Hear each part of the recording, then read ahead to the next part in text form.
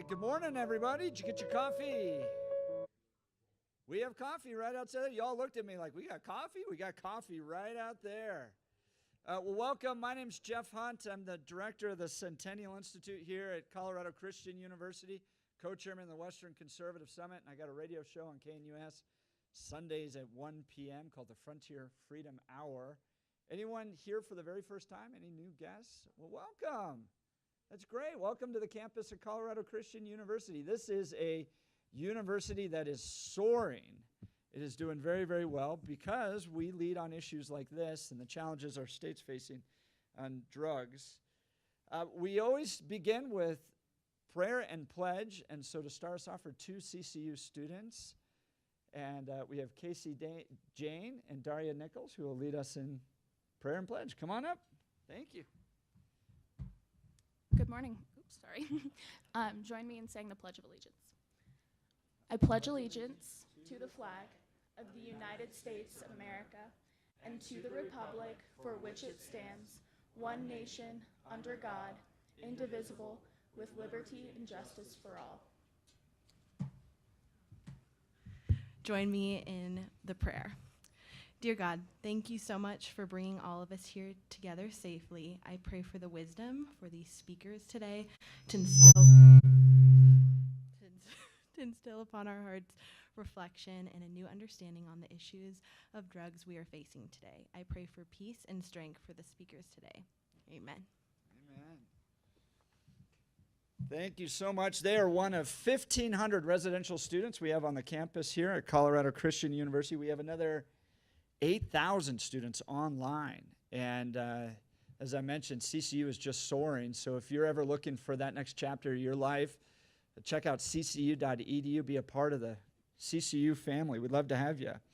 Well, friends, 5 years ago, we hosted a similar symposium all day about marijuana. And we had this big debate, and Sean Boyd from CBS News helped moderate the debate. And you know, what we said then 5 years ago was that the current drug policy, the current drug culture here in the state of Colorado was going to turn our state from Bedford Falls to Pottersville. And if you know the reference from It's a Wonderful Life was, you know, Bedford Falls was a wonderful community. You had families thriving, you had people that cared for each other, and then Pottersville was this kind of community where there's fighting in the streets and gunshots and all that stuff. And my goodness, I think we gave even the prophets of the Bible a run for their money and how accurate we might have been about the direction of the state. Unfortunately, it's only gotten worse. We published a paper back then, too, and this paper kind of shot the moon. We ended up briefing the White House on it. It was sent to the United Nations. It's still one of the most visited aspects of our website. We found that for every $1 of tax revenue we take in marijuana in the state of Colorado, we spend $4.50 dealing with the effects of it. It was just a total loser for the state. The average person out there is to deal with the effects of marijuana while a handful of people are making a lot of money on it. So we've been dealing with this for years, and unfortunately, Colorado's just gotten worse. We are now number 2 in the nation for fentanyl overdoses. We've had record fentanyl drug-related overdoses this last few years, number 1 in the nation for cocaine use.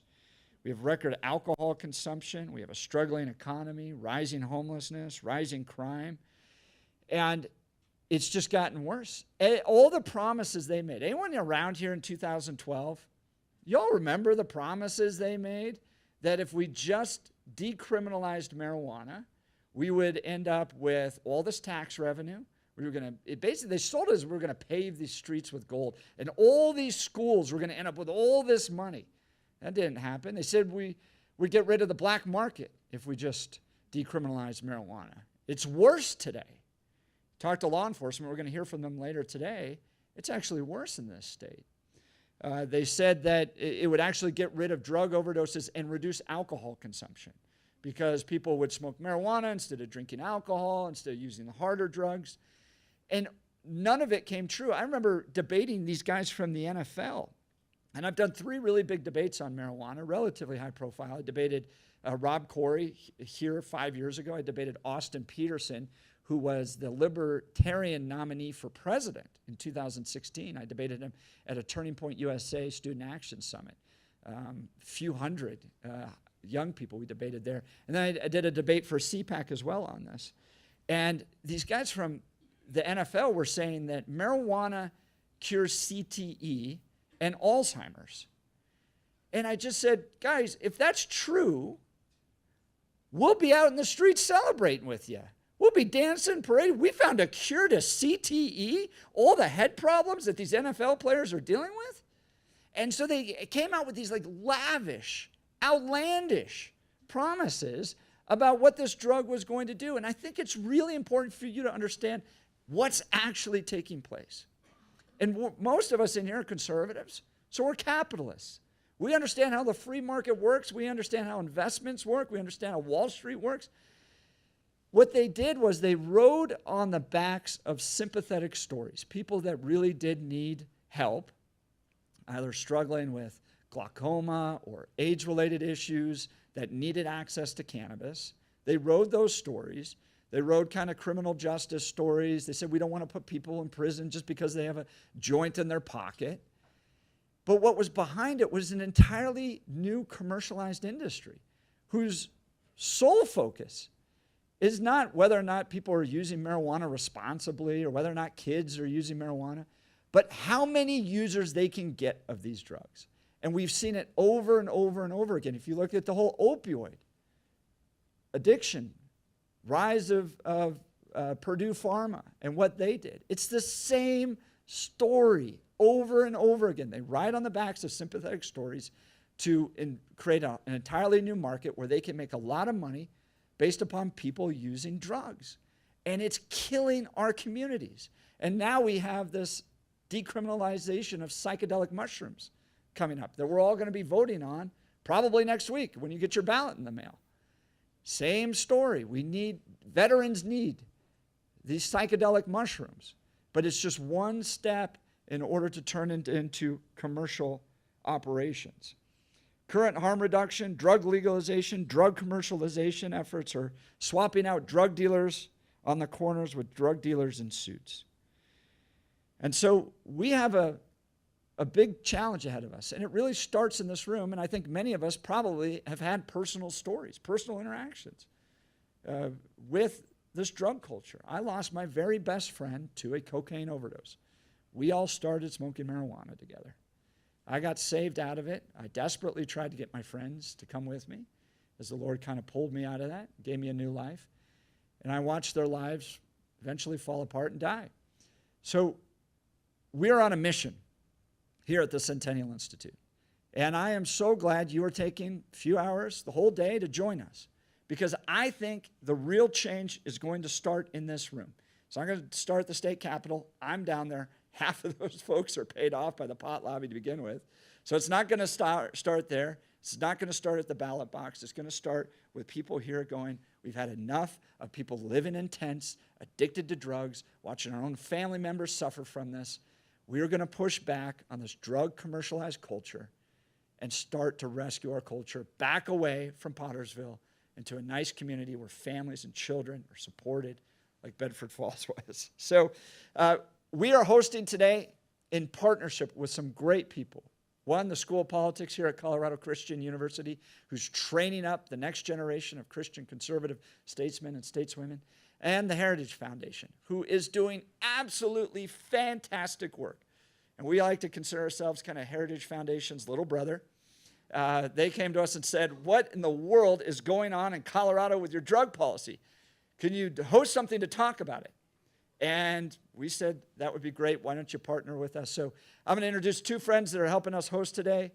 We'll start with Tim Desher of the Heritage Foundation and Tom Copeland from the CCU School of Politics. Please welcome them.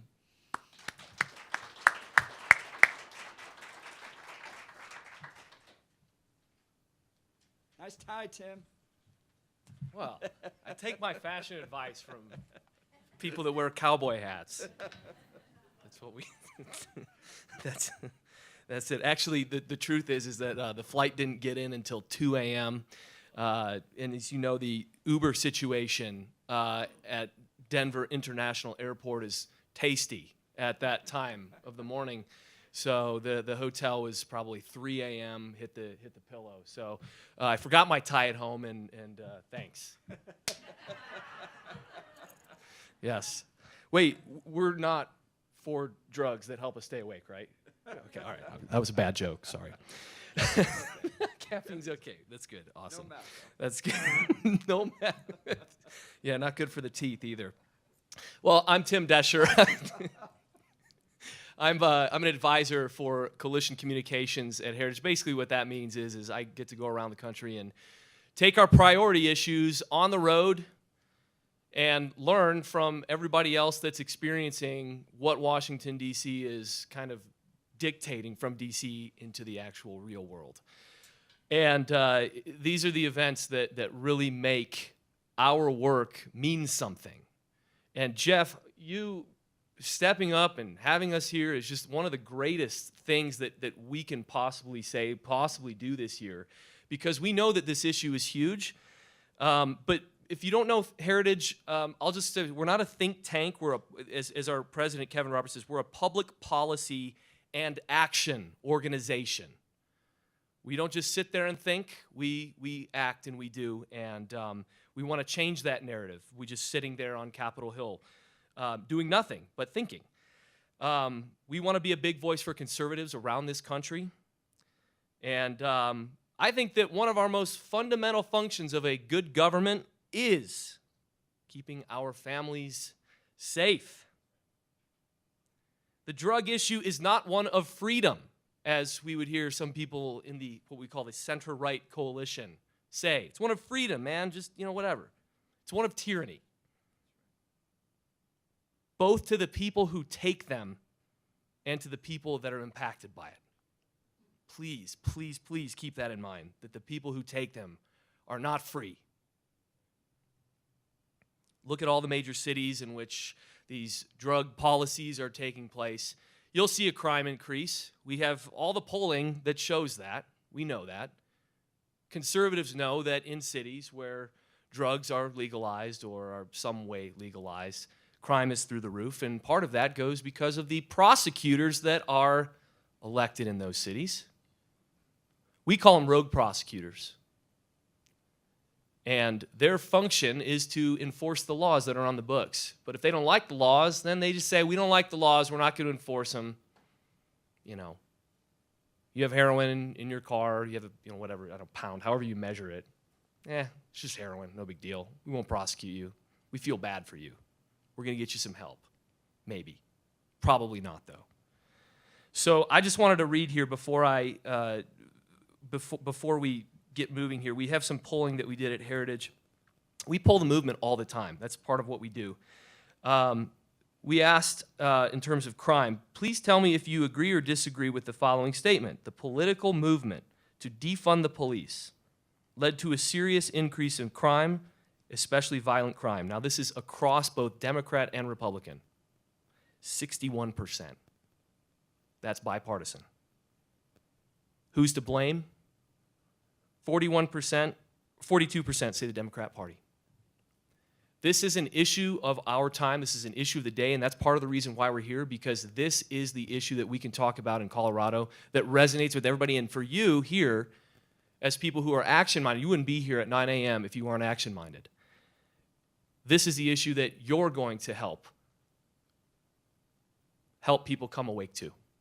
Part of that action, I just want to give one plug, I know I'm going long here, is our friend Noah Schindler in the back. He's actually based here in this area. He works for Heritage Action. Like we said, we're an action organization as well, and he's a part of that. Noah's here for a couple hours. He's headed to a rally down in Arizona. We're having a big school choice move down there.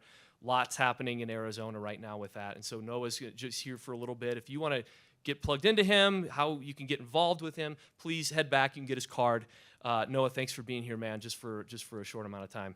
So now, am I introducing Larkin, or are we going to have? No, we'll have Tom do it. Great, yeah. Awesome, that's great. So anyway, thank you for being here, and yes, please.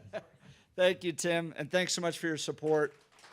We are very proud of the Heritage Foundation and what Kevin Roberts, their new president, is doing. Please connect with Heritage Foundation, Heritage Action.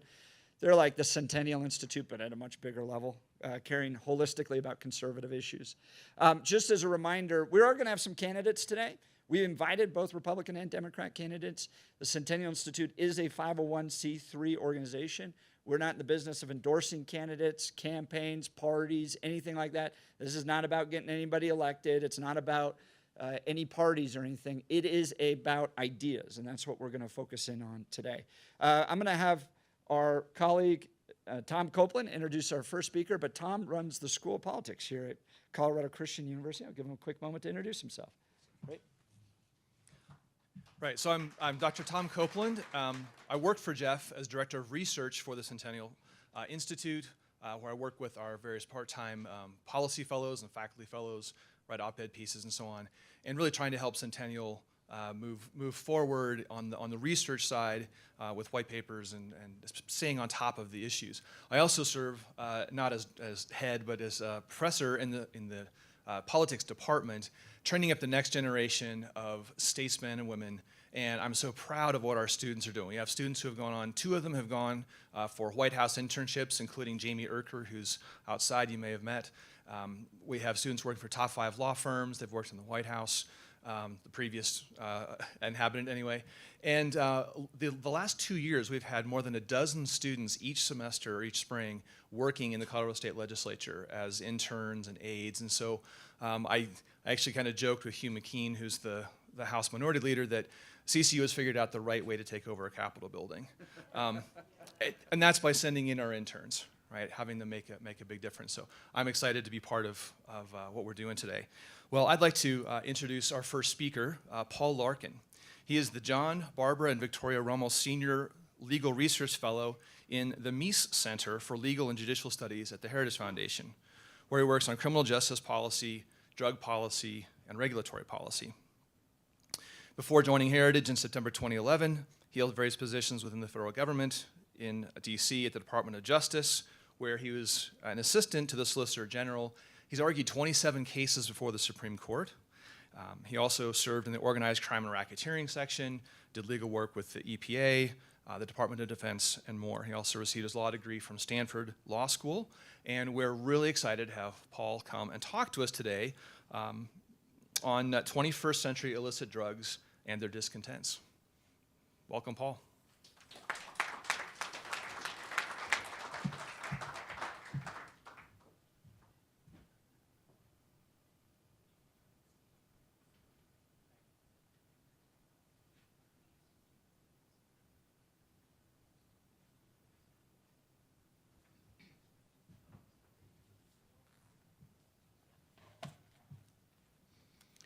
Before anything else, I want to say a few words of thanks. I want to say thanks to the university for giving me the opportunity to speak. I want to say thanks to the people who arranged the event for giving me the opportunity to bat leadoff. As a lifetime New York Yankees fan, to have the same position in the lineup that Aaron Judge has is truly an honor. But mostly, I want to thank you, the people who are here. You have many things that you can do in your life and many ways you can spend these hours.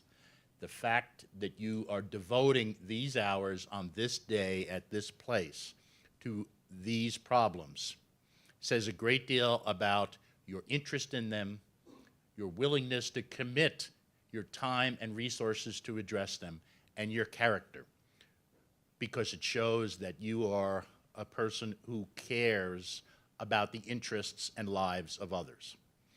And that is doing God's work, no matter how you put it. So thank you all, everyone involved in this event and everyone here. Let me start out, however, by just adding to something that we heard from Jeff.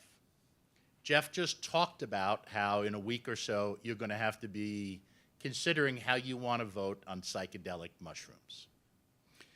I haven't been keeping up with this debate here in Colorado on psychedelic mushrooms, but I have a pretty good reason to believe that there's one aspect of this debate that you haven't probably heard much about, and that is this. You know, you take any type of psychedelic substance, and it is going to affect you for 6 to 8 hours. And all of these people who are proposing this are saying this is going to be good to deal with PTSD, the other trouble in life, and everything else. And the odds are that they're not going to talk about the number of people who, after an hour or two, decide to get in a car, drive somewhere, and then create a crash that maims or kills other people. Now, why do I say that? Because there are articles in the Journal of the American Medical Association that have endorsed the use of psychedelic drugs to deal with PTSD and other problems. And these are written by people with MDs and PhDs, so we're not talking about picking up some homeless person off the street and asking them for their opinion on this subject. We're talking about people who are highly educated and who, in theory, are very concerned about the interests of their fellow men and women. But the mere fact that they ignored the whole problem of drug-impaired driving tells you a lot about what's going on here. Now, I know I don't have to lecture on drug-impaired driving to people who live in Colorado, because you see it and you hear about it. And if you want the data, I recommend you go to the Rocky Mountain High Intensity Drug Trafficking Task Force website and look at their reports. The last time I read one of their reports, it seemed that there was at least every 4 days a fatality associated with someone who had been driving who then later tested positive for having THC in the system. So it's a real problem here for real victims. And keep that in mind, because a lot of the people, when they debate these issues, like Jeff said, want to talk about it at the 30,000-foot level and say it's all strawberries and cream. And you know what? It ain't. Okay? It has real-life effects on real-life people who, in the blink of an eye, going from being a real-life person to a real-life dead person. So think about that.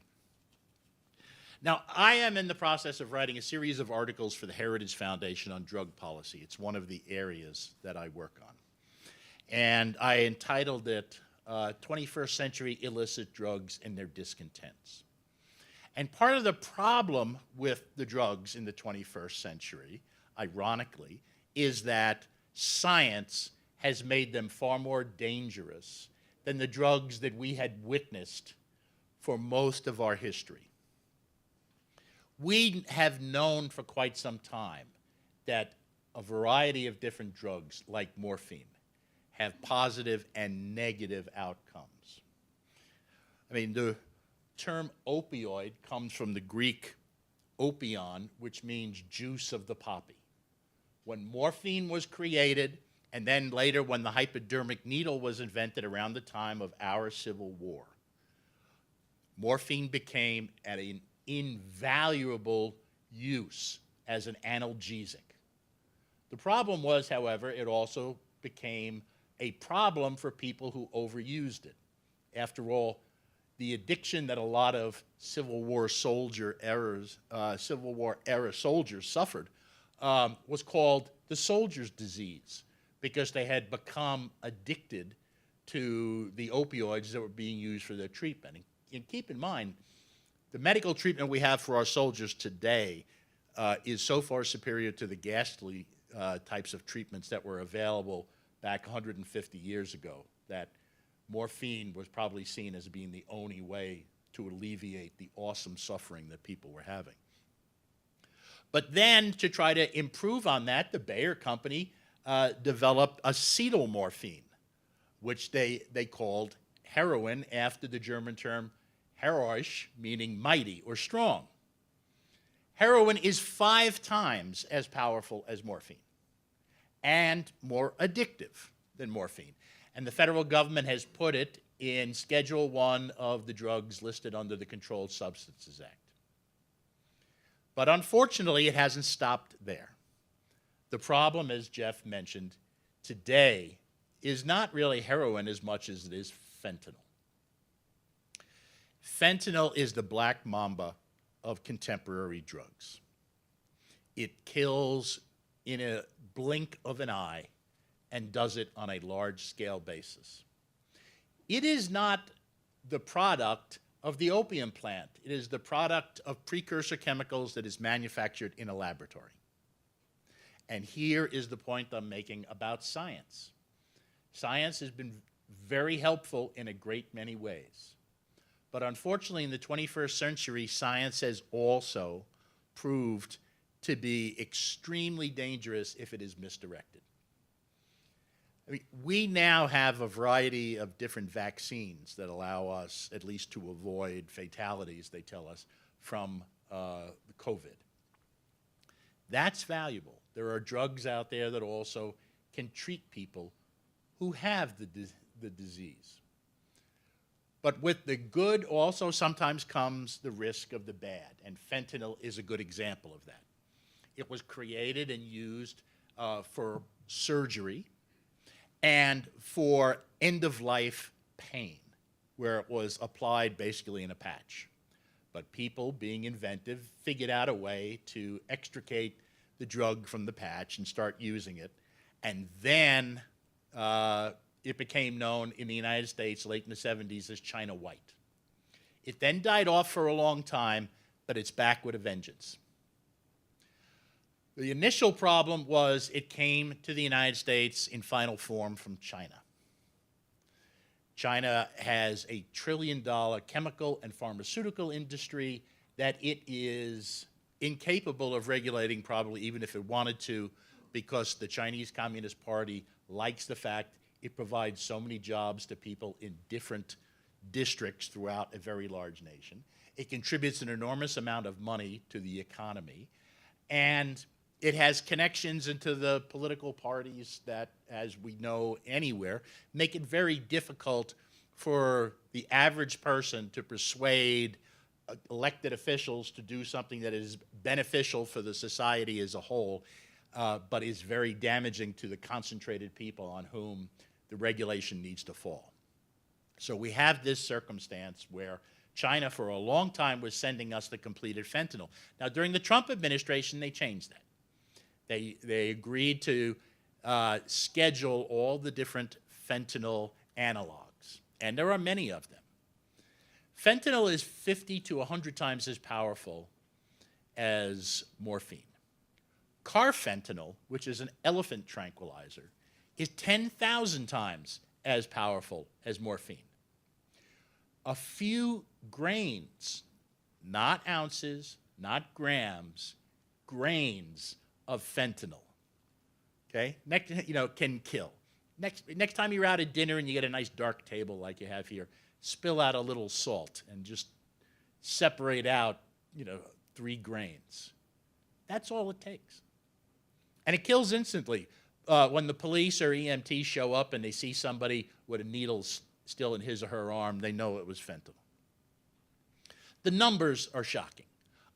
Since 2000, 1 million U.S. citizens have overdosed and died, and more than half of that in the last 7 years.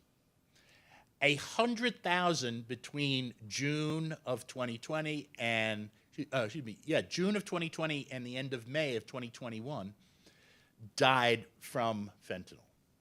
We have this terrible problem that science has created something that can readily be abused and has been abused. More recently, the problem has not been China, it's been Mexico.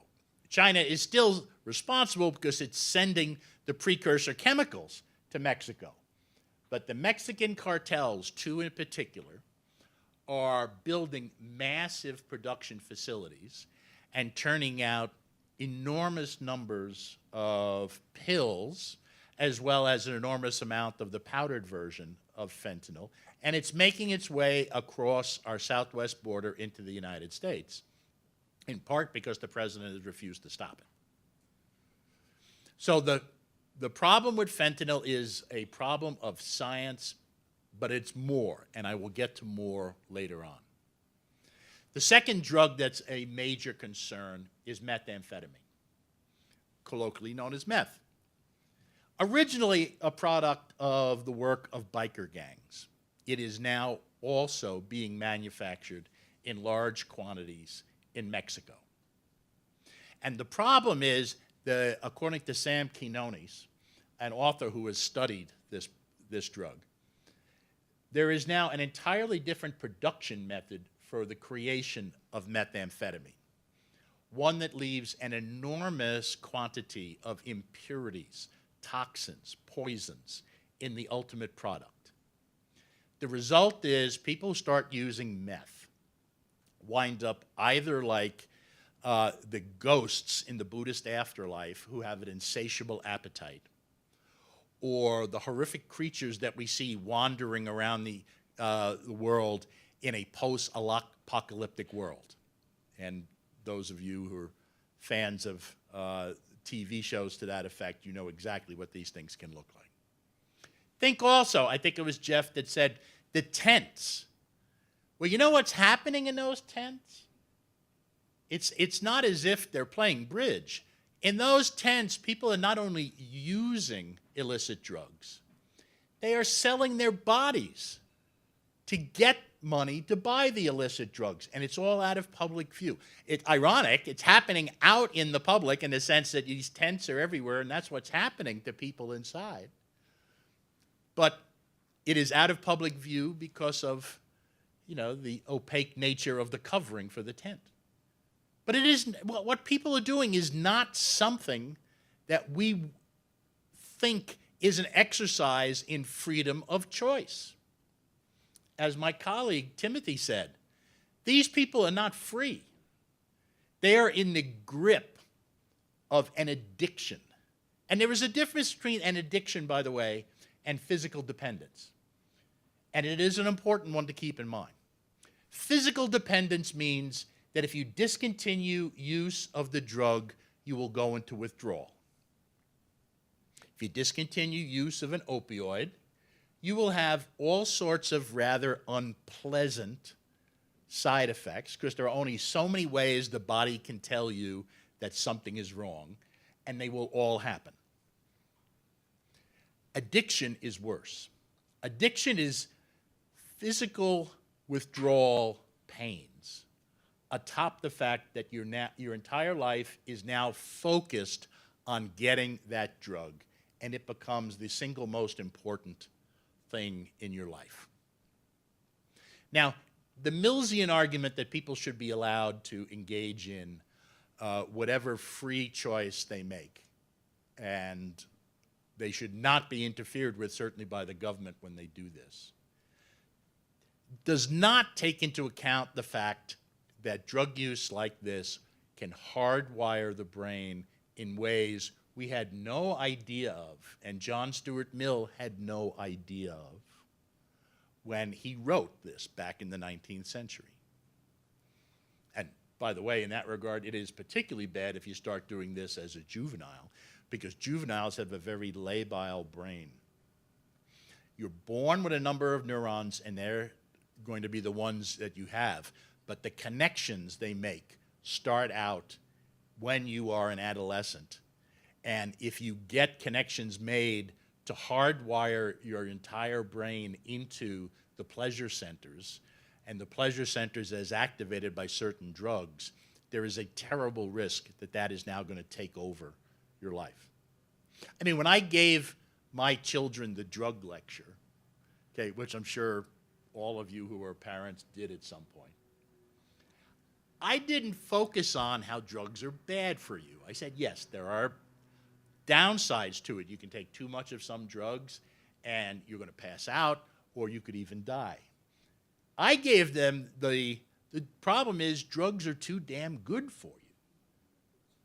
They give you this euphoric feeling that you've never had before and make you want to have that again and again and again endlessly.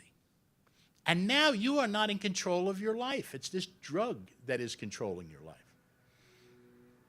And that's what's happening when people get their brains hardwired for meth or other drugs. But there again, the problem is to some extent science. We have a new way of manufacturing or cooking meth, but it is leaving people far, far worse off than the meth that was being cooked 20, 30 years ago. Finally, let's get to the one everybody knows about and everybody wants to talk about. Cannabis. You probably know it is the subject of numerous debates, not just in Colorado, but in a lot of other states, although Colorado certainly was a leader, if you want to use that term. Put scare quotes around it or not, that's your call. In the movement to legalize cannabis. It's very funny. Jonathan Stewart said right after Colorado legalized cannabis, Colorado went from being one of the healthiest states in the nation to one of the sickest states in the nation because all of a sudden everybody needed medical cannabis for something, even if it was just having a blue day or something like that. The entire debate, and this is not just my view, this is the view of a lot of other people, about the use of medical cannabis, for example, is just riven with fraud. I mean, what you have is essentially people saying, this is good for you. It can cure diseases, as I think Jeff said. That's not true. It can solve all these other problems. Yeah, maybe for a very short period of time, it can make you, ignorant of them, the same way drinking wild turkey does. But it certainly doesn't solve them. And nobody thinks of wild turkey as a great drug to use. We have, unfortunately, been taken in by people who have been trying to make money, and they got at the good nature of a lot of Americans and Coloradans by saying this is going to relieve end-term cancer, multiple sclerosis, epilepsy, and the like. Well, it just hasn't worked out that way. And what's happened is essentially it has become a drug of use for the purely recreational purpose that the people behind medical marijuana had in mind all along. Now, does that mean the pre-Colorado 2012 regulatory regime or the pre-1996 California medical marijuana regulatory regime was the right one? No. The problem with the regulation of cannabis has been Congress followed the wrong approach for more than 8 decades and hasn't been willing to step up to the plate and admit it made a mistake and readdress this problem. Let me give you a little history on this. It wasn't until early in the 20th century the states started to criminalize the use of cannabis. And it wasn't until 1937 when Congress passed the Marijuana Tax Act that Congress finally got into the business of it. Now, technically, all the Marijuana Tax Act did was require that you register with the federal government that you wanted to sell it and then pay a tax to get your license, a stamp.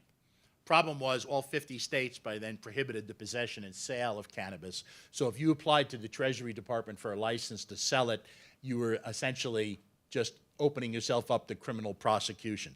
And so in 1969, the Supreme Court held that that was unconstitutional. And the following year, for other reasons as well, Congress passed a Controlled Substances Act when they put cannabis in Schedule I. The problem was, in between, in 1938, Congress passed the Federal Food, Drug, and Cosmetic Act, which created the Office of the Commissioner of Food and Drugs and the Food and Drug Administration and directed the Commissioner of Food and Drugs to decide what is a drug and whether that drug is safe and effective, and only if it is it allowed to be distributed in interstate commerce.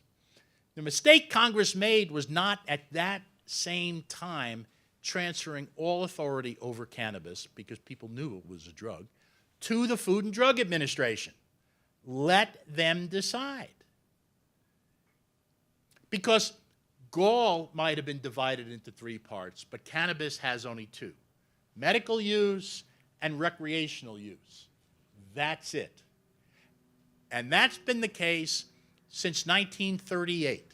And in fact, in 2009, under the Obama administration, Congress passed the Family Protection and Smoking Reduction Act, which then also federalized the regulation of tobacco, burnt tobacco products. My point is, for a very long time, society has made the choice that when it comes to drugs, whether something is a drug and whether these drugs are safe and effective, we have entrusted the Food and Drug Administration with the responsibility to make these decisions. And we do not make those decisions by plebiscite. We don't allow states to opt out of the federal anti-discrimination laws, the federal tax code, the environmental laws, okay, the labor laws, whatever. We don't allow people to vote on which of those particular laws they don't like and therefore they don't have to comply with. We have made the judgment as a society that this is not actually a matter for a federalist system to address. It's one that needs to be addressed as a scientific matter by people who are most skilled in making these judgments, and the people at the Food and Drug Administration have that responsibility. And I represented them when I was at the Justice Department. You heard that I worked at the Justice Department. And the people at the FDA are there because they see protecting the public health as a mission, as a valuable mission, and as one that it's worth devoting their time to and lives to, because they can make a lot more money working in the pharmaceutical industry. Trust me about this. But they're there to protect public health. They care about this. And we have made that judgment. And the whole problem of recreational use of cannabis avoids the fact that the reason it gives you that recreational use euphoria is because the drug contains substances like THC that are themselves drugs. They have an effect on the body and therefore fit within the definition in the Food, Drug, and Cosmetic Act of what's a drug. But Congress has been unwilling to rectify this problem since then. Basically, Congress has taken the same position as Jesus did in the Garden of Gethsemane when he said, "Let this cup pass from me. I don't want to deal with it." Why? Because it's a hot-button issue. No matter how you cast your ballot, you are going to anger somebody, okay? And the single most important thing an elected official wants is to be reelected. So the last thing they want to do is make people angry. They may not always be able to satisfy people, but you make people angry, you're at risk of losing their vote. So what does that mean now going forward? Well, as I said, science has good and bad sides to all of this. The good side is some of the constituents in these drugs, like the constituents in cannabis, can have legitimate, valuable therapeutic effects, and we need to investigate that. But we need to investigate it as a scientific matter, because we're talking about legitimate uses of something that can't be used by itself. There's no physician worth his or her salt that'll tell you when they give you a prescription for a drug, use as much or as little of it as you want, as often or as infrequently as you want, whatever, okay? That's what happens when a physician recommends that you go out and smoke a joint, okay? There's no uniform number of inhalations, no uniform depth of any one inhalation, no uniform length that someone holds in inhalation. And that puts aside the fact that there are numerous impurities in the drug, there's no consistency in the potency, and that in turn depends also on what you're talking about. I mean, the joints that Grandpa and Grandma smoked at Woodstock were like 1 to 3% THC. Now, the botanical form is, you know, somewhere between sometimes 12 and 18 or 20%. Hash or hash oil can be up in the 40s. And if you're talking about the distilled product known as shatter, you can get 90+% THC. That is not the same drug that everybody talked about and that is portrayed in stoner films. It is a very, very different drug. And we know that 10% of the people who start out early on using cannabis on a long-term basis will develop some sort of physical dependence or addiction.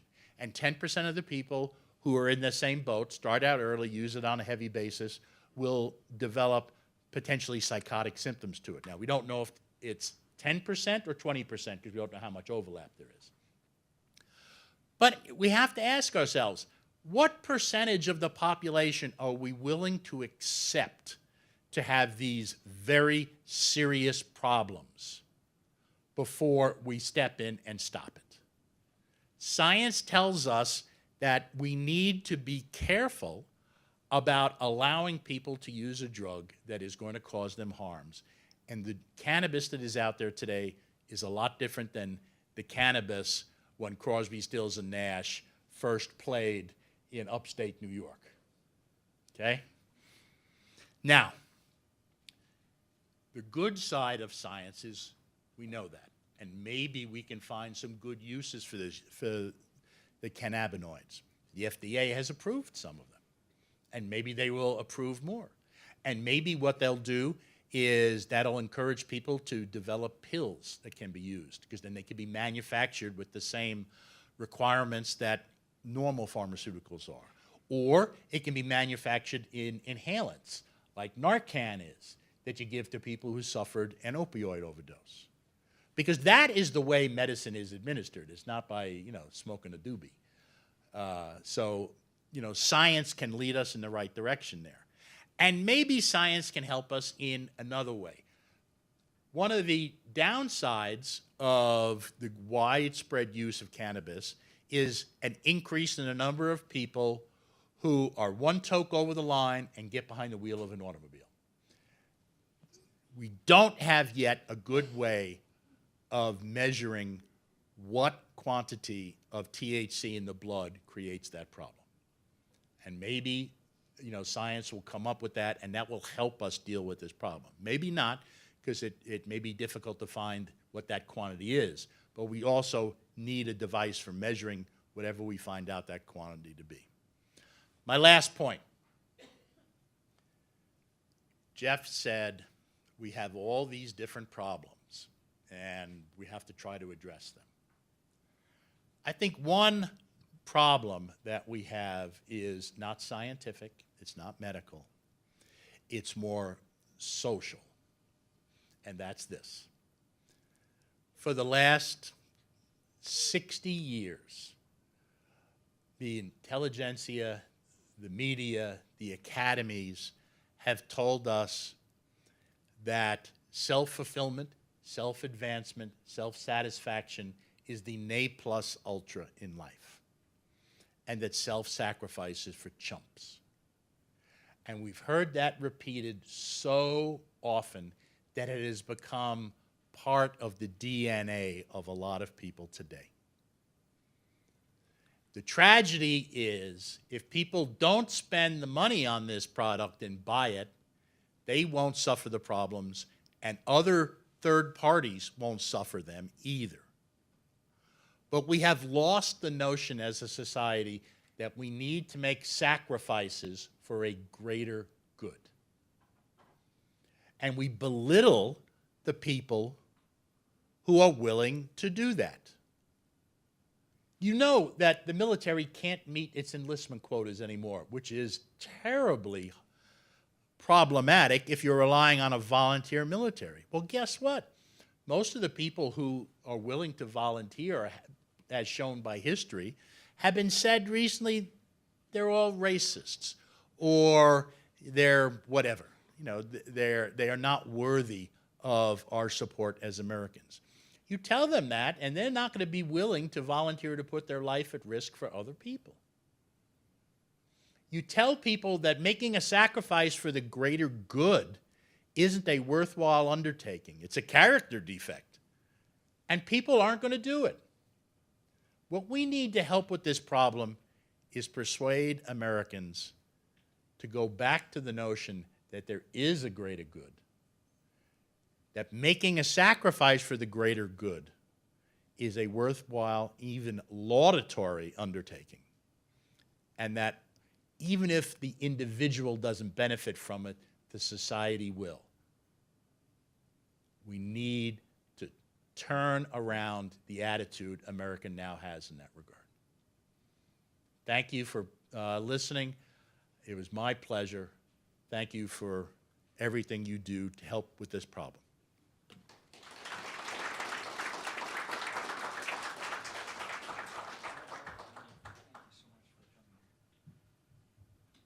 I got to tell you, one of the greatest joys I have in my role here at CCU is the opportunity to bring scholars like Paul Larkin from Washington, D.C. to be able to come out here and interact with us. That was just fantastic. And Paul, we agree with you. And thank you for your leadership at the Heritage Foundation. Keep going, my friend. Next, we're going to hear from Luke Neferatis. Luke is a friend who actually came to one of these symposiums 5 years ago and then met the leader of Smart Approaches to Marijuana and now serves as the executive vice president of Smart Approaches to Marijuana. So not only are you going to hear great things while you're here, you're going to get a chance to interact with people, and I hope there's friendships and partnerships that build while you're here.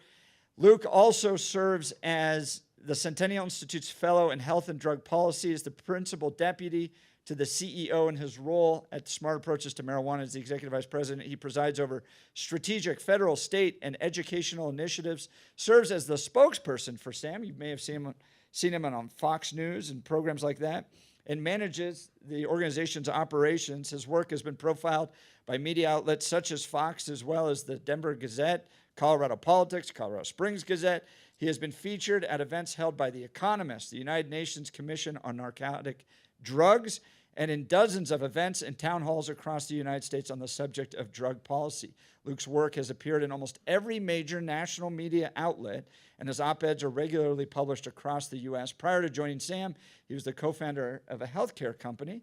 Luke attended the University of Denver and has a Master's of Arts from Johns Hopkins University, and lives in Denver with his Lone Tree now, with his wife and 2 daughters still? 2 daughters. Great. Please welcome our good friend of the Centennial Institute, Luke Neferatis.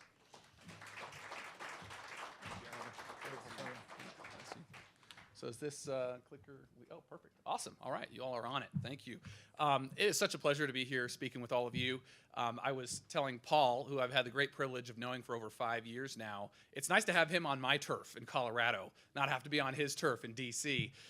But I do want to, before I say anything else, just thank 2 people who have been really steadfast, and one of those is Paul Larkin. Paul has been a really steadfast, faithful person to this movement for the last 5 years, particularly an expert on drug-impaired driving. He has consistently been researching, working, putting out work that is so edifying to our field, and really, I think, saving lives, Paul. And your commitment to doing what's right, your commitment to your values has made an impact on me personally during our 5-year friendship. So I want to thank you for that, and thank you for coming to Colorado. I'll never forget our first little thing in Congress we did. We had a panel with AAA and you and myself and others, and so we've been doing a lot of work for a lot of years together. And the second person I want to thank is Jeff Hunt, who has also been a faithful and steadfast friend over these last 5 years, continually boldly speaking up on this issue in a state where, and I'll admit, when I came to that symposium at CCU 5 years ago, I thought I was the only person who thought marijuana was kind of not going that great in our state. And I left that symposium very emboldened, but I've watched Jeff Hunt continue to be willing to speak the truth and continue to grow the impact of the Centennial Institute and CCU nationally. And I'll tell you, I lived in D.C. for 2 years, have spent a lot of time in D.C. I'm there just about a week or so out of every month. And I see more and more CCU license plates and bumper stickers for the staffers that are going into Congress, and it makes me very happy, very excited because of the impact this school is having. So bravo, Jeff Hunt, and to CCU as well. Thank you for that great work. I'm excited to talk to you today. My job, I work on marijuana, but we've seen a expansion over the last 2 years to looking at legalizing other drugs. And so I'm spending more time now talking about should we have injection sites? Should we have psychedelics legalized? Should we have safe supply? How many of you have heard of safe supply? Safe supply. So the tainted supply where people are getting drugs and it could have fentanyl in it. So the real solution is for taxpayers to fund pure heroin and pure fentanyl for addicts to have, because at least we'll know what's in it. As if you can safely use any sort of drugs, folks. It's really crazy. And so, that's a lot of what I'm spending time talking about. I'll spare you some of the crazy stuff unless you want to ask questions about it afterward. But right now here in our state, we're looking at psychedelics. And I want to walk us through a little journey of where we're at with marijuana, and then we're going to go into psychedelics, and you're going to probably see a lot of parallels. At least I hope you will. And what I'll say off the bat is I was doing a debate in front of our Colorado counties just 2 weeks ago. And the pro side that wants to legalize what's being called natural health medicine, or I like to just say medical psychedelics, just like medical marijuana. Similar game plan. Hopefully, we're all hearing, kind of seeing the parallels. One of the county commissioners said, "Well, what about when somebody uses these psychedelic drugs and drives? Do we have ways to measure impairment? Do we have ways to test for that?" And the response from the guy who heads up this committee to legalize psychedelics in our state was, I quote, "I would be very surprised if that were to happen." And all the county commissioners said, "I would not be." And so Paul, asked a great common sense question. What about impairment on the roads? And that's just one of the many questions we should be asking about the legalization of psychedelics, because we still don't have a roadside test for marijuana impairment, and we still don't have a per se limit like 0.08 for alcohol for marijuana impairment. So we haven't figured it out with our currently legal Schedule I drug, and now we're proposing to legalize more Schedule I drugs. I think we need to be careful about that. So I want to jump in just a little bit about my organization, what we do. SAM, Smart Approaches to Marijuana. We're nonpartisan, nonprofit organization based in D.C. We are the nation's leading organization fighting against the legalization of marijuana. Now we're starting to look at other drugs. We formed another organization called the Foundation for Drug Policy Solutions, where we're addressing issues like psychedelics, et cetera. And we educate folks. We work on regulations in Colorado. So we were with the coalition that helped pass HB 1213, I think it was, or 17, looking at high potency marijuana here in our state last year. So we work on regulating the industry as well. We have a science advisory board that leads all of our work. We work with all kinds of different groups. I stood with the AMA just a few months ago at a press conference. All the major medical associations agree that what's going on with marijuana right now is deeply concerning. The science on commercialized drugs gives us a lot of concern and pause when we think about legalizing and commercializing any other drugs. So we work with all these different organizations. I'm going to skip through this. I want to highlight this dichotomy because it applies not only for marijuana, but for the drug policy discussion, okay? So right now in drug policy debates, and particularly with the marijuana debate, there's the point of either you totally legalize marijuana Colorado style, either you totally legalize drugs like we did with marijuana, or you throw everybody in prison for possession. And we call that a false dichotomy. Okay, in reality, there are 3 different buckets to this conversation. There's criminalizing users, and that's a whole other debate we have going on right now here in Colorado with fentanyl, as well as other drugs, because we defelonized all drugs in this state. Sent a message, I think, that it's no big deal if you're going to use any kind of drug. Our legislature is trying to, I think, hopefully rectify that. But that's one debate, is criminalization of possession. Second debate is the medical use, like what you heard Paul talking about earlier. Medical uses for marijuana, medical uses for psychedelics. And that is another part of this debate. And, I will say, and he talked about fraud, couldn't agree more. You have this situation where we have bypassed science, we've bypassed the FDA. And by the way, we've never voted on our medicines as a country before. Never. Never have we voted on our medicines. The FDA's always made that call for us. And before the FDA, we had the Tuskegee Institute, which is why we have the FDA, because companies shouldn't be experimenting with their drugs on the vulnerable populations of this country. Their health be darned. That's why we have the FDA, folks, to protect folks, okay? But that is a second bucket of the conversation. And then you have the commercial sales and production. That's the third bucket, okay? And so I spelled these 3 things out because we're hearing that these things are medicine, so we should legalize and commercialize them. Well, that's 2 completely separate issues, right? We can address medicinal ideas separate from the idea of commercializing drugs. I hear we're throwing, we shouldn't throw people in jail if they're going to do magic mushrooms, okay? Maybe we shouldn't. Not very many people are in jail for magic mushrooms, by the way. They looked at the stats. I think it's less than 10 in this entire state. But for those who are, maybe they shouldn't be. Okay? But that is a conversation separate from the idea of creating an industry around magic mushrooms. Are we understanding how to separate these out? Good. So when it comes to marijuana, our Surgeon General under the Trump administration, Dr. Jerome Adams, who's a friend of mine, he issued a historic advisory, first advisory in 40 years from the Surgeon General's office, saying marijuana is more dangerous, more potent than it's ever been, more addictive than it's ever been as a result of these commercialization policies. And pregnant mothers and youth are using it at unprecedented levels nationally. So this was the chief of his concerns. This was in 2019. I encourage you to check it out if you haven't heard about this already. And now, Biden's Surgeon General, our nation's top doctor currently, Dr. Vivek Murthy, shares his concerns. Policy has outpaced the science when it comes to marijuana. So our science, they've got a lot of research that's been done. Tens of thousands of research studies been done on this drug. Gives us concern, and yet policies are vastly outpacing that, right? And so we saw an industry leak. The industry's pitching a pitch deck to members of Congress, to federal agencies right now, asking to be considered just like tobacco, with a huge monopoly of a few small players that make all the money federally. That's what they want. This was the pitch deck. It was leaked to the press. Daily Beast, I encourage you to check it out. But they want, quote, a big weed oligopoly. It really concerns me when I think about the track record with tobacco. And why? Because Altria, the new name for Philip Morris and Marlboro, is invest over $2 billion into the marijuana industry. So tobacco is running this game. There's all these articles about it. Like it or not, big tobacco is invading cannabis. Fourth largest tobacco company in the world is invested in marijuana. And if you look at some of the documents that were turned up over the last several decades in the investigations in the tobacco industry, they've been planning this for a very long time. Marijuana's been on the tobacco roadmap. And so we've bought into it hook, line, and sinker, and now they're trying to get federal recognition. Also have alcohol involved. You have Molson Coors, a lot of major alcohol companies. Altria is lobbying to legalize it in a lot of different states. If you want to check out the industries that are into marijuana right now, you can go to industry profiles on our website, learnaboutSam.org. You will get all the various industries involved, including pharma. I'll tell you one particular pharma highlight in a second here. But also the federal officials and former federal officials who are invested, and the numbers and what those details look like. But everybody hopefully sees Juul, and I think we all remember Juul. Would you be shocked to know that Juul started as a THC vaporizer company? It was spun off to handle the nicotine side of the business. PAX, explicitly a THC vaping company, continues to this day, doing all the things that Juul got banned for doing, using social media influencers, etc. It's really stunning. And here in Colorado, a few years ago, our legislature, bipartisan majority, so I'm not pointing the finger at any party, passed an explicit exemption to the Colorado Clean Indoor Air Act for the marijuana industry.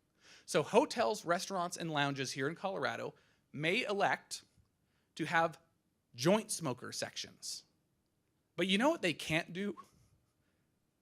They can't have cigarette smoking sections. So we are in the twilight zone of public health regulations here in Colorado. It's not just us, it's in Illinois too. But look up the bill. It says exemption to the Colorado Clean Indoor Air Act is what it's called. So I mentioned a pharma highlight. The guy who wrote the OxyContin playbook for Purdue Pharma, their CEO, John Stewart, he is into the marijuana industry now too. So it's all the same kind of addiction for profit players. Privateer Holdings, the first marijuana hedge fund. This is not a stock photo. These are the guys. This is the movement for marijuana legalization. I think people thought it was social justice. I think people had this idea of hippies back in the day. None of that has been the case. It's these guys who are putting lots and lots of money into it. So joints are no more. I feel like I have to stop saying this at some point because I've said this thousands of times, like the old weed, the new weed. But we did a poll in Colorado, and only 30% of Coloradans even knew what was being sold in dispensaries today. And it's been 9 years. So we assume people know what's being sold. This is what's being sold. Not this, but this. And nobody knows. And we live in our communities. These are being sold legally. These are legal, regulated products. And by the way, here in Colorado and every other state that's legalized marijuana, the law says no targeting youth, no child-friendly packaging. So how do these get approved in these state regulatory processes? Well, because the industry is following the tobacco playbook. They have the best lawyers, the best lobbyists. Here in Colorado, they're the number 3 lobbying presence in our state capital. The marijuana industry is. They know how to look at a law and read the words and imply that they mean something else, when we all know what they mean. So when you have a big industry and you allow it to commercialize around a drug, you have problems because they can dance around the regulations. Okay, so these are the different products that we see out there. But you heard about the shatters and the waxes. We're up to 99% potency. From just 2 decades ago, it was 1 to 3% potency. So you hear about marijuana, you think it's this old kind of, the weed of yesteryears. Not that anymore. It's not organic. It's not a plant. It's being made in chemical labs. It's being genetically modified. This is a totally different drug now. Totally different impact. Okay? And it's not surprising because if we look at the tobacco example, tobacco has been used for thousands of years across our world. Millions of people were not dying from lung cancer over the last several thousand years. That only happened about 100 years ago. Why? The invention of the cigarette, the advent of a commercial global tobacco industry, the addition of additives, the changing of the tobacco plant, the inclusion of nicotine. When you are a for-profit company, your goal, your legal incentive is to enrich your shareholders, sell as much of your products as you can. That is your legal job. Great when you're like me and you had a digital health company and it helped see more patients. Great when you're Apple and you're selling iPhones and computers that are useful.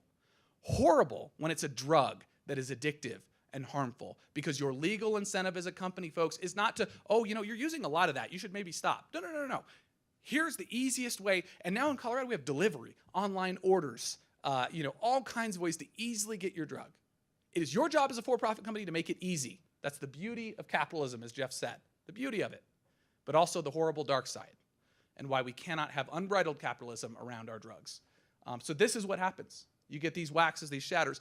My former neighbor, Laura Stack, her son, Johnny Stack, perfect SAT score, no history of mental illness in his family, multiple generations back, solid Christian kid, great background, 16 years old, legally gets a medical marijuana card, starts consuming these high-potency dabs, the shatters that you see there, goes psychotic, jumps off of a parking garage, the Lincoln RTD stop parking garage, just about a mile from where I live, to his death 2 years ago. Laura Stack goes and spreads the word now with Johnny's ambassadors across our state and across the country. Okay, but this drug is totally different. It is totally different than what you know from yesteryears. And these products, by the way, they're not the extreme. They're now becoming the majority of the market. Over 15% of the market nationally is these 97% THC levels. 10 to 15% THC, folks, less than 2% of the market. So for those of you in business, if you're going to get into the marijuana business, you know where the money is. That's where the market is the high-potency products. So what does that mean? What's the difference with these high-potency products? Well, 1 in 3 people who uses marijuana in the last year now will develop a cannabis use disorder. That is addiction. The myth that marijuana is not addictive is completely false. Cannabis use disorder is the scientific diagnosis code you will receive from your doctor if you are diagnosed with marijuana addiction. And this number, folks, a decade ago was 1 in 10. So it is a totally different drug. It's changed when it was commercialized. It's more addictive now than ever before. And by the way, 1 in 3 of everyone, not youth, not just youth, not, kids shouldn't use it, adults, it's okay. Adults and kids, 1 in 3 who are going to use this, okay? And we have some formatting issues here, but 5 times your likelihood with the new high-potency marijuana, according to one of the largest studies ever done on marijuana in the Lancet Journal of Psychiatry, you have a 5-fold increase in your likelihood of schizophrenia or psychosis when you're using this high-potency marijuana. So the Mental Health Association is dramatic right now, and we're seeing this again in studies that just came out 2 months ago, again from the Lancet. More likely to experience addiction, more likely actually to use other illicit drugs. Very interesting, the associations we're seeing with this new high-potency product. And so you look at the monthly use on the left, the annual use on the right, red bars, legal states, purple bars, non-legal states. Okay, it's no comparison. Our youth and our young adults are using marijuana at much higher rates in our legal states than in our non-legal states. Because what we legalize and allow to be promoted, right? When you legalize and commercialize, you create an industry. That industry promotes their products. They become more available, more prevalent. That message gets to our kids whether we like it or not. So of course we're going to see these numbers play out. And we've seen this is probably one of the biggest studies I've seen yet on this. 25% increase in marijuana addiction among our youth in every state that has legalized marijuana. Every single one. 25% increase in youth addiction. So we've got to be looking out for our families, right? So I talked about how the industry hires the best and brightest. Somebody sent me this from Oregon the other day. The industry figured out that in the definitions section of the legalization bill in Oregon and California, pre-K and kindergartens weren't technically defined as schools. So there's a dispensary that's being proposed to be set up right by this pre-K, this kindergarten. So why would an industry that wants to be regulated, wants to be safe, doesn't want to target kids, why would they do that? Why would they do that? Well, we've seen this before. It's big tobacco all over again, okay? And of course, we have this pot shop in Manitou Springs, which I just think this picture is so poignant. You have a mom with her toddler and her kid in a baby stroller hanging out in line to get weed at a pot shop. We don't think that sends a message to our kids that this is normal, this is okay, even medicinal, even helpful. So we look at the kind of industry average here, okay? Alcohol, 10% of the users of alcohol make up 75% of the industry's profits. Average user in that cohort drinks 10 drinks of alcohol a day. Okay, so 75% of all the money the alcohol industry is making is off of 10% of the people that are using it. Heavy, addicted users of alcohol. My point here is not, oh, it's horrible, these horrible alcohol conglomerates, they just want to kill everybody and get you addicted. I don't think that's what they want. But they run a for-profit company. Their incentive is to make their product as easily accessible as possible and to sell as much of it as they can. And if it's a small number of people who are doing most of the consumption, so be it. They're not nonprofits. They're not doctors. So look at the comparison with marijuana, folks. Same exact thing is playing out. This industry is making most of its money off the heaviest users of marijuana. This is from the Colorado Department of Revenue. So we know it's happening. We know that the addicted users are driving the profits for this industry. Do you think they want to stop that? They want to cut into their profits? They can't. They're legally defined to make profit. And so our shops are recommending pot to pregnant mothers. Jeff did a great job getting bibs on every pot shop in Denver saying, please don't hurt our future, sign Colorado kids, because these shops were pushing marijuana to pregnant mothers in their first trimester, saying it helps with nausea. Even though the research tells us you can't do that. That is harmful to the child in the womb. Even some have died. And so we're seeing hospitalizations go up in Alaska, Colorado, elsewhere. Massachusetts, Colorado, Washington, huge increases in poison control center calls as well. And so, we heard about driving a little bit from Paul, and he's got a lot of great research on this, even more than what I have. But the research is telling us that it's doubling. The number of people dying on the roads from marijuana-impaired drivers has doubled in Colorado, Washington, other states. And 50% of everybody tested for THC on the roads in Oregon tested positive. Okay, 50%. It's a lot of impairment on the roads. And of course, we didn't get rid of our drug dealers. It's really interesting. We're hearing a lot about crime right now in the election cycle. Okay, everyone wants to talk about crime. And we had a great study that came out from the Common Sense Institute here in Colorado talking about the increases in crime over the last decade. Hang on a second. Since when? 2012? Hey, Jeff, what did we vote on in 2012? Yeah, pot candy. So we're hearing about an unprecedented drug addiction epidemic across our state. And we voted to legalize marijuana and commercialize it in 2012. And we're looking at the numbers from 2012 to today, and we have some of the largest increases in crime, property crime, violent crime, mental health issues, addiction. All those things are through the roof in our state. And we don't think that we have some culpability with the policy decisions that we made as a state, that something's not contributing to this. I don't think marijuana is exclusively to blame for our crime crisis, but if you ask members of law enforcement, like I'm going to when I have 2 more members up on stage with me in a couple of hours, they will tell you the number one factor involved in the crimes they're dealing with is drugs. So drugs is clearly to play with our crime crisis. We can't divorce those two things. If we want our politicians to solve the problems with crime, we need a holistic approach that addresses drugs and addresses crime, because those things are interlinked. Those things are interlinked. And so we see the black markets raging. California, this is California Governor Gavin Newsom who said this. Black market's getting worse, not better, since legalization.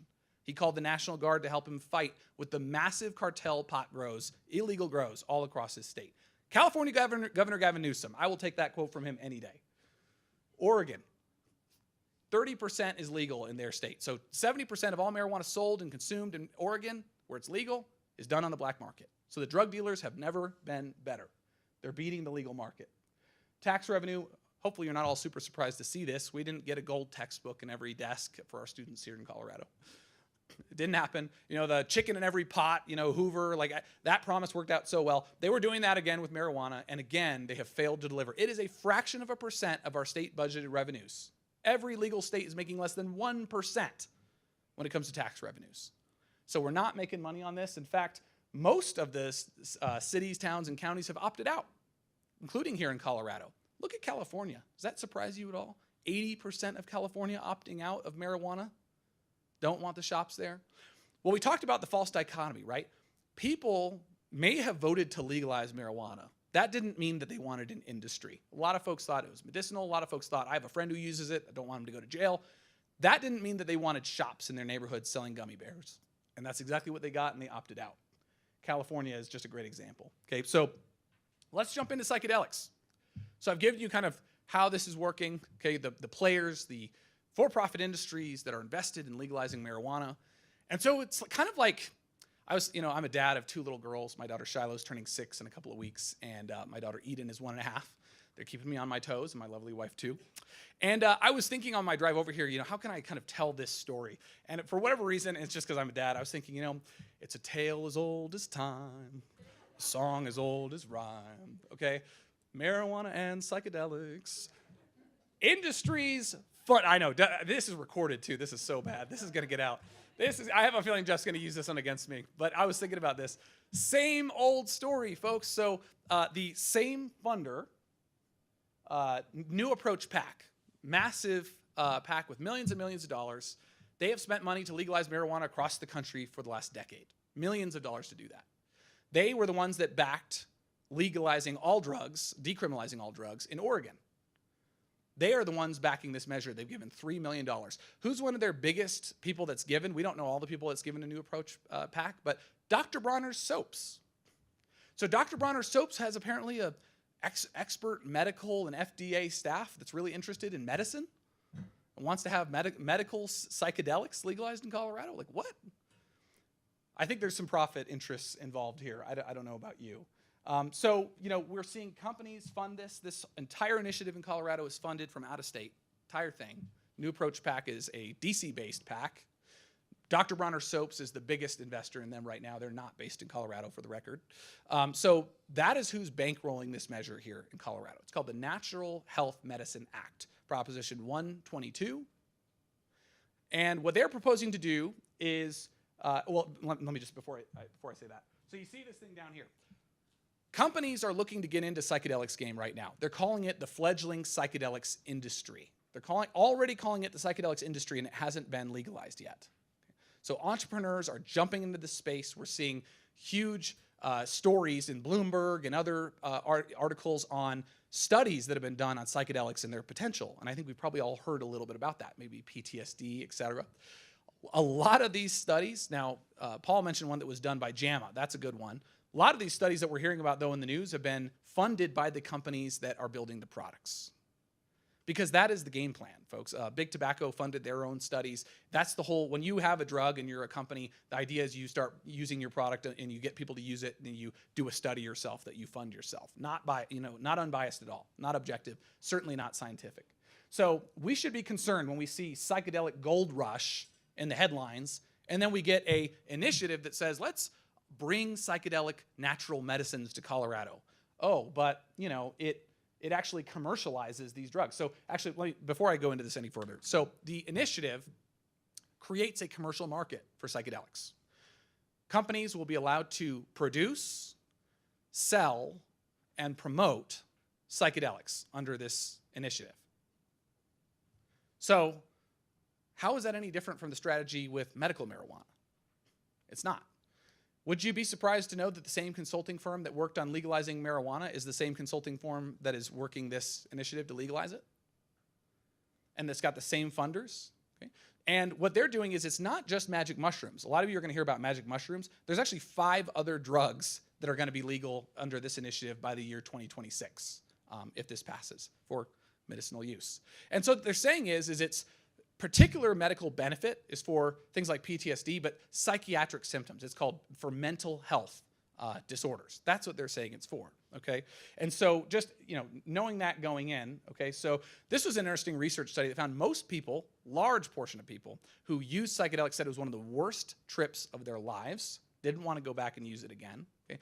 These drugs, by the way, are not heavily used across our state and not heavily used nationally either. So most people don't use these psychedelic drugs. There's kind of a niche cottage kind of group of people that are into that. But when you create an industry around it, that industry's incentive is going to be to get more people to try it, to get more people to use it. Obviously, they don't want to just serve a very small base and keep it that way. They want to expand and grow. So we don't really know what these drugs look like at population scale if more and more people start using them on a regular basis. We really don't know what that will look like. That's something we really need to understand better. But what I do know is what the American Psychiatric Association says. They issued this statement in July. We should all heed this and apply it when we vote at the ballot November 8th. There is no scientific evidence right now. This is the nation's foremost association of doctors and scientists on psychiatric disorders. No scientific evidence for psychedelics to treat these disorders right now. None. We've seen promising studies. The FDA has fast-tracked clinical trials on psilocybin and some of these other drugs. Great. Let it go through that scientific process. Let's get it through clinical trials. But what we are proposing to do here in Colorado, folks, is say, forget what the APA thinks. We're going to trust Dr. Bronner's Soaps and the wise and scientific entrepreneurial minds of the psychedelic gold rush with medicines for people with mental health disorders. What could go wrong? And the FDA has fast-tracked these clinical trials, so we know that we'll likely have approved medications we'll get prescriptions for with dosages and from our doctors legally. So what they're asking us to do is say, that takes too long. We shouldn't have all these safety mechanisms in effect. Let's vote at the ballot for our state and just unleash these medications in their raw form, these drugs in their raw form across the state and hope it works out. That's not how you take care of patients, folks. And as far as our veterans and their PTSD goes, I don't know about you, but I'm getting really sick of folks using our veterans to sell their latest addiction for profit scheme. Our veterans need every bit of help they can get, and if these drugs end up being helpful for them, great. I am not going to unleash untested, unclinically trialed, unvalidated, unscientifically led drugs on our veterans with PTSD and tell them, here, take this. This is how we're going to take care of you, and let's line the pockets of Wall Street investors who want to make money off of drugs. Our veterans deserve better than that. We owe them better than that. And we shouldn't buy in to another advertising campaign. I don't know about you, but I remember the ads in 2012 with the veterans saying, marijuana helps me with my PTSD.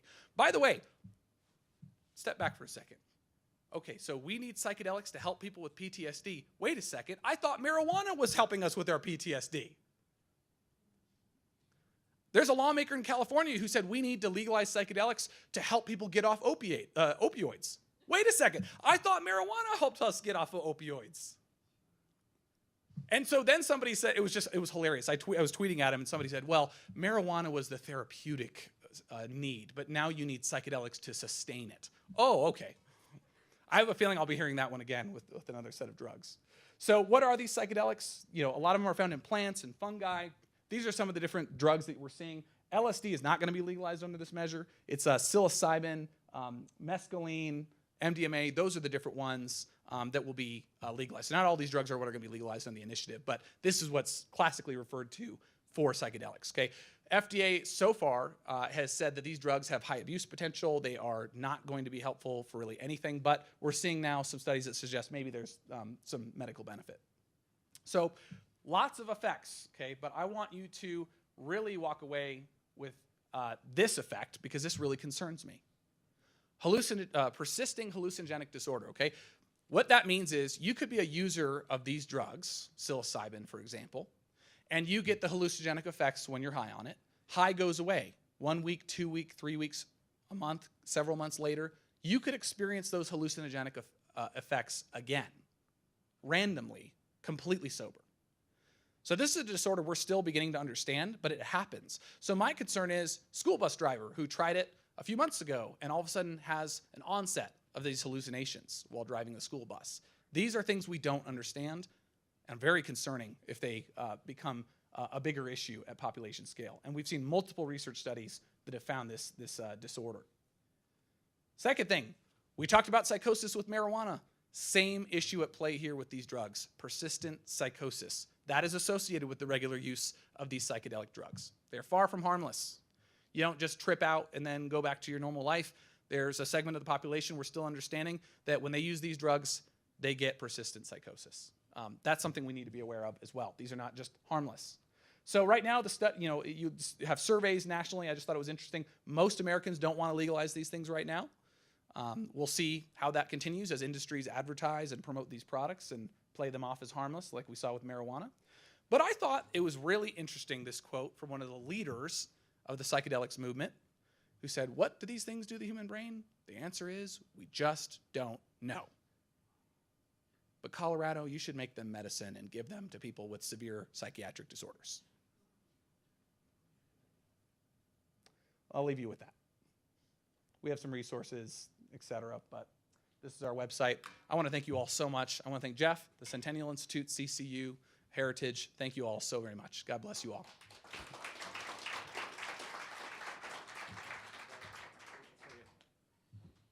All right, we are just trucking along in our day. We're going to take a 10-minute break now so you can go get some coffee, go use the restrooms. We'll be right back. We're going to hear about moms fighting this on the front lines and then how to deal with it in your workplace. So 10 minutes, we'll see you right back. Thanks.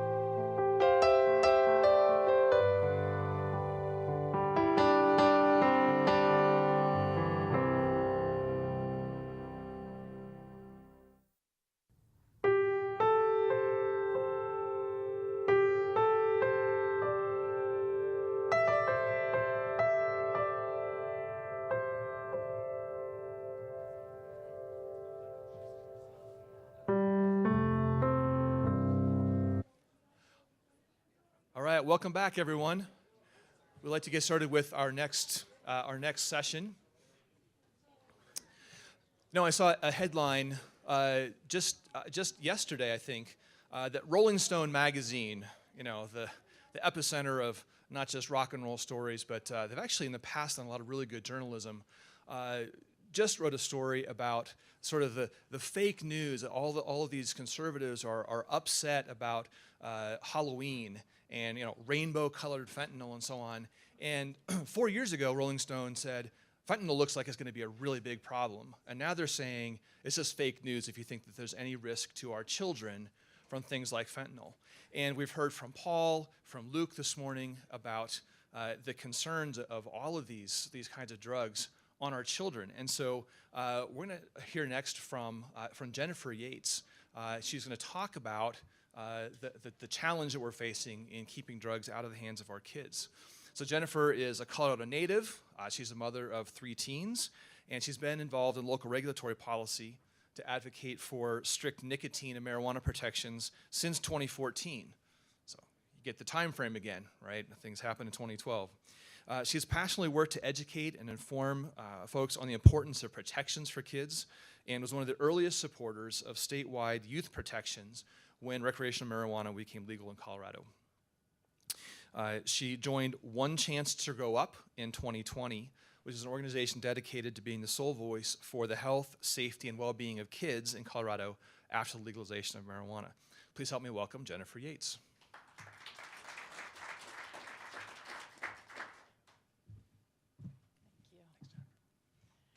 All right, good morning. Glad everybody's here. So I am going to follow along here on my screen with the slides here, and hopefully we've got everything coming up here. So marijuana was legalized in Colorado in 2012, and Governor Hickenlooper appointed a task force to recommend policy and implementations on Amendment 64. In doing that, customer experience ranked #1 in their list of priorities. The impact on kids was such an afterthought that in one hearing, a member of the committee said that biodegradable packaging was more important than having child-resistant packaging. So in that, our mandate was set. Although, and we still thought that kids' futures and the public safety should be put before marijuana profits.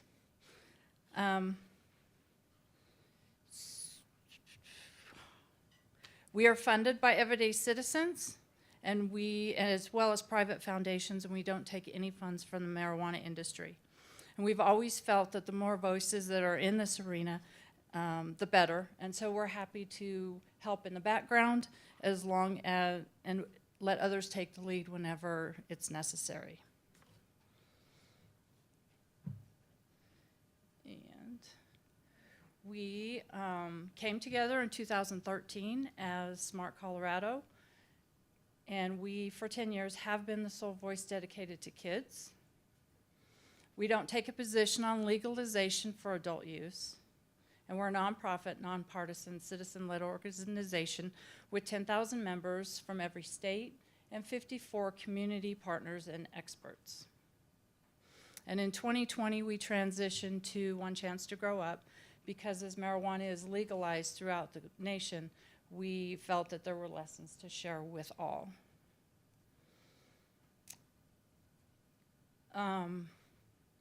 As far as the why, most of us have been had personal experiences with family or children that have been negatively affected by marijuana use. We feel that there's dangerous misinformation gaps that exist around marijuana. Legal, commercially sold marijuana is perceived as safe and regulated. Many parents, educators, policymakers don't know that the weed that they remember is different from the products that are actually available today. And today's high-potency THC is having significant and serious negative effects on today's youth and kids. This is a national crisis, just not sure the nation knows it yet. And as Colorado was the first state to one of the first states to allow recreational use. The local, state, and local policies that we have are warnings, are things that we need to share along with the warnings and lessons. And I'm sorry, I'm very nervous up here, so I'll get into it here in a second. It's been a while since I've done this. And this our originally founders were Henny, Gina, and Diane. And then this is Henny sitting at a hearing, I believe, for House Bill 1317. And because One Chance to Grow Up is funded by private funds only, we are not beholden to state grants, and we can speak as we like and participate fully without fear of repercussions in committees and rulemaking. And that is a lot of what we do.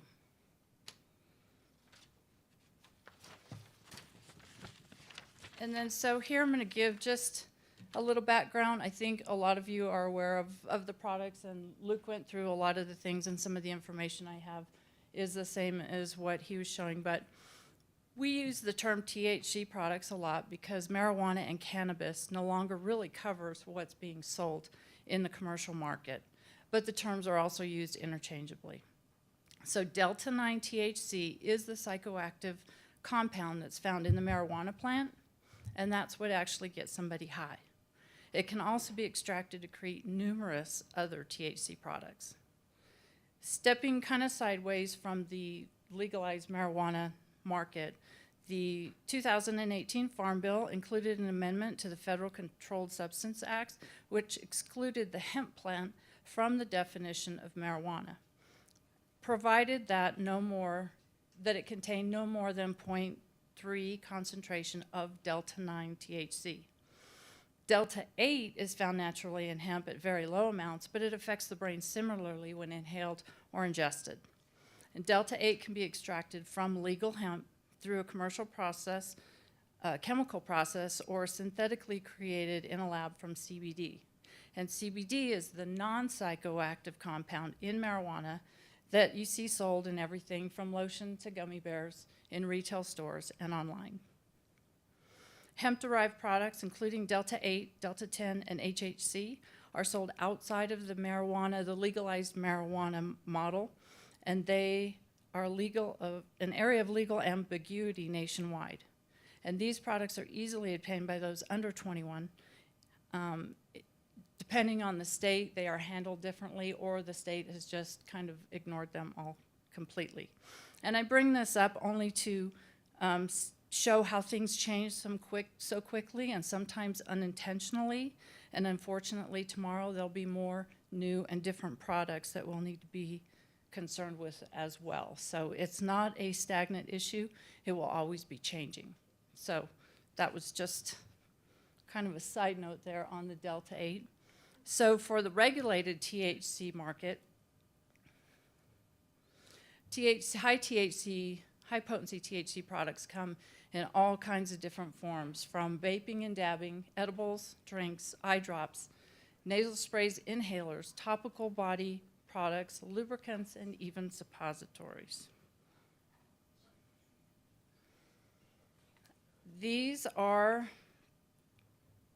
We've purchased legal products in 9 states, which can all be seen at thcphotos.org. These particular products were purchased in Washington dispensary. We have candy, pretzels, soda, chocolate chip cookies, rainbow belts, malt balls, and most of these products are in 10-serving packaging. So these products here are about this size, relatively speaking. So in these are regular Doritos. This is 1 serving. When you put this into the marijuana packaging there, it would be 10 servings. So there are 10 pieces, 1 serving each, equaling a total of 100 milligrams in most of these. And different states, again, have different rules and regulations, but just wanted to give reference to the size there of the packaging.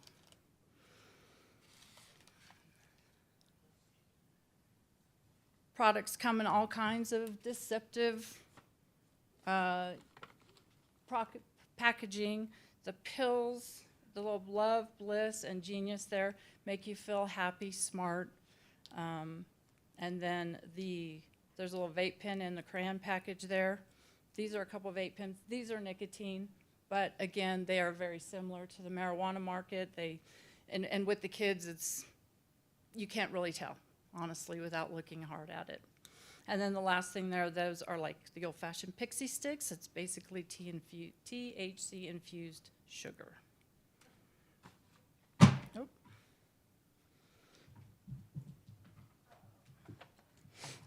And then one more thing I have here, this is an empty bottle here, but this is 30 gummies that are 30 servings. So imagine a kid opening this and eating just one. I mean, the potential is terrible. Ugh. I've got too much going up here. I can get rid of that now.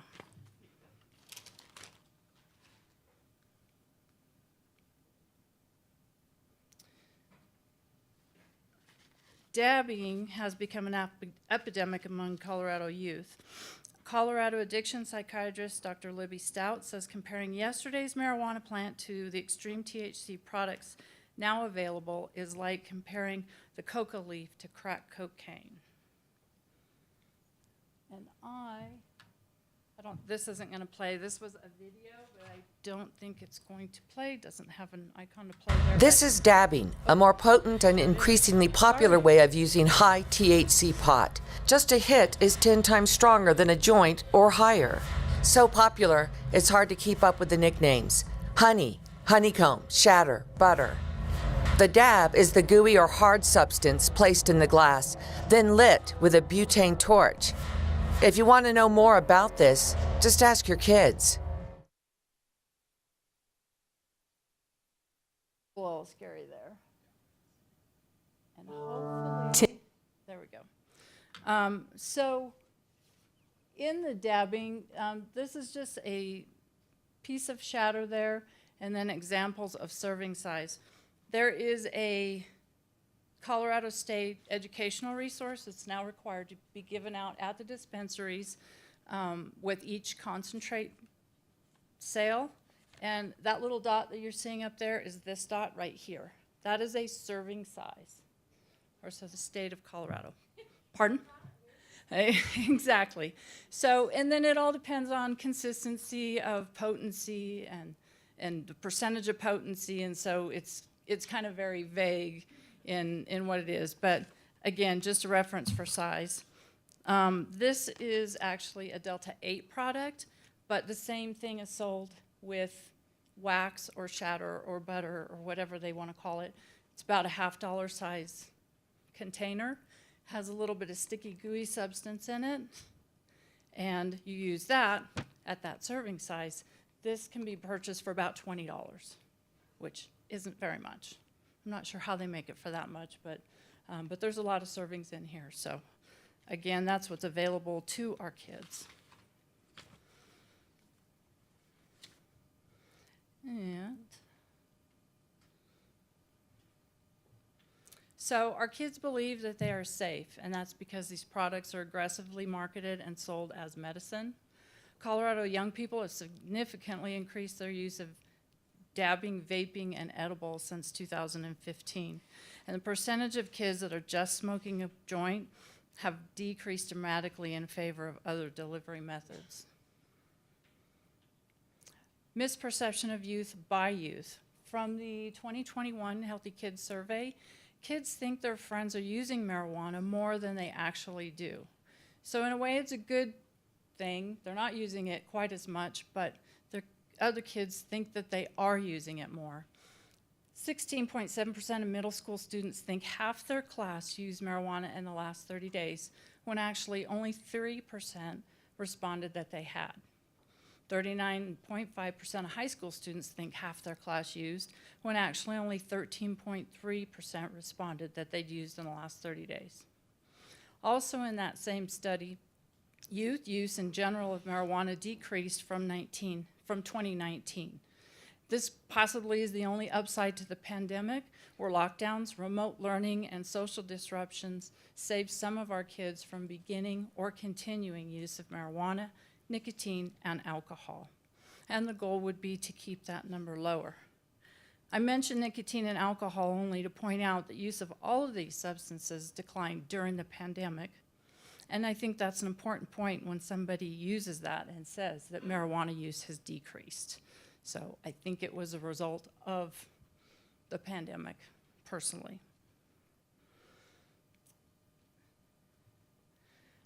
And public perception is also different from, what Luke had stated. Decriminalization and legalization that I think a lot of people thought they were voting for back with Amendment 64 is very, very different than our full-blown profit-driven commercialization that we now have in several states.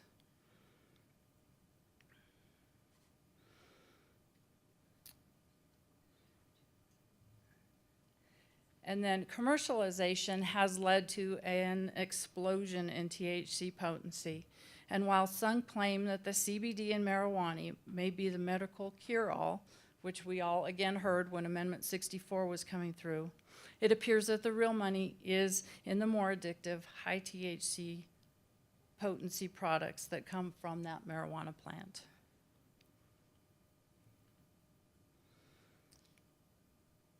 And why it matters. The Colorado Department of Health Department findings on youth impacts shows that weekly use is associated with deficits in learning, memory, math and reading skills, and decreased IQ, failure to graduate from high school or finish college. Kids are more likely to experience psychotic symptoms as adults. They may become addicted.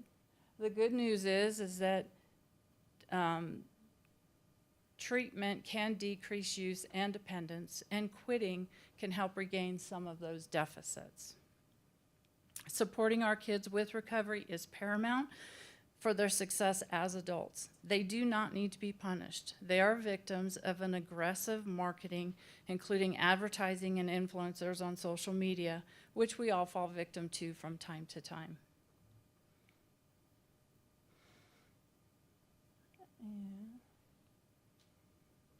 European health experts concluded that THC potencies above 15% should be considered a hard drug like cocaine. And nearly 93% of all products found in Colorado in 2020 were over 15%. And I think Luke's slide said 97, so again, that varies depending on where you're at and what you're finding, but there's very little low potency products available here in Colorado.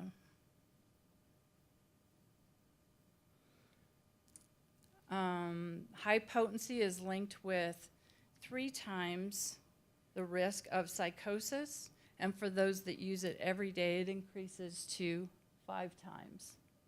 My slide's a bit off there.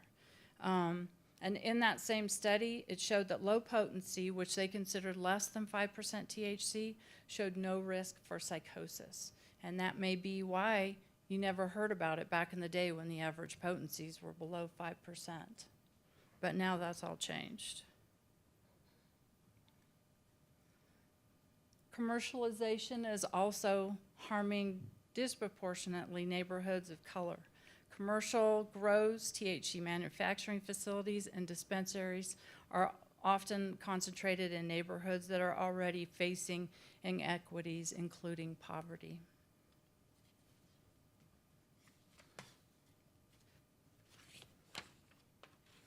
And additional impacts are that vehicle fatalities where marijuana was found in the driver's system increased 138% between 2013 and 2020.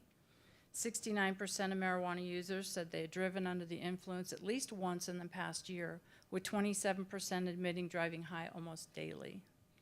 And a survey of 400 Colorado dispensaries found that 69% were recommending marijuana to pregnant women. And the science is clear. There is no amount of THC that's safe for pregnant women or the unborn child.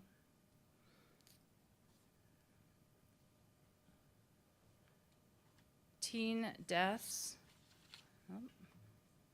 Marijuana is the number one subject, or is the number one substance in toxicology reports in suicide for 2020 for those under 24 years of age. And with the added increase in suicides in general, that's really a scary fact. And the problem is that the laws and regulations have failed to keep up with today's marijuana. And so how One Chance to Grow Up makes change is we try and educate. We've had hundreds of meetings, briefings with schools, community groups, local governments, and even Colorado State Department of Revenue, which is the department that regulates marijuana. We've participated in several state and local committees. We've had many successful and some unsuccessful involvement in initiatives to help cities stop initial marijuana commercialization. We speak to parents, trusted adults, and educators, and all that care about kids. And we use media to provide sound and accurate information. Hundreds of our media stories, opinion pieces, and paid media advertising throughout Colorado, DC, and other states that are in the process of legalization. And we offer thcphotos.org as an unbiased, realistic source of products in the legal market. It is no longer just a plant. And so all the products that we've bought in the 9 states are all on THC Photos. And then we're changing policy through trying to put safeguards in place.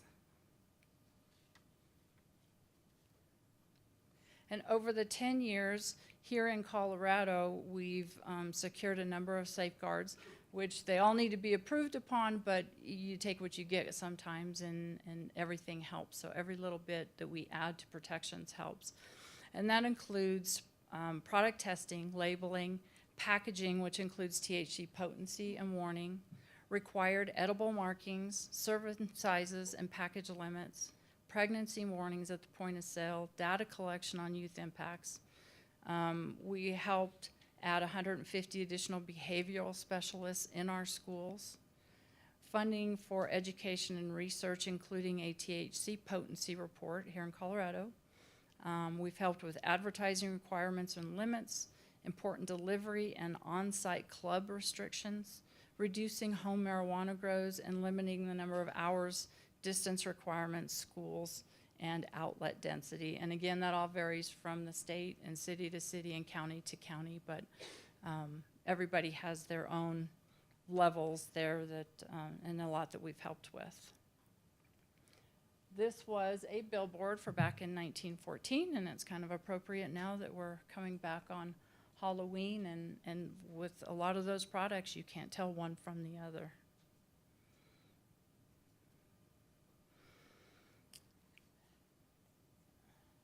And so we've had a lot of successes in policy changes, but success is just the tip of the iceberg. Much more child protection policies are needed.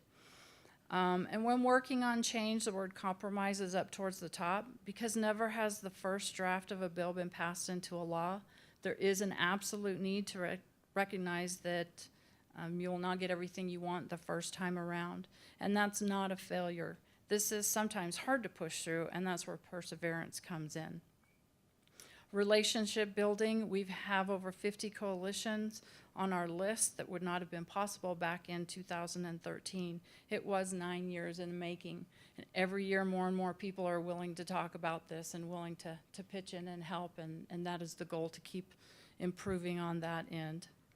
And belief in a mission and a cause. Our mission is kids, and that has helped us stay focused and not get distracted. And we believe that as much as personal opinions may differ, everybody should be able to agree that kids should not be using marijuana and need to be protected in that. So that's where we come from there. So as far as a Colorado example of success, through data collected in 2020, we established that most 18 to 20-year-old medical marijuana patients did not need marijuana for any medical condition prior to them being 18 years old. But at that point, hundreds of Colorado teenagers register for their medical marijuana card when they turn 18, kind of as a rite of passage. And HIPAA allows the high school students to do this, to see a doctor and obtain a register card without notifying their parents. And this process takes minutes, literally minutes. There are 70% more 18-year-olds than 17-year-olds.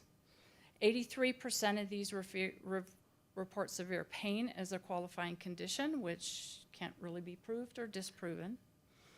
And a large number of our high school seniors are or turn 18 during the school year, which allows for a pipeline of product into our schools.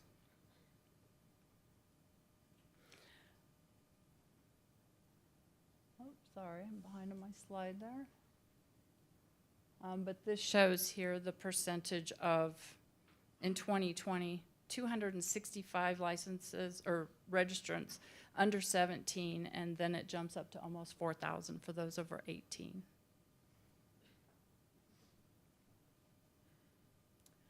House Bill 2113-1317. We worked hard along with a lot of our coalition partners, a lot of other voices in this space. But out of that came potency research, review, and additional regulatory measures that will be determined by the University of Colorado School of Public Health. Hopefully the first part of that wraps up soon, because some of that information has to be reported to legislators in January. The first ever mandated health warnings to be given out at the point of purchase is what I showed you earlier with that serving size. So there's warnings and information in here was supposed to be given out. The problem is making sure that it is given out at the dispensaries when they sell. So that's kind of the next step of enforcement there. There are health warnings now required on advertising. As far as the medical marijuana, 2 physicians are now need to recommend medical need for those under 21. Additional training is required for doctors recommending marijuana, and the reduction of the daily purchase limit of marijuana concentrates has been reduced. And along with that, real-time tracking to prevent medical dispensary hopping, which means anybody, but students in particular, when we're talking about the medical marijuana, could go buy their limit at one store and then go from dispensary to dispensary, however many they could hit in a day, buying as much as they possibly could, and then that potentially would be funneled into our schools. So with a tracking system on that, hopefully we will see that change.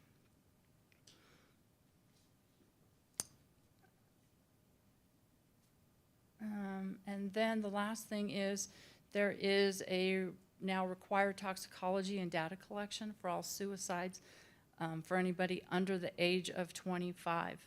And we thought that information was important, and hopefully collection of that will lead us to more helpful avenues that we can take. The bill did pass overwhelmingly in the House and unanimously in the Senate. We had 50 Colorado organizations that signed on to support, including the largest school districts, Colorado Children's Hospital Colorado, Centennial Institution, and numerous other healthcare organizations and youth-serving nonprofits. And more than 100 people testified, including brave parents telling harrowing stories of how high THC marijuana products harm their family. And that really is the key, as far as I'm concerned, is getting people to tell those stories, but they are hard stories for a lot of people to tell. So.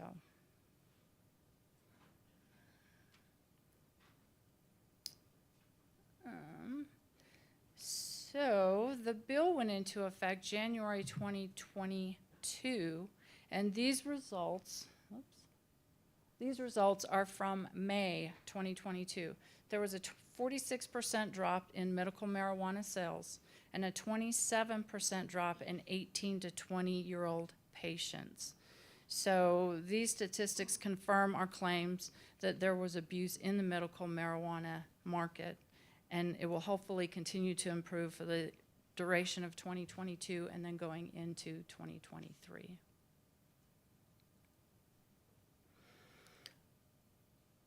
We rolled out our education campaign last month via social media and will continue to push it out.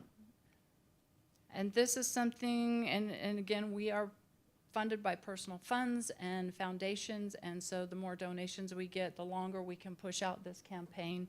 But use of marijuana concentrates may lead to cannabis use disorder dependency, mental health symptoms, uncontrollable repetitive vomiting, and possible psychotic breaks. So these are in the black box text that's kind of used as in the tobacco industry. And then for those of you who don't know, the cannabinoid hyperemesis syndrome, which is also CHS, is a condition that leads to repeated and severe bouts of vomiting. I mean, very severe, kind of nonstop, every few minutes, to the point of going to the emergency room. And it does occur in some daily long-term users.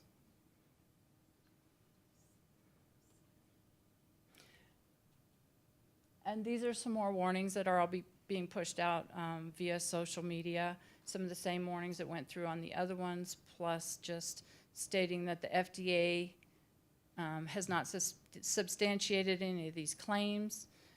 Concentrates are not recommended for those under 25, and that marijuana stores cannot provide medical advice.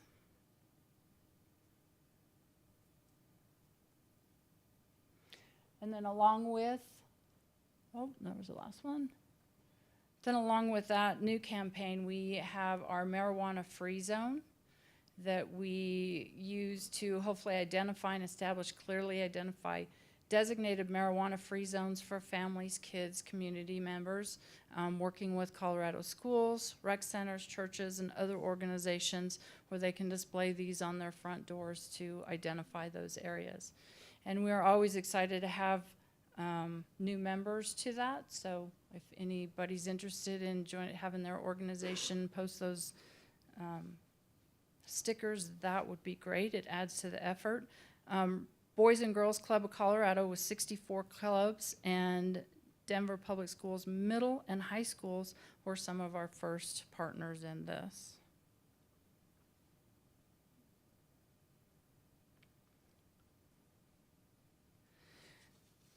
So part of our goal and our mission is that we want states that are legalizing today to start with regulations and policies that meet or exceed where Colorado is today, not where Colorado started 10 years ago. And a national bill is one path towards accomplishing this. And at a minimum, we feel that national safeguards should include the same things, a lot of the same things that we already have in Colorado, but more on a standardized level to make sure, again, that those states that are new start where we're at now.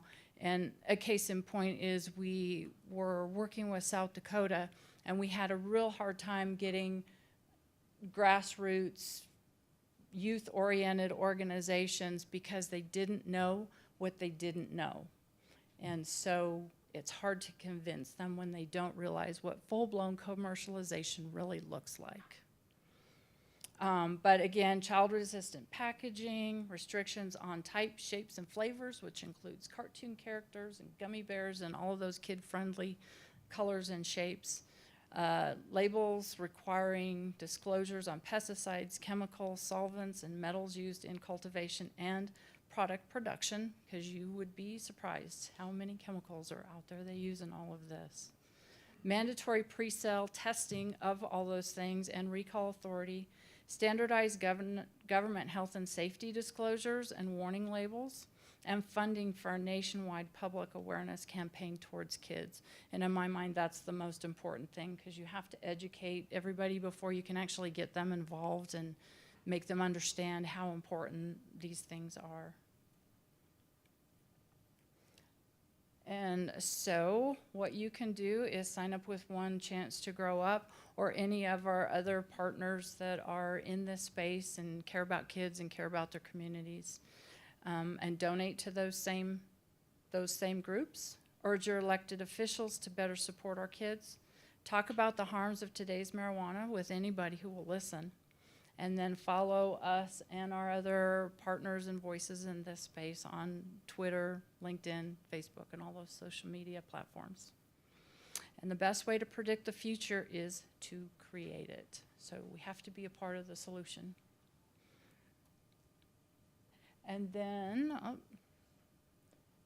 my email is up there. I also put Julie's email up here at onechancetogrowup.org, as she is our donor and community liaison and point of contact for any additional information that you might need. And she's usually the one that does these presentations, but she wasn't available today. So, but thank you everybody for being here, and thank you for caring about our kids.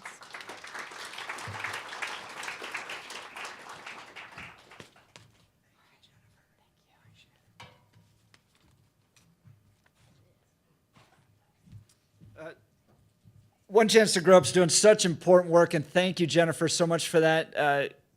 The truth is, we really do struggle down at the state capitol. We would go down there, and in fact, Luke one time and his organizations actually tracked all the politicians that were taking pot money, and it was nearly all of them. And then we tried to hire lobbyists, and because the lobbyists are working at law firms, a lot of them were already representing marijuana companies. They were conflicted out.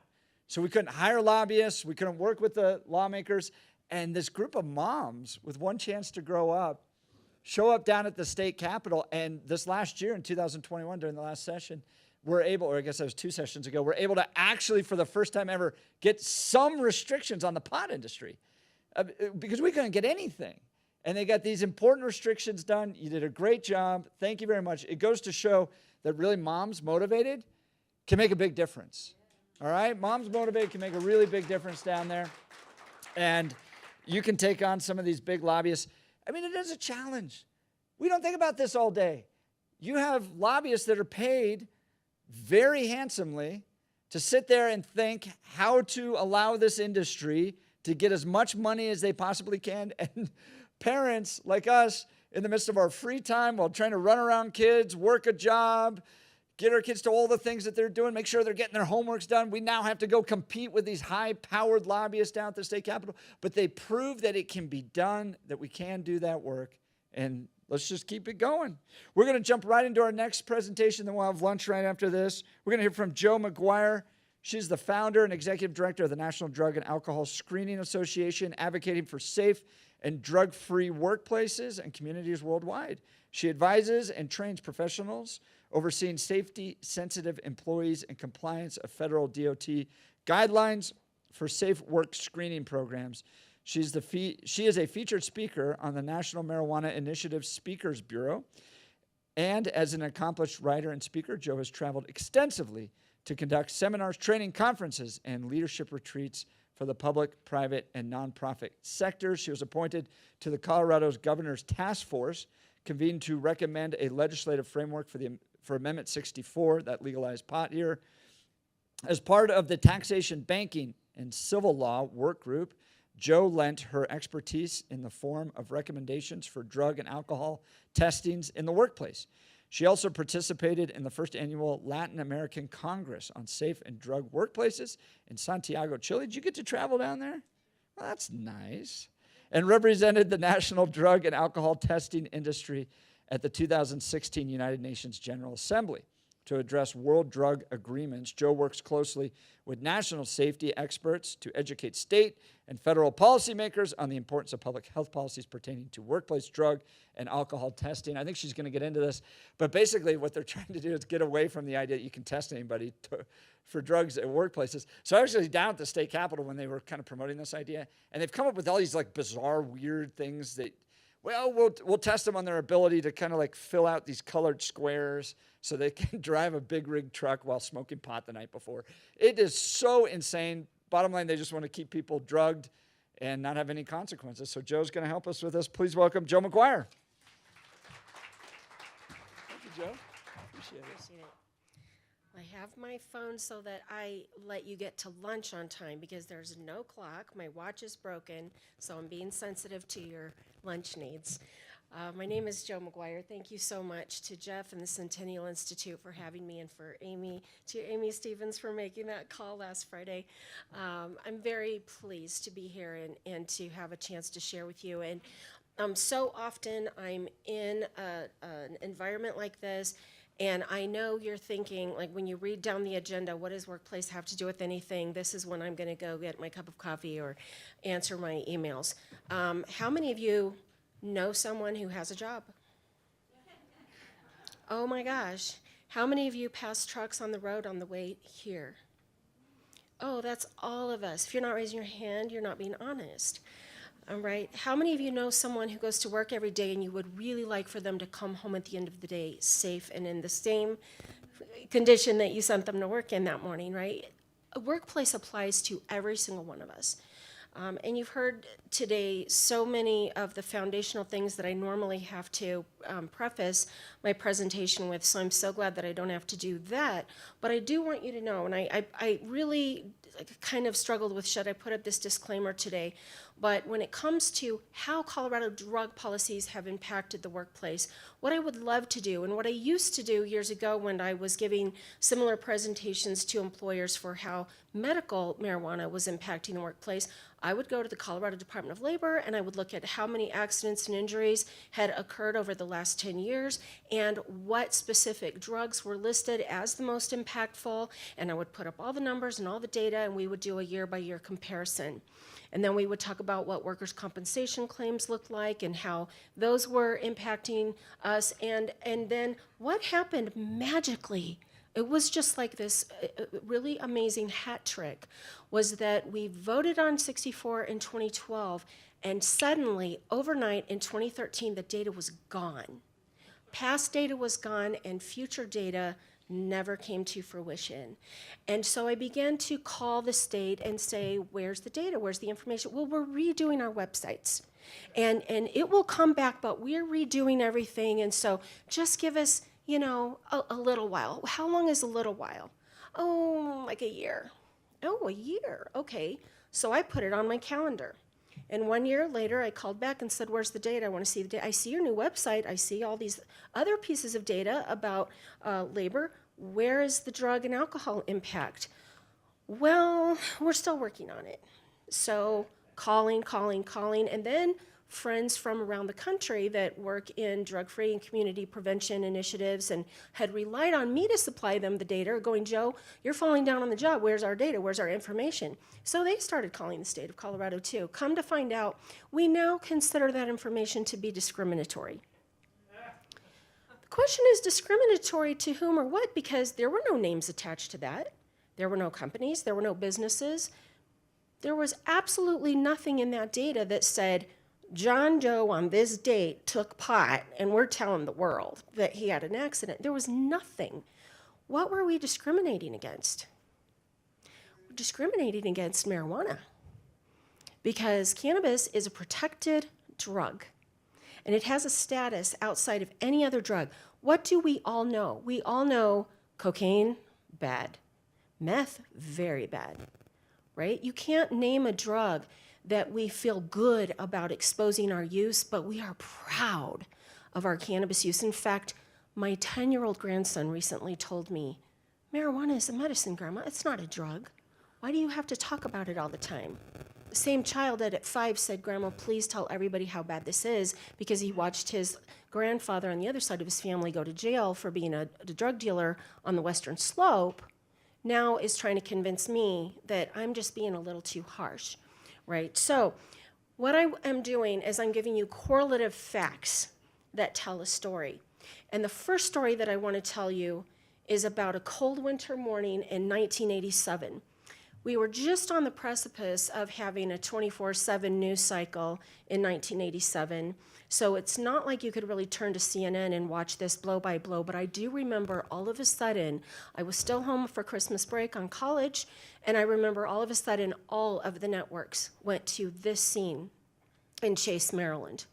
And what we had was engineer Ricky Gates took a train running light, which means he had no load on that train, he's running empty cars, and he took off, and he and his brakeman decided to smoke marijuana in the train depot before they left the station. And this, I really sometimes spend a lot of time telling you this very dramatic story of how they missed signal after signal after signal after signal on the way to their destination when they collided with a passenger train coming home from DC full of passengers that had just spent winter break abroad, all over the country, and these passengers were traveling home from Christmas vacation.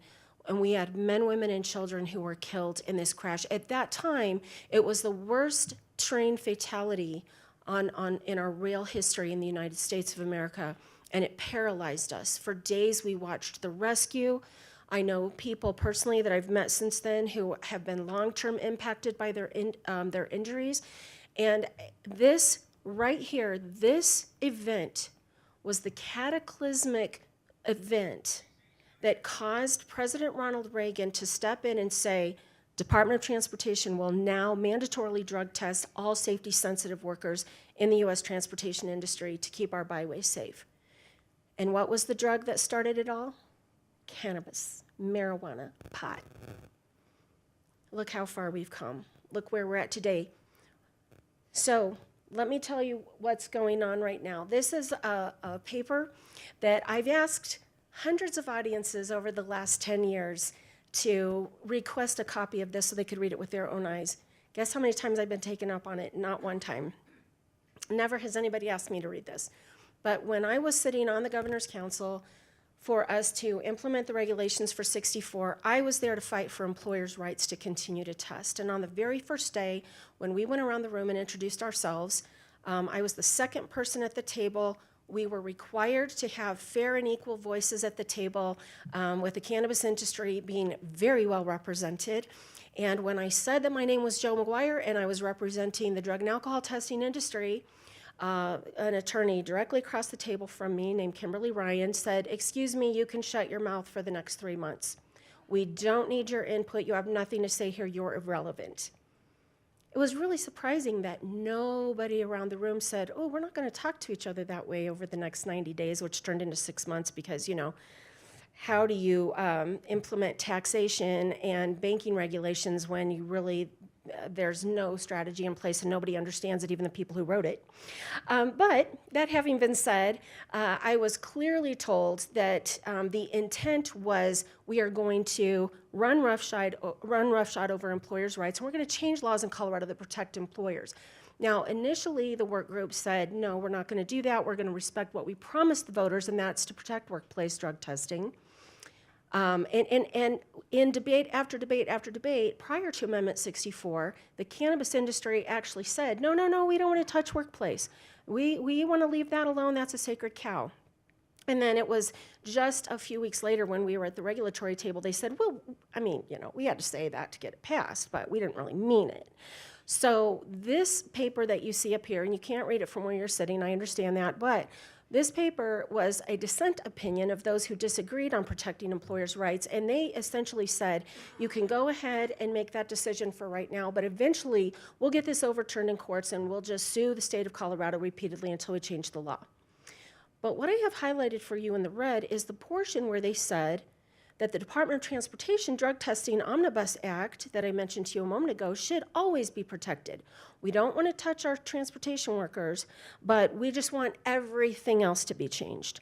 So here we are 10 years later, and of course that strategy is already being put into play, but we're going to get to that in just a moment. I want to, when I talk about the impact of 64 in Colorado, one of the things I always love to show this slide, and I'm all about data and I'm all about current data. I want the most recent thing that I can get my hands on, which is usually a couple of years old. But this slide, as you can see, it goes back to 2014. What's the deal with that, Joe? Well, here's the thing that this slide tells a story. In the Quest Diagnostics Drug Test Index, in year one, after we opened our retail locations in Colorado, our employees suddenly tripled their positive drug tests in the state of Colorado and went almost 4 times greater than the national average. But in 2012, we had been right along with the national average like everybody else. So even though we said up front we're going to protect the workplace, we're going to protect employers' rights, nothing's going to change in the workplace, what did the employees hear right out of the gate? woohoo, party time, right?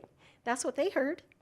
And also, when we take a step back and we look at workplace and how employers are supposed to combat this, one of the problems that we have is that there are not employers out there who went into business wanting to make the widget or create the beautiful thing that is their life passion and the reason they started a business that decided they would also become a drug expert.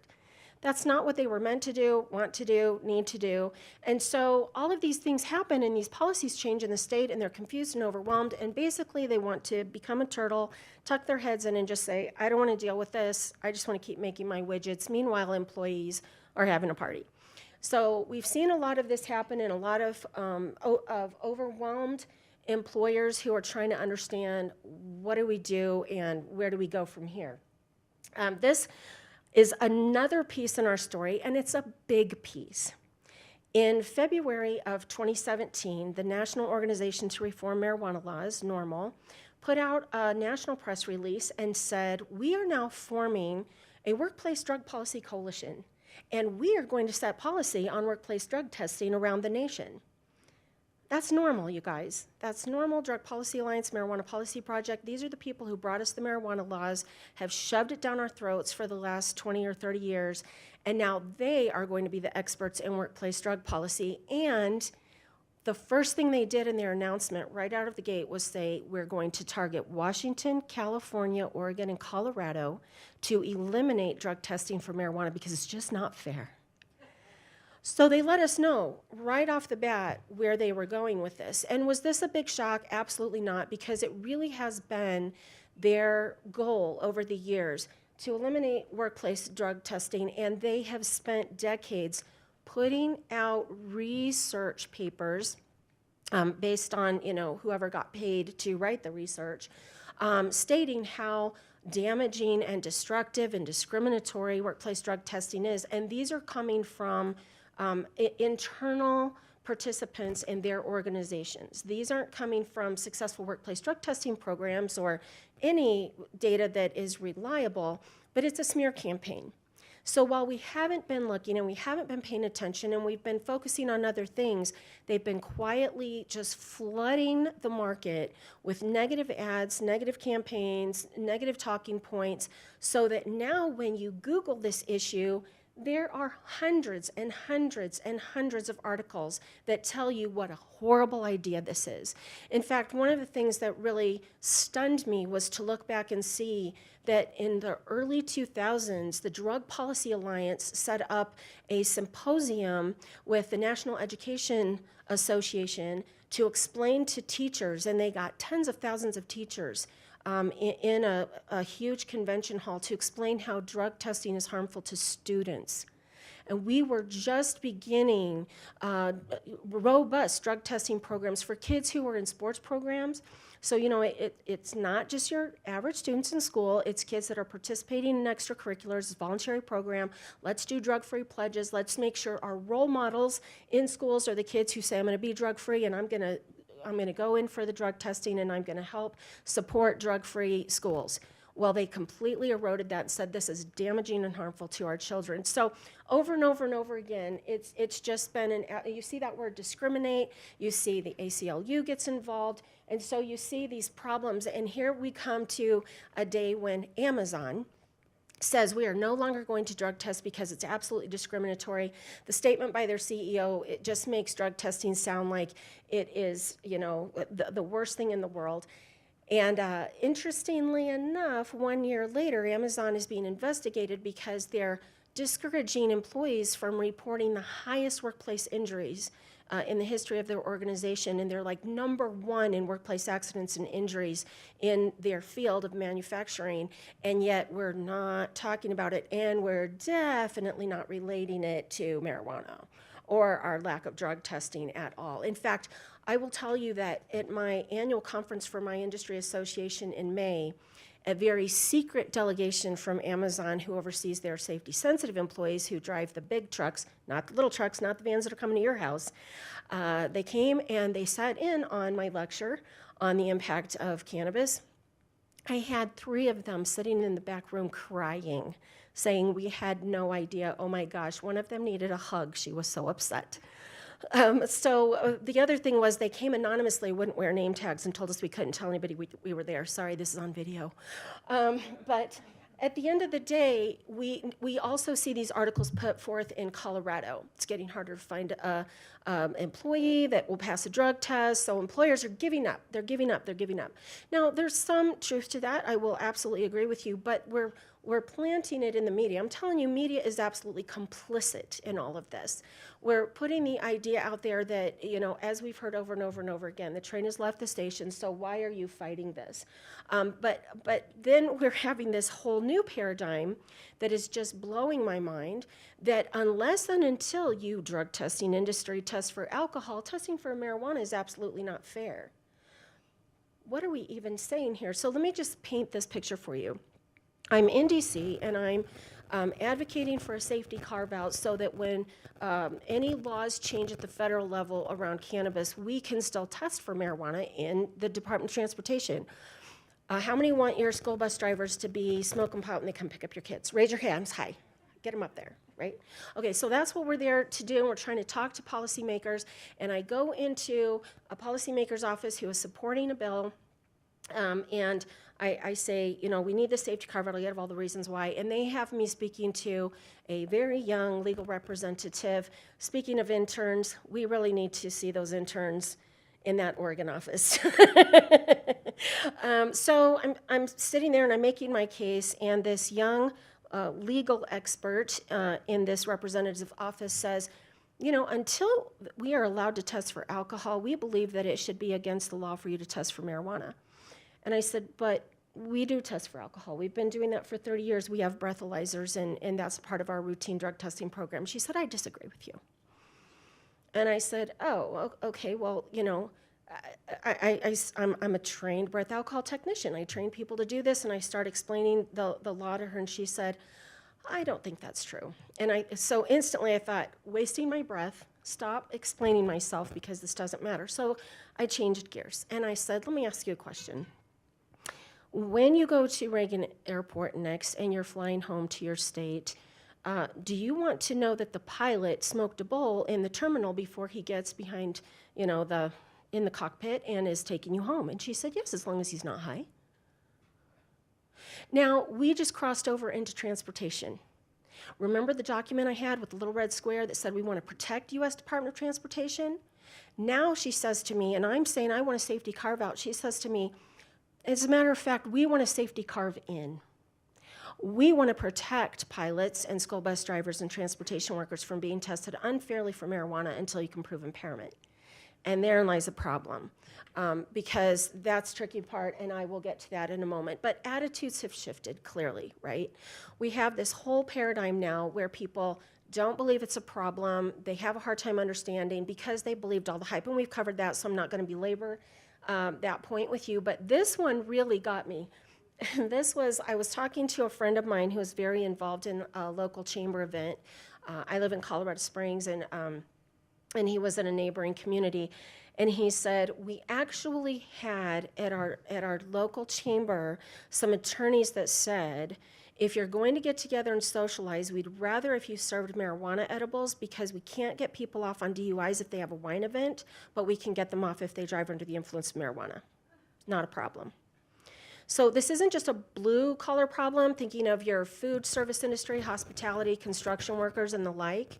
We're talking about, I met with a headhunter 2 years ago to talk to him, high-level, high-profile headhunter in Metro Denver.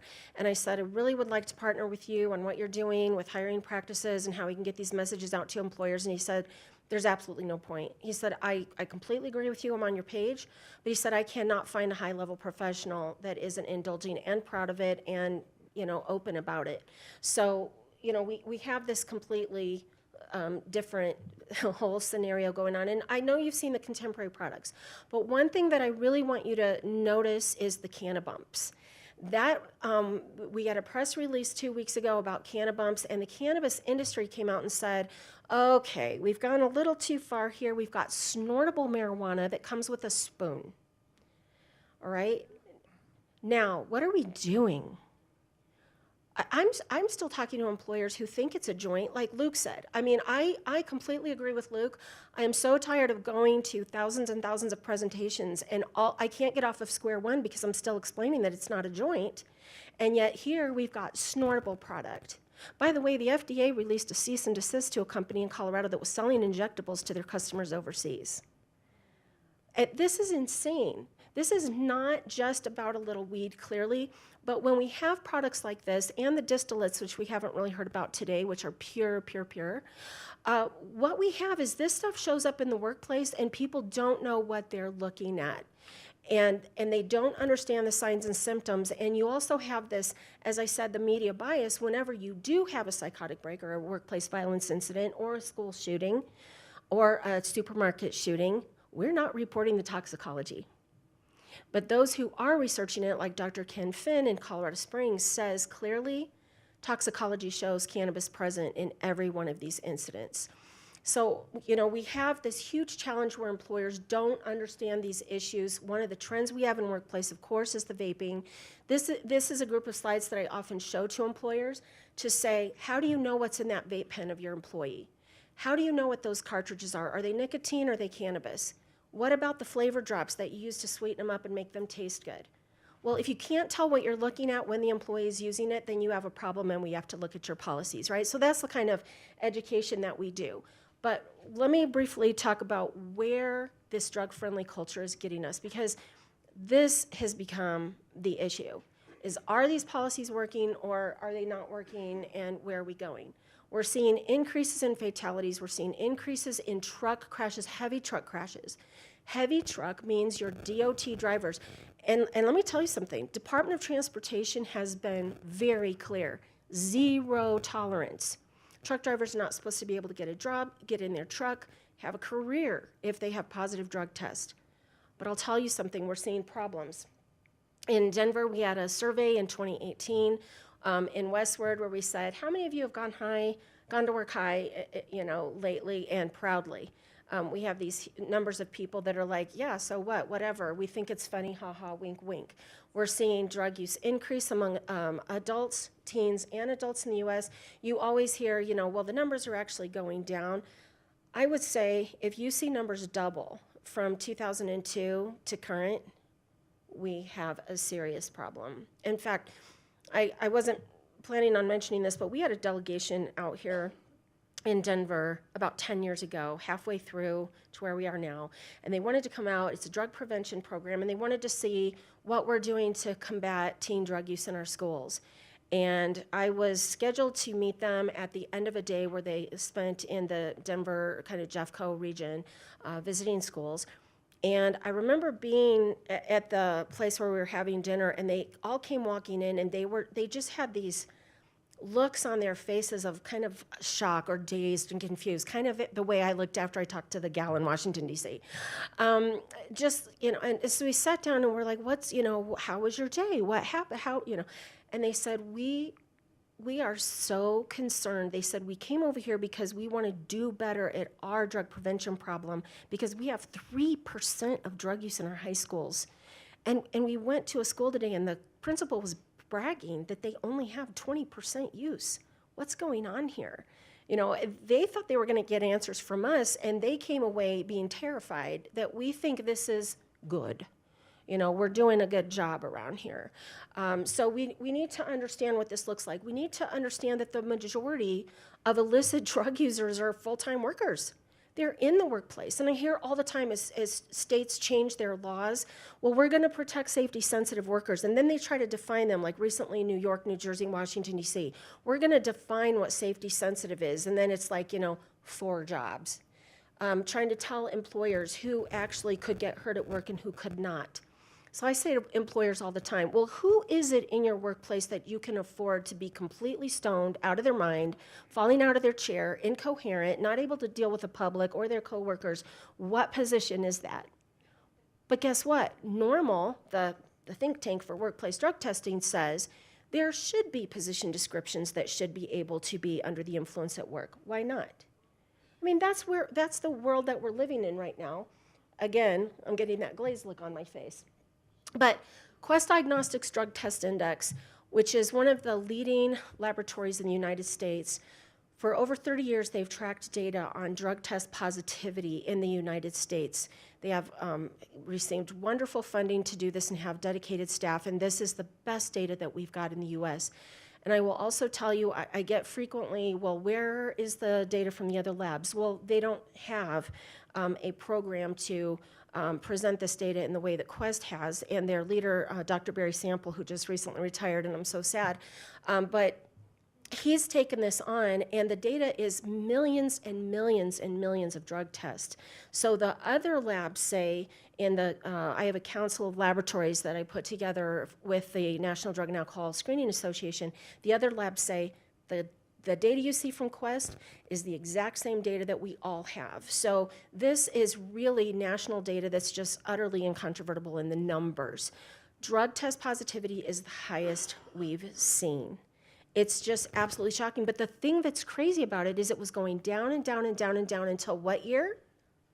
Can anybody guess? Yeah, it was 2013. Wow. And then in 2013, guess what? It wasn't just cannabis that started going up. It was all illicit drugs, all of them. So when we changed these policies, we impacted everything. A couple weeks ago, a young person in my family got a job at a local convenience store in a neighborhood that they've lived in their whole lives and felt very safe in, and called me 10 days into the job, said, I don't think I could do this. I think I have to quit. I can't handle this. And I said, what's going on? I mean, it's like, a convenience store. What's the worst that you've got to do there? And they said the drugs, the people come in the bathroom and use drugs. They're using them, and they're exchanging them in the back of the store. They're out on the sidewalk. We have people passed out, and we call the police. They're like, hey, they're not doing anything wrong in the state of Colorado. That's personal use and possession. So we're not coming. And they said, when did it get this way? And I said, remember that conversation we had recently about how the war on drugs was so evil and it failed, so we need to stop fighting it? Did we have that when we were fighting that war? And they went, makes a huge difference, doesn't it? These are the numbers. You can go to the Quest Diagnostics Drug Test Index and you can look at these breakdowns by drugs, by state, by county. They're phenomenal. What drug is the purple line? Marijuana, cannabis. Here's drug positivity for Federal Motor Carriers Safety Administration, that is our commercial truck drivers for Department of Transportation, that started a database almost 3 years ago now, the National Clearinghouse. This is positivity in our commercial truck drivers. And of course, I hope you can see from where you're sitting, the yellow line is marijuana. So I just pulled out those numbers so you get an idea of what they actually look like, over 31,000. Folks, if you don't understand how scary that is to be out on the road with someone who's operating under the influence and to know how that they could get by with this, it really is something that we should all be deeply concerned about. This is a slide I use when I do my reasonable suspicion training for employers to help them understand that cannabis falls in line equal to or greater than other drugs when it comes to safety and workplace impact. Here's some data from National Transportation Safety Board. I want to make sure I get through the end of this, so I'm just going to kind of skate through a couple of these slides. But more employers than ever before are now starting to drop THC from the drug test because they're overwhelmed. With the Great Resignation, they're feeling like this is the only way to attract and retain talent. So we're seeing in a national survey that many of them are just saying, take it off the panel, or if you can't get me a drug panel that doesn't have THC included, we're just going to ignore it. They're actually telling collectors, just put tape over it or draw a line through it. We don't want to see it. Do you understand what that means if an employee has an accident or injury or causes a fatality? That means the employer just says, all right, we'll absorb all of that loss. We don't even want to know. We won't even look at it. Or what it means is that they didn't care prior to the accident, but then all of a sudden when there is one, then they'll blame the employee who felt like they were in an environment that was safe to do whatever they wanted. Is that fair? Right? It's a bait and switch completely. So now we also see employers who are just saying, forget it, we're not even going to drug test at all. why bother? We've got to have people here, so we can't even deal with this. And one of the reasons that we're seeing this is that we have such a tremendous amount of cheating the drug test in the industry that it's overwhelming. I have a friend who has a drug test facility up near Denver Airport. He gets his drug test cups in a box from his favorite lab every week. And so these boxes are about this big. Every single week, Chuck gets 2 boxes full of cheat devices that people walk into his facility to try to substitute their drug test. And guess where they get the products? If they don't buy them online, they go to their local dispensary and buy them, right? And when the dispensaries were confronted about selling these products, they said, oh no, they don't have anything to do with workplace or cheating a drug test. These are fetish products. And so, they're only meant for adults, and we don't recommend them for cheating a drug test at all. So that's why you buy your fake urine with the heating pad to make sure you can heat it up to body temperature. So the real costs. We know that substance use costs U.S. employers, look, over $80 billion a year. If you take substance use altogether costing the United States of America, that's over $240 billion a year, but workplace only over $80 billion a year. The average small business is $7,000 a month in lost revenue. Those are the most conservative efforts. There are some studies that say $12,000 a month, but I keep to the most conservative numbers because, if ever I have haters in the audience, I don't want them to say that I'm exaggerating. That is still a tremendous amount. That's an amount that would put someone out of business if they didn't understand their people problems are drug problems. And I'm seeing plenty of those happen. Some myths versus fact. I think I'm with a friendly audience that can look through all of these things and say, we get that, we understand that. We know that the talking points aren't accurate, but guess what? Employers have to be taught this. They have to be led to this information. It was exactly what Jennifer said. When you're trying to get people in other states to join a coalition effort to protect our kids at the federal level and they don't know what they don't know, this is how employers are. When all these bad things are happening, and I don't know why, but I don't get that it all equates back to this problem. And then we have this whole question of impairment. Remember the gal in DC that said, we'll advocate for testing when there's a test that measures impairment.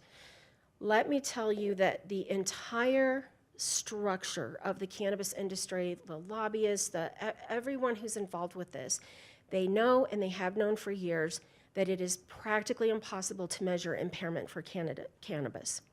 There are several reasons for that. It's very complicated. However, just to try to put it in layman's terms, alcohol's water soluble, cannabis is oil-based, so it's not soluble in our system in the way that alcohol is. When you blow breath into an alcohol machine, it is saturated with the alcohol that is flowing through your brain and in your blood at that moment. So everybody's waiting for the cannabis breathalyzer, and we do have a company that has a prototype, and they're saying it'll be available by January. However, it's microscopic amounts. And it's a saliva test, not a breath test, which sounds like a rare distinction, but it's actually a distinction. So at the end of the day, we know how alcohol acts on the body, and we know how it acts with most people, and we know the measurements of all that, the body chemistry, how it affects us.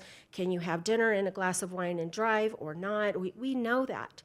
But with cannabis, it's so varied, and let me say, it's so varied, less than 10% THC, let's just start there, that it interacts differently with everybody. What is your metabolism? How did you ingest it? How often do you use it? Is your brain already saturated or not saturated? Because you can build up a tolerance just like alcohol. And by the way, for that argument, will they use all the time so they're not impaired? Do we let that fly with alcohol? No, we do not, because if it's in your brain, it's in your brain, right? So like I said, marijuana is a protected class. So at the end of the day, now we've increased the potencies and we've increased the ways that people can take this in. So we're getting further and further away from an ability to have an impairment test because it acts differently on an entire group of people when we study it. We try to say, where do we have the most impairment and what measurement is that? This is all over the map.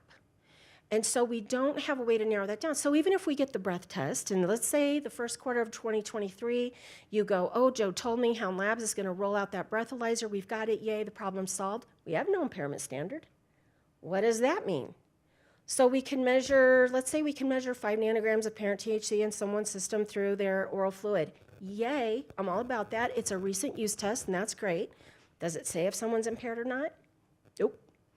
Because we don't have any standard whatsoever that says it is this or is that. And how long did it take us to get an impairment standard with alcohol? Well over 2 decades. We haven't even started with cannabis yet. And unless you think of what we have for driving in Colorado as the standard, it's a made-up number that came out of nowhere, and it was not based on any science. And I was in the room when that happened. So employers have to understand, one of our messages is employers have to understand their liability that they take on when they relinquish their safety programs. We try to teach them this is about safety first, and that there should be zero tolerance. I did a presentation yesterday for a major utility company in a part of our country that if you heard, your head would explode. And I said, you guys, I really am very concerned about you considering dropping your pre-employment drug test program. And they said, yeah, but here's our issue. If someone smokes at home, we can't punish them for what they do at home. So we really can't help it if they come to work under the influence because they used it at home, not in the workplace. And we can only punish them for what they do in the workplace. And I said, okay, so if they drink a fifth of vodka for breakfast and come to work under the influence, is that okay? And they went, no. Okay, how is this different? What was the answer? Because it's cannabis. So these are the kind of things that we're trying to help them. We're also trying to help them understand what credible source material is. When the leader of Amazon stands up and says, we're not going to drug test because it's discriminatory, because that's what Drug Policy Alliance, Marijuana Policy Project, and NORML has told her, I want you to understand that the data says that if you drug test, you actually give greater advantage to minorities. When you say we're not going to drug test because it's discriminatory to minorities, what are you actually saying?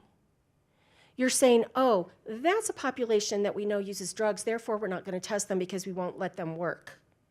You're assuming. But the reality of it is that's not true. So what's actually the discriminatory process there? Assuming or not assuming, right?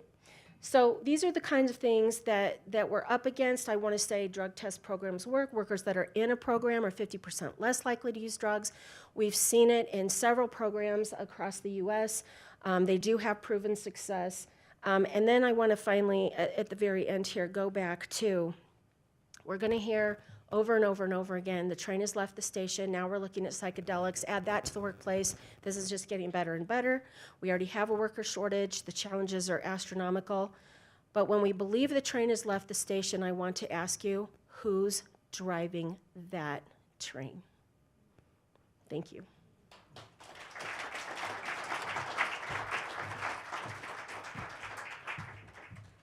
Thank you, Joe, so much. As you can see, we're having to fight these in just so many areas. Employment, education, families, young people, legislation. It can feel overwhelming, but that's why we're starting this. So thank you so much, Joe, for your good work. Friends, we're going to have lunch, and we have a wonderful lunch provided for you here at Colorado Christian University. So we're going to take a break for the next 30 minutes, get some lunch, continue to exchange business cards. I'm seeing that going on. That's awesome. This is where partnerships happen to continue to fight for good, healthy families here in the state of Colorado. So let's bless the meal. How about that?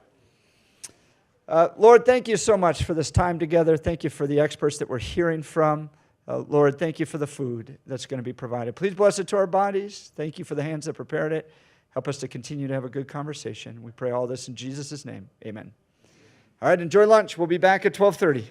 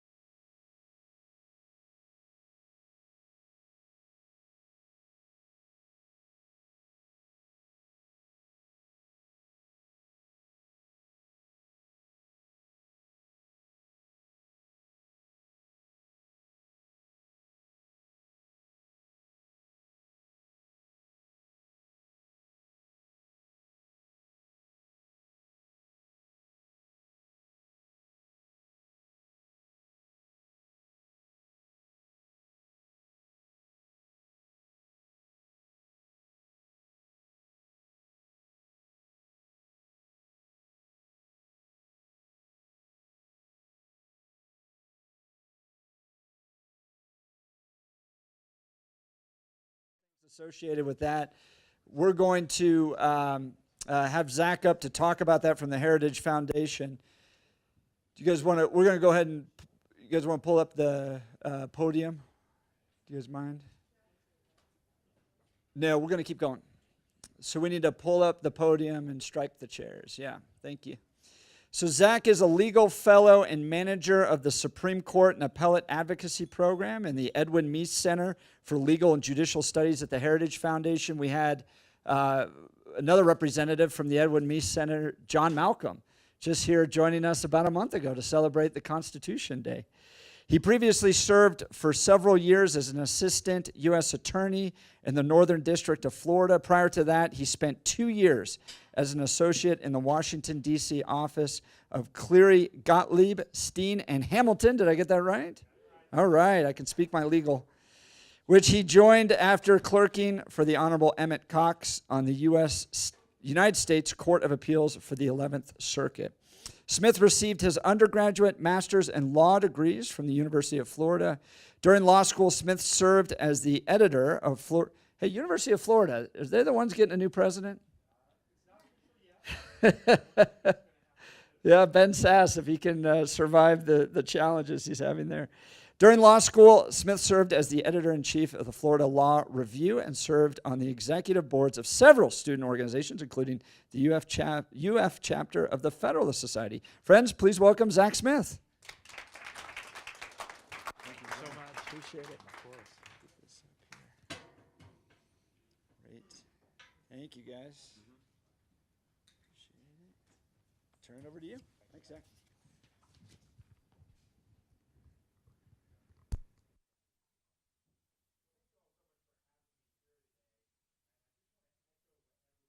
That I want to thank Jeff and the folks at the Centennial Institute for having us. This has been a fantastic program so far.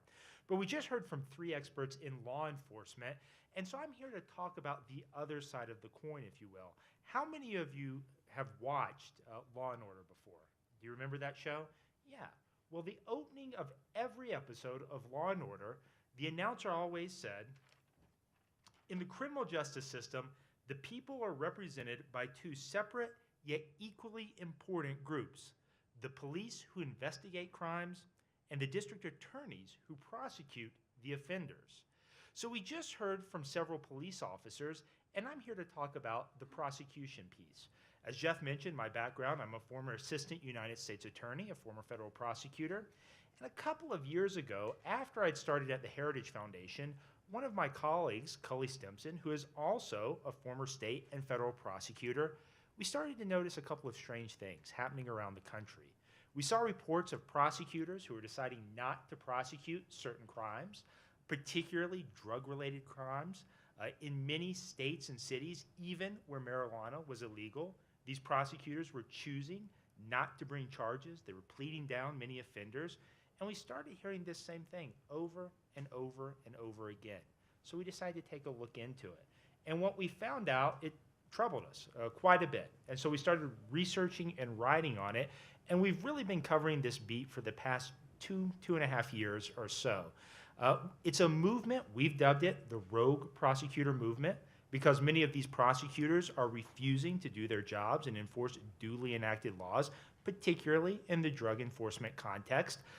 But many of these folks claim themselves to be progressives, that their policies are going to help the individuals who may suffer from addiction.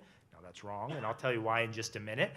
And they also claim that they can actually implement their, what I think are radical non-prosecution policies and actually see crime rates go down.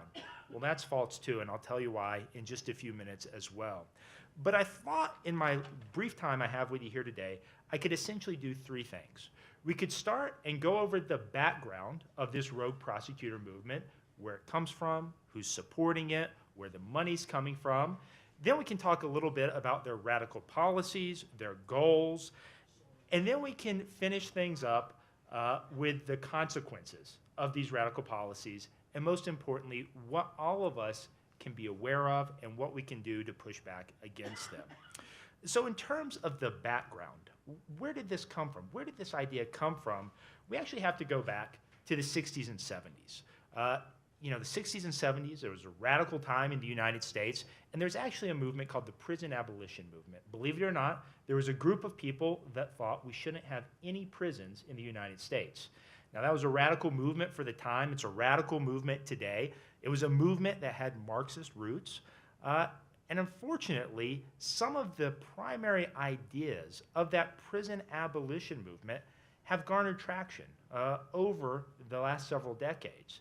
Now, a lot of times when we hear these ideas today, we don't hear people often say that we don't need prisons, because that sounds radical, and it is radical.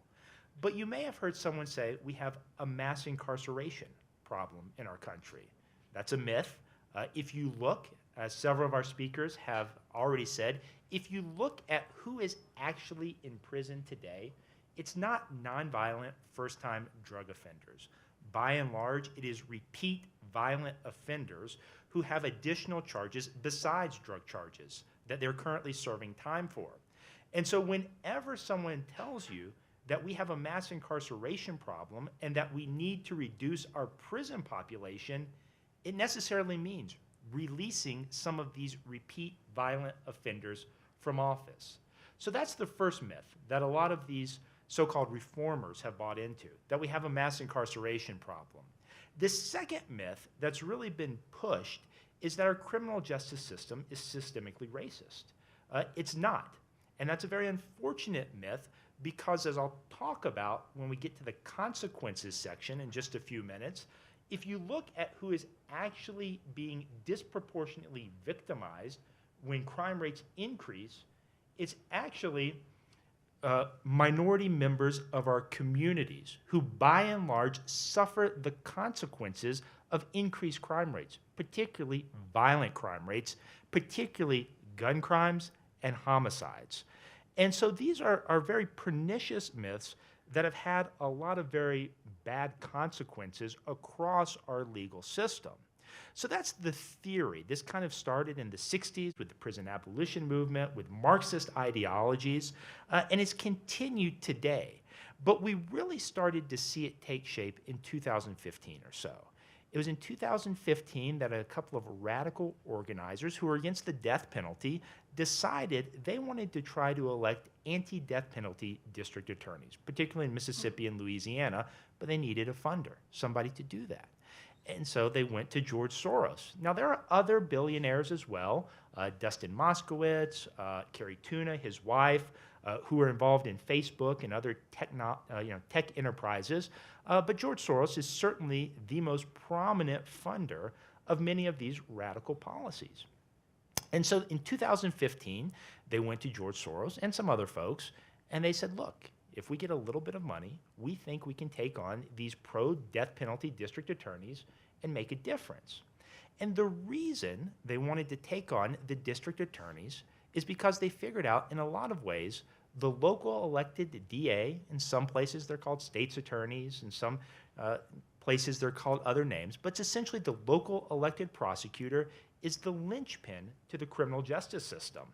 Police officers can go out, do their jobs, investigate crimes, make arrests, but as we heard the sheriff tell us just a few minutes ago, if the local DAs won't prosecute the cases, if they won't seek bail for individuals, the investigation and police work really doesn't matter.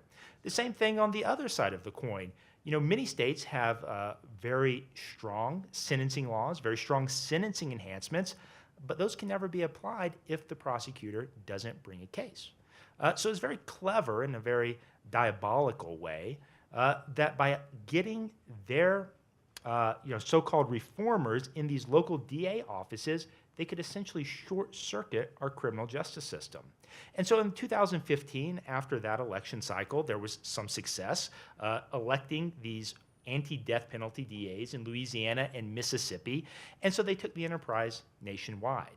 And it's in 2016 that we really saw for the first time a nationwide push in many of our nation's biggest cities to get these radical rogue district attorneys put in office. So if you look in places like Chicago, where Kim Foxx is currently in office, She is a rogue Soros-backed district attorney. The same thing happened in Philadelphia with Larry Krasner. The same thing happened in St. Louis with Kim Gardner. And I can keep going down the list, but the list goes on and on and on. And it's going to continue to grow over the next several years because these individuals have figured out. They've had success. They've seen success getting their policies implemented, and they're going to continue to do so. Now, one of the reasons that George Soros and the other liberal billionaire backers have had so much success in these races is you have to understand, traditionally, local district attorney races have been very low-profile affairs. Many times, an incumbent runs uncontested. If the incumbent is retiring or leaving office, it's often a deputy or almost a hand-picked successor that will take place. And the campaign contributions in many of these races, even in big cities, are minimal. A six-figure fundraising event for a local district attorney candidate, that's a good day in most of these races. Well, what we saw in 2016 with Kim Foxx and later with Larry Krasner is that either directly or indirectly, George Soros and his fellow billionaires, they were contributing seven figures to these races. In some instances, in many instances actually, they were making up the bulk of these candidates' campaign contributions, and they were many, many times over what their opponents were able to raise and spend. And I also want to point out, it's not like these so-called reformers were targeting Republican district attorneys necessarily. They are not discriminating based on partisan affiliation. They're not discriminating based on race or gender. One of their most prominent targets that they went after in Los Angeles was Jackie Lacey. Jackie Lacey is a Democrat. I disagree with Jackie Lacey on many issues, but she was essentially a traditional law and order prosecutor. She understood the need for public safety. She understood that her role was to seek justice for victims and to hold criminals accountable. She was the first elected African-American female district attorney in Los Angeles County. And yet she is one of the individuals that George Soros and others decided to target and replace with a radical district attorney, George Gascon. And the crime rates in Los Angeles have gone absolutely through the roof. If you just Google George Gascon, you can see many horrific stories about his very radical non-prosecution policies. My colleague, Cully Stimson, and I, we actually wrote a white paper outlining many of his radical non-prosecution policies. They include things like not seeking bail for most offenders. They include things like deciding unilaterally not to enforce certain duly enacted laws that are on the books. They include policies like seeking early release for many criminals. They include policies like no longer allowing his deputies to attend parole hearings to advocate for victims and their families when many of these violent offenders come up for parole. And so the host of bad policies just goes on and on and on. And we're seeing this nationwide. Essentially, wherever these rogue prosecutors have gotten into office, they are, by and large, singing from the same sheet of music.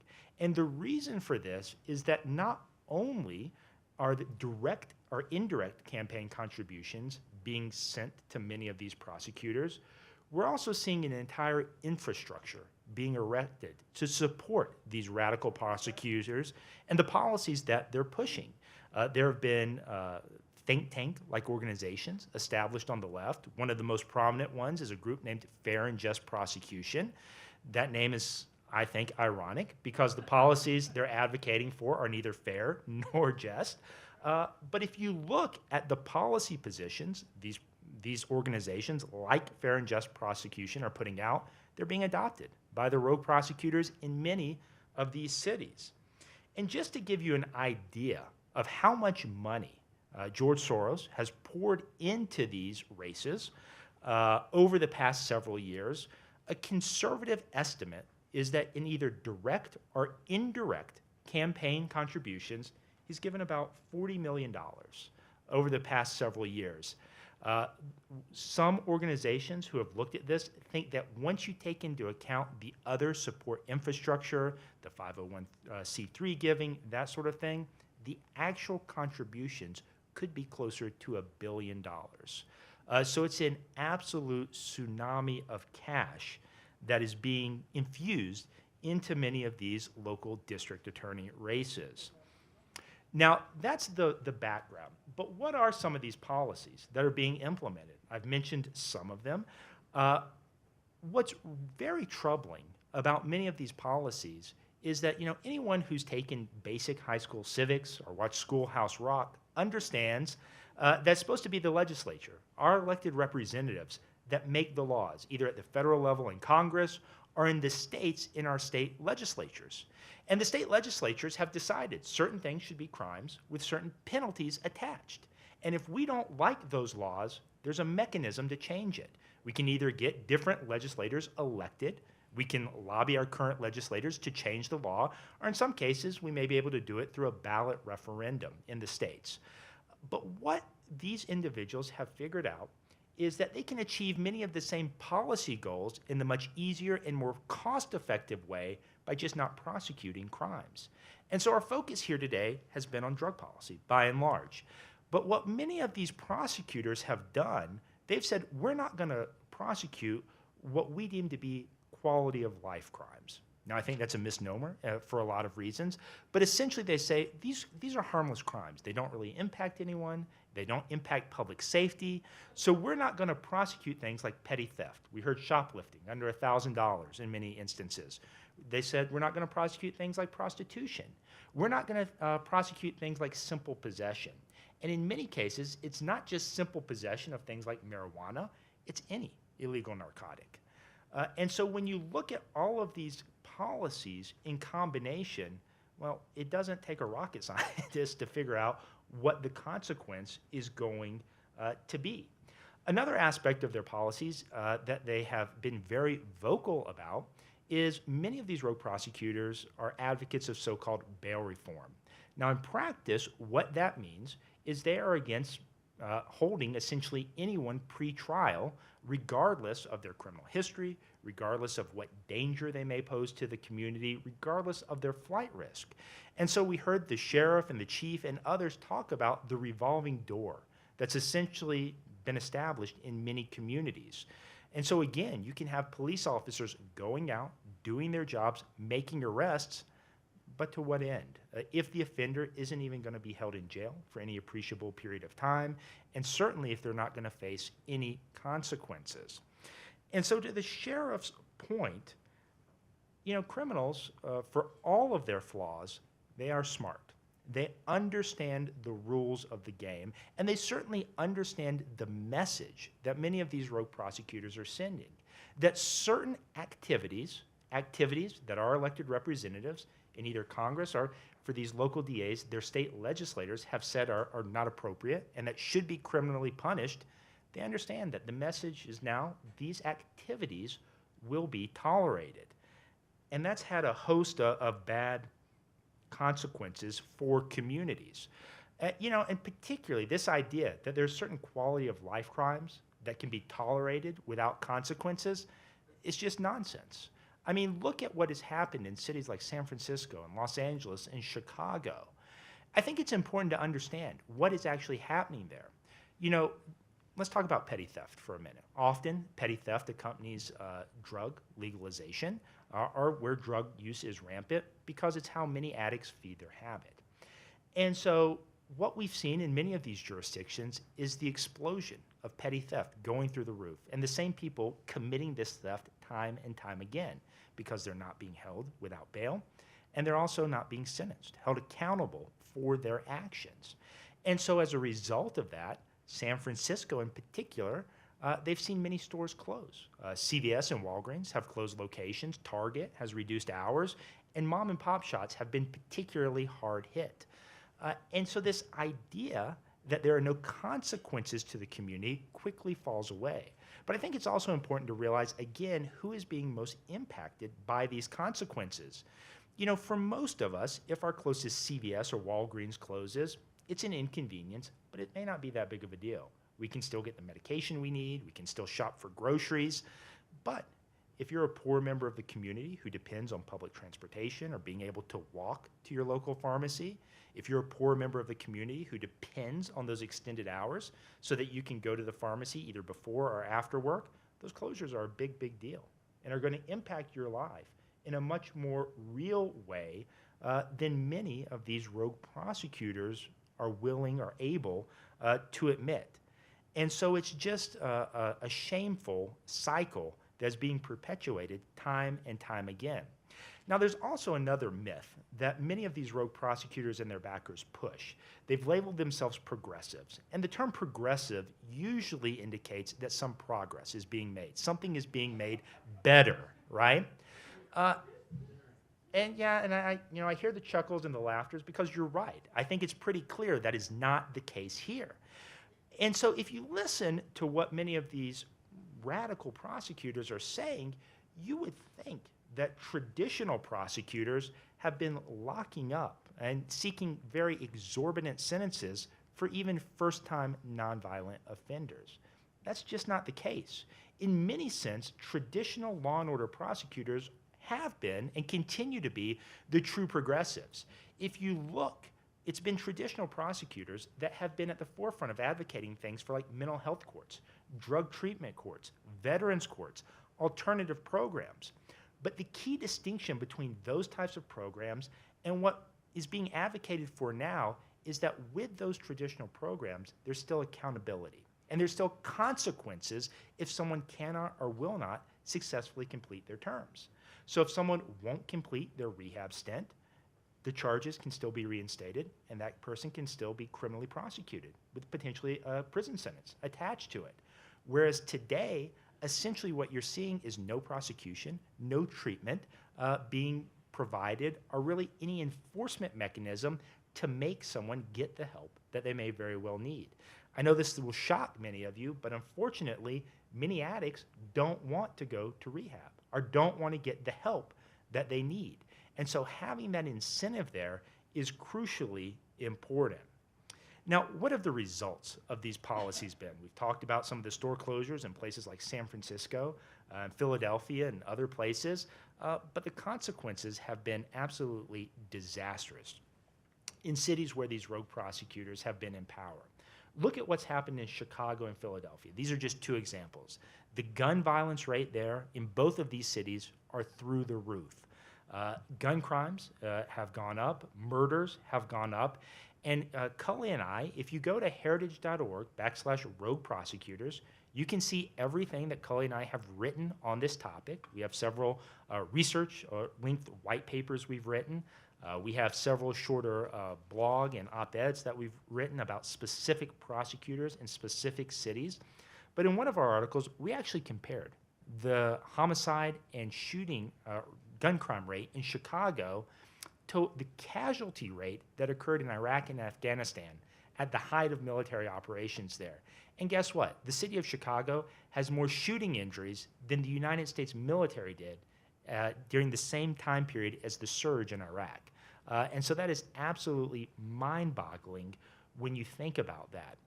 But before our talk today, I actually pulled some crime statistics in Denver to see what's been happening in Denver over the past several years. And the reason I pulled the crime statistics in Denver is because Denver actually has a rogue prosecutor. She's not one of the highest profile on the national stage rogue prosecutors, but she's certainly sympathetic to the movement. She's been involved with many meetings of fair and just prosecution. And it's Denver's District Attorney, Beth McCann. And unfortunately, she is advocating for many of these same soft on crime policies that we've been talking about here today.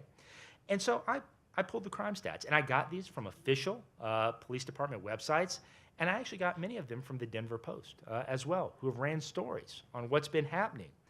So in 2022, compared to this same point in 2021, basically if you take today, compared to this same date in 2021, this is how much each one of these types of crimes have increased. Overall, violent crime is up 8.3% in Denver. Property crime is up 5.9%. Domestic violent crimes are up 17.3%. Sexual assaults are up 13.6%. Serious assaults are up 9.2%. Robberies are up 4.3%.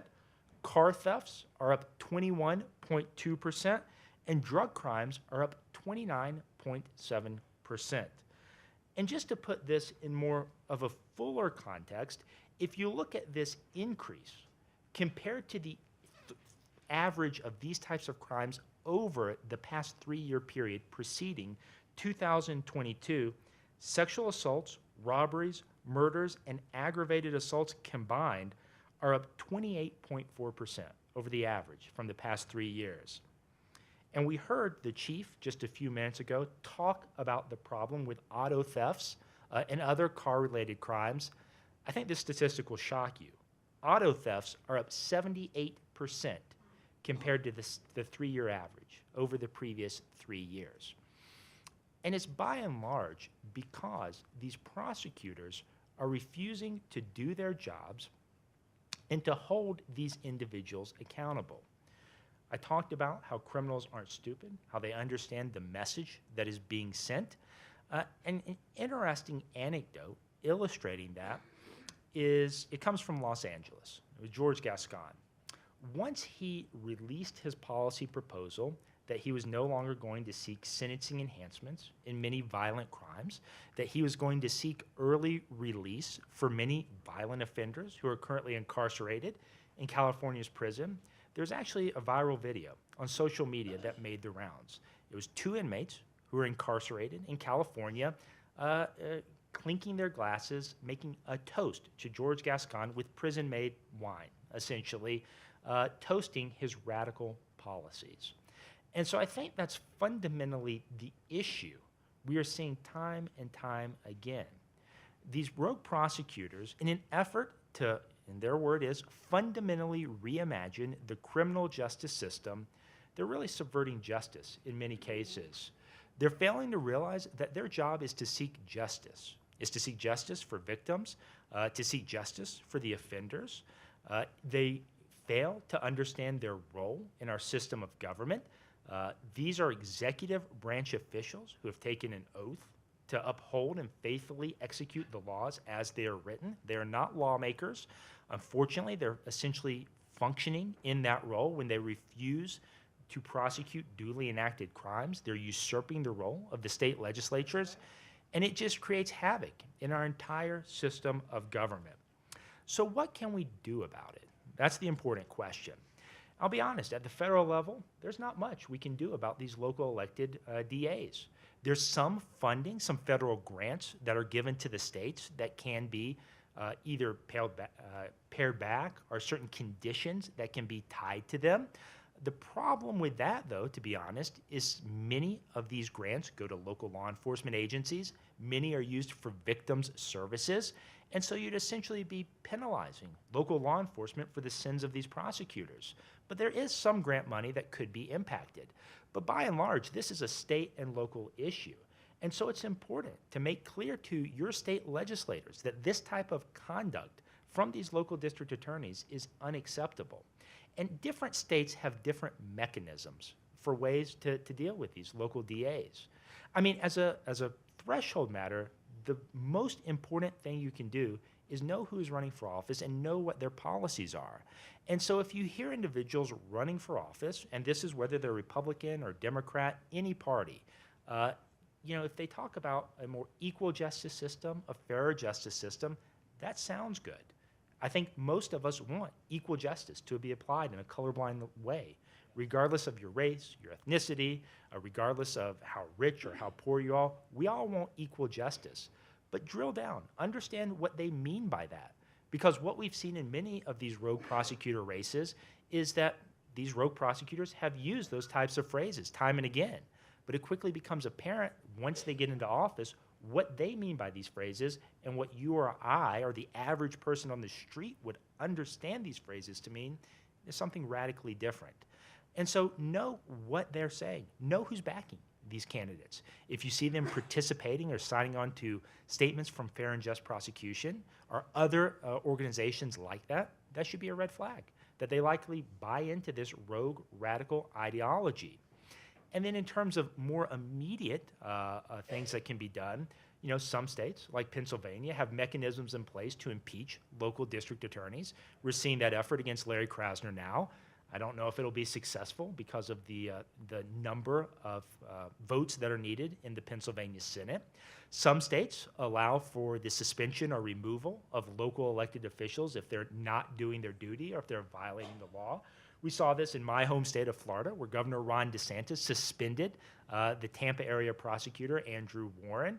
Some states allow for recalls. Colorado allows for recalls of local elected officials and statewide officials in some instances. But we have seen some success with this. Take, for instance, San Francisco. San Francisco is not a conservative bastion by any stretch of the imagination. But even in San Francisco, things got so bad, the voters there recalled their rogue district attorney, Chesa Boudin, and kicked him out of office.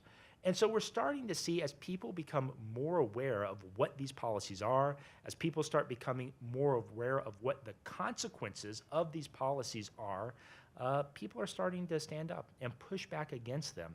And that is a very good thing, not only for us as a country, but also for the communities that are being devastated in many ways by these rogue radical policies. And so I just want to say thank you all again for giving me the time today to talk about this very important issue. I think it flies under the radar a lot of times because, local DA races have traditionally been very low dollar, low profile affairs. But at the end of the day, in many ways, the local elected district attorney really is the key to the criminal justice system.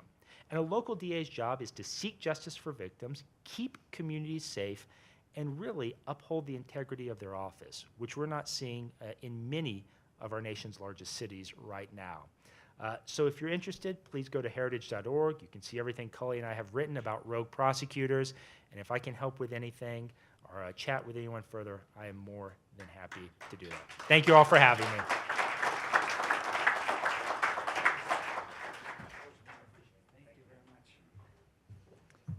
Friends, it's true. Conservatives got to be on top of everything, even those old prosecutor races.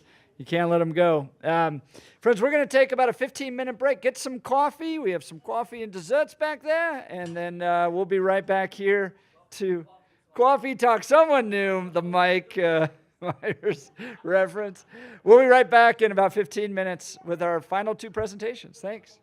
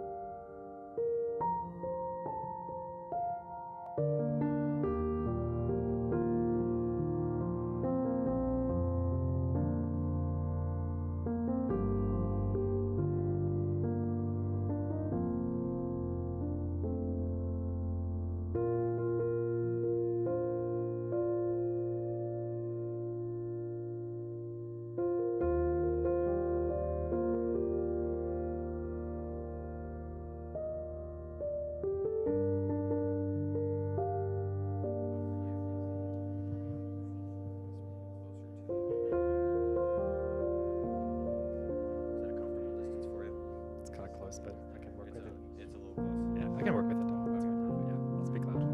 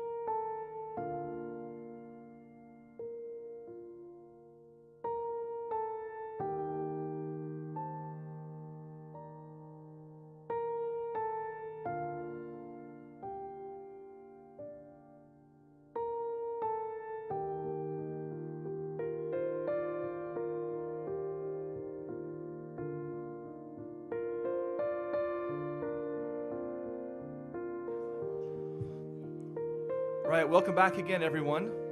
We'd like to move forward with our next session. Let me introduce a colleague of mine here at CCU, Dr. Andreas Bienert. He's the Assistant Professor of Counseling within the College of Adult and Graduate Studies, the School of Behavioral and Social Sciences here at CCU. He's a licensed professional counselor and a certified substance abuse counselor in the state of Virginia and a nationally certified counselor. Dr. Bienert has worked in the clinical mental health field since 2005. He's recognized for his work within inpatient and outpatient levels of care with individuals struggling to recover from addiction and trauma. He has led the development of the substance use disorder counseling emphasis within the Master of Arts in Clinical Mental Health Counseling program here at CCU. As a native of Austria, Dr. Bienert grew up in a country that has deep roots in psychological theory, and so his bicultural background and focus on clinical mental health and addiction has led him to several volunteer opportunities and leadership roles. So we're very excited to have here with us Dr. Andreas Bienert to talk about the counseling side of the drug problem. Andreas.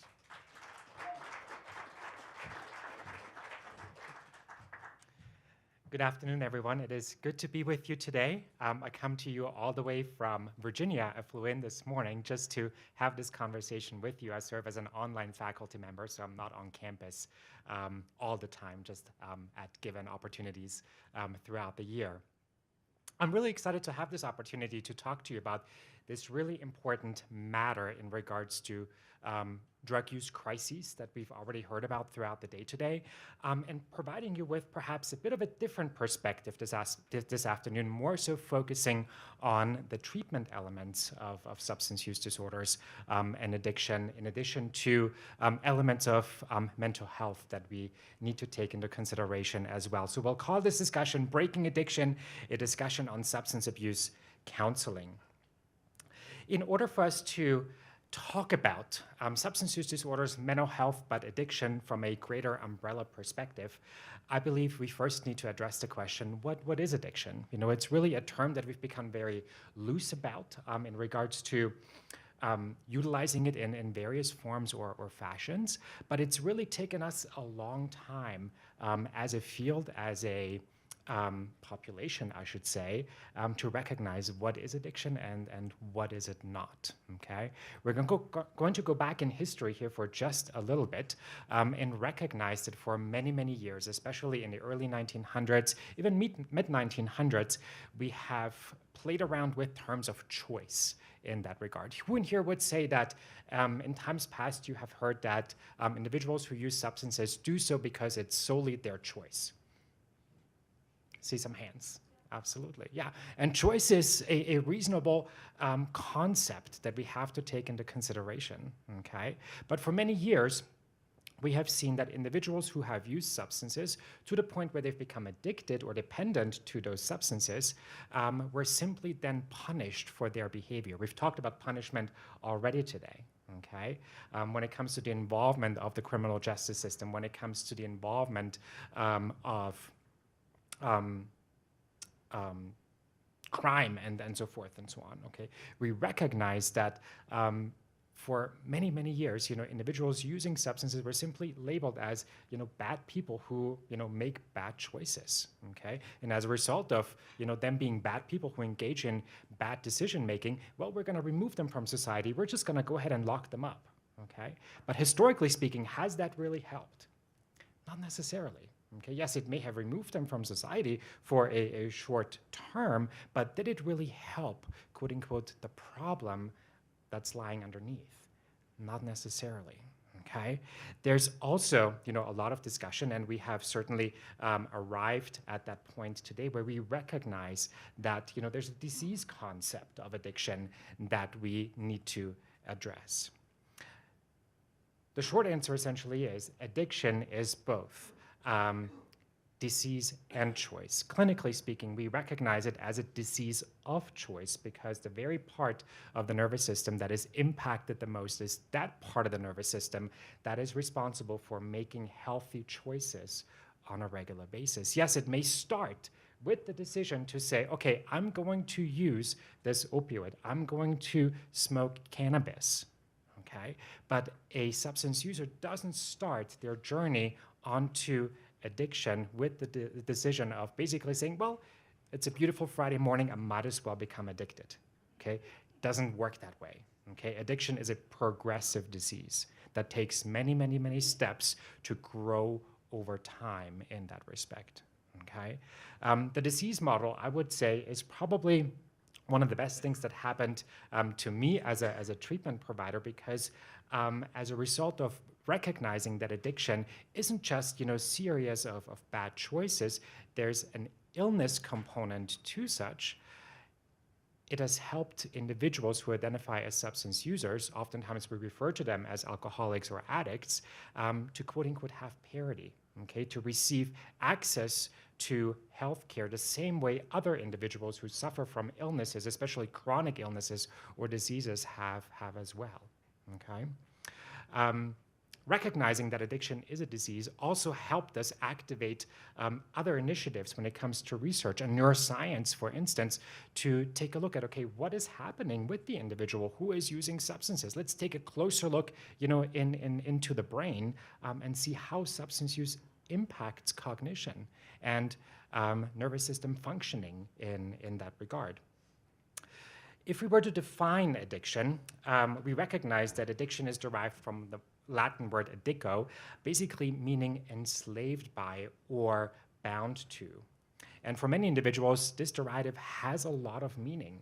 An author called Miller in 2011 identified 3 kinds of actions that define an addiction. Number 1, he says, an addiction that is habitual, done regularly, and repeated. It's an action that appears to be compulsive in nature and at least partially outside of one's conscious control, okay? So what is in control, okay?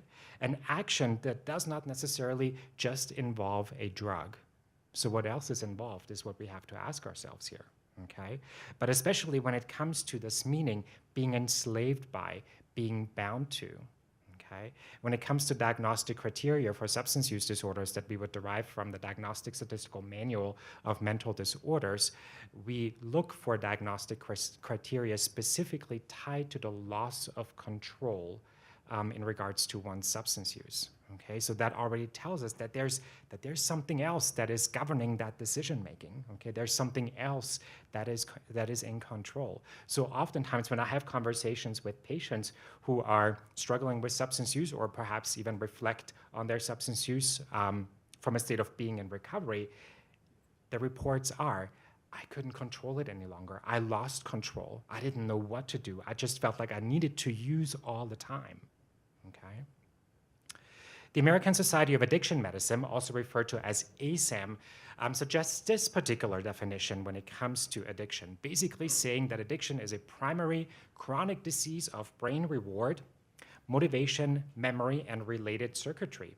Dysfunction in these circuits lead to characteristic biological, psychological, social, and spiritual manifestations. This is reflected in an individual's pathology, pursuing reward and or relief by substance use and through other behaviors, okay? I want to hone in on this first sentence here. Addiction is a primary chronic disease of brain reward, motivation, memory, and related circuitry, okay? We also refer to this area within the nervous system as one's executive functioning, okay, or the prefrontal cortex. Okay, we all have one. It sits right up here above our eyes in that respect. We all need a healthy functioning prefrontal cortex on a daily basis to basically engage in our best behaviors and to also engage in our best decision making. It helps us regulate our emotions. We can access memory. We can concentrate.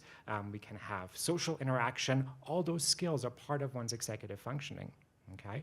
And we need to do different things on a regular basis to nurture our executive functioning and keep it healthy and intact as well. Okay?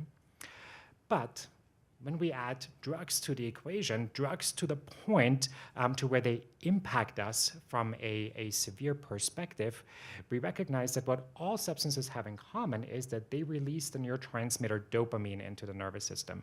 Dopamine is a neurotransmitter that basically is responsible for reward or for pleasure, for stress relief, for instance. And that's something that all drugs have in common, okay, whether it's alcohol, opioids, or others, okay? If we take substances to the point of intoxication, okay, there's not just healthy amounts of dopamine that would be released into the nervous system, there's more dopamine released into the nervous system than the nervous system is capable and then able to process and handle. Okay, the neurological phenomenon describes this as dopamine flooding. Okay, the prefrontal cortex is flooded with dopamine. It is overstimulated, and as a result, the brain changes. Okay, and parts of the brain that are responsible for executive functioning, they actually decrease in neural activity. They begin to shut down simply because they're overwhelmed. Okay, guess what? With that also comes a shutting down of that component of the prefrontal cortex that is responsible for choice, for healthy decision making. Okay? If we were to take a moment, I don't have that as part of my presentation, if we were to take a moment and look at brain scans, PET scans, of basically comparing a non-quote-unquote addicted nervous system to a nervous system that is addicted to, for instance, stimulants, okay? We recognize that over time, that prefrontal cortex begins to shut down in neural activity as far as glucose utilization is concerned, okay? Almost to the point where we would think, okay, is this person brain dead? No, they're not brain dead. It just means that their executive functioning, the neural activity, their brain circuitry, has been impacted as a result of their substance use, okay? A big difference between an addicted brain and a non-addicted brain too is that oftentimes when it comes to our best decision making, think about the really important decisions that you have made throughout your life. You probably didn't just make them on a whim, okay? You took some time to think about those decisions, whether it's days, weeks, months sometimes, okay? However, when we're talking about an addicted nervous system, we're talking about decision making that takes place in a matter of 15 seconds at a time is what neuroscience tells us. Okay? Simply because the nervous system cannot think beyond those 15 seconds of being in the moment because the neurological areas of the brain, have shut down in that regard. So in that moment when the brain says, I want that reward, okay, I want that high, guess what? The person says, I'm gonna go use because in this moment I need it to survive. Okay? Another important element to recognize too is survival mechanisms and survival instincts that are hijacked by this dopamine flooding phenomenon that basically takes place. Okay? In long-term substance use, in long-term drug use, the brain begins to confuse drug use with survival. Okay? The individuals that we're identifying today who are struggling with substance use, clinically speaking, find themselves in a great amount of pain, okay? Bound to their substance, bound to their addiction. Needing it to survive 15 seconds at a time is what research suggests. We've already talked a little bit about the drug epidemics of the decades. Today I'm not going to spend too much time on this, but we recognize over time that we have seen changes in waves, I would almost say. In the 80s it was cocaine, in the 90s it was the methamphetamines, now it's opioids, and specifically the synthetic opioid called fentanyl we've already addressed today as well. I would like to highlight real quick some thoughts in regards to the opioid overdose crises, okay, and what we're doing from a treatment perspective to essentially support that and help individuals overcome that crisis. Important to recognize here is that every day more than 130 people in the United States die after overdosing on opioids. The misuse of and the addiction to opioids, including prescription pain relievers specifically, in addition to heroin injected, and the synthetic opioids such as fentanyl, is a serious national crisis. Sometimes I joke with my students and basically say, remember way back when we talked about the opioid crises in the news, there was a lot of coverage and a lot of documentary that was produced to basically create awareness. But then Big Brother COVID-19 came and stole the thunder, and now we don't talk about it anymore. Okay. In regards to such, I would almost suggest that played in the favor of addiction, simply because when nobody talks about it, okay, when nobody causes fuss about it, it can just do what it does best, which is to kill, steal, and destroy lives, okay? It is a national crisis that affects, of course, public health as well as social and economic welfare.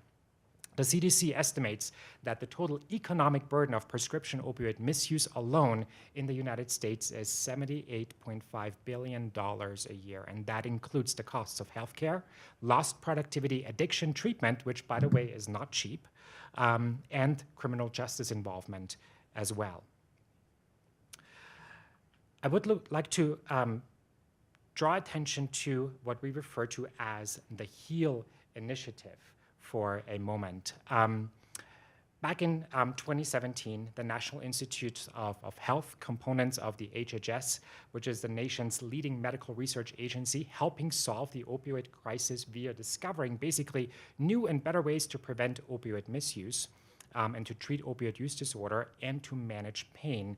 Back in the summer of 2017, the NIH met with pharmaceutical companies who significantly contributed, unfortunately, to the opioid crisis and academic research centers to discuss basically safe, effective, and non-addictive strategies to manage chronic pain, which is a big issue when it comes to individuals who are suffering from opioid use disorders.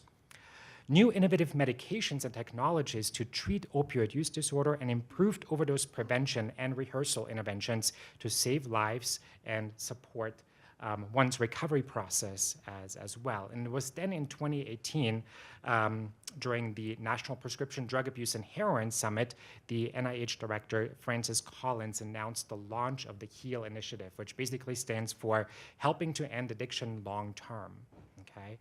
Which is an aggressive trans-agency effort to speed scientific solutions to stem the national opioid public health crisis, okay? Which is fantastic, okay? As a result of the HEAL initiative, we've seen lots of movement and shift within the treatment community take place that essentially has helped us treat individuals with especially opioid use disorder better in that respect. I am noticing that my slides are not advancing. There we go. Sorry about that. Now you can follow along in that respect. All right, patterns and prevalence, real quick. Some information and statistics that I'd like to share with you based upon what we have found through SAMHSA exclusively, the Substance Abuse and Mental Health Services Administration, indicating that back in 2018 specifically, in the US, an estimated 164.8 million people ages 12 and older, or 60.2%, used alcohol or illicit drugs during the previous months in that regard. We also see here broken down individuals, or the majority of individuals, used or consumed alcohol. 58.8 million people used tobacco products, and the rest of them basically used illicit drugs. We also see here number of people ages 12 and older in 2018 who were diagnosed with substance use disorders, reflected here as well. The majority of individuals still being diagnosed with alcohol use specifically, and the rest of diagnosable substance use disorders to follow in that respect.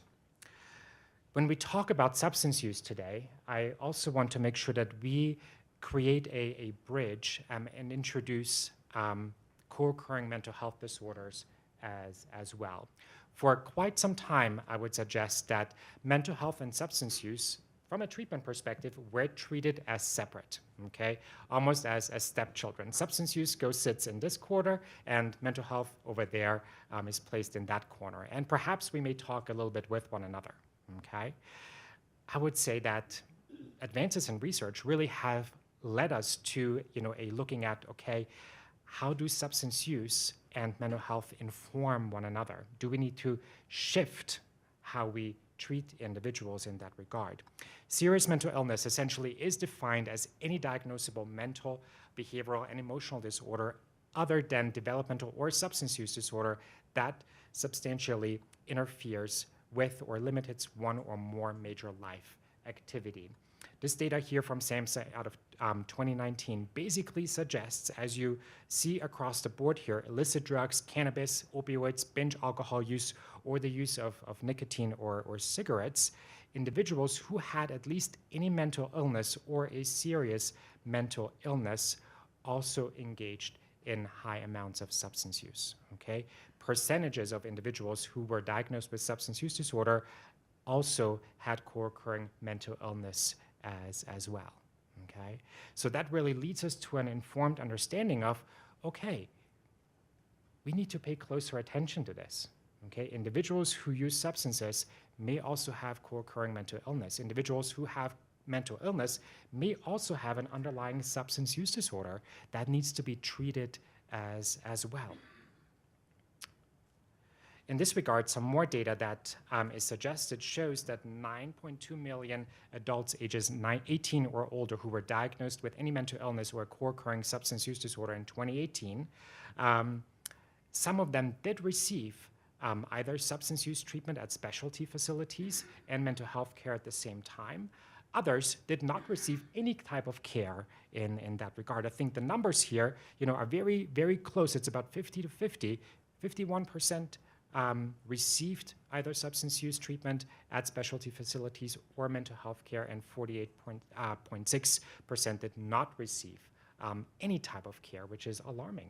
Okay? Individuals are simply left to struggle on their own in that regard.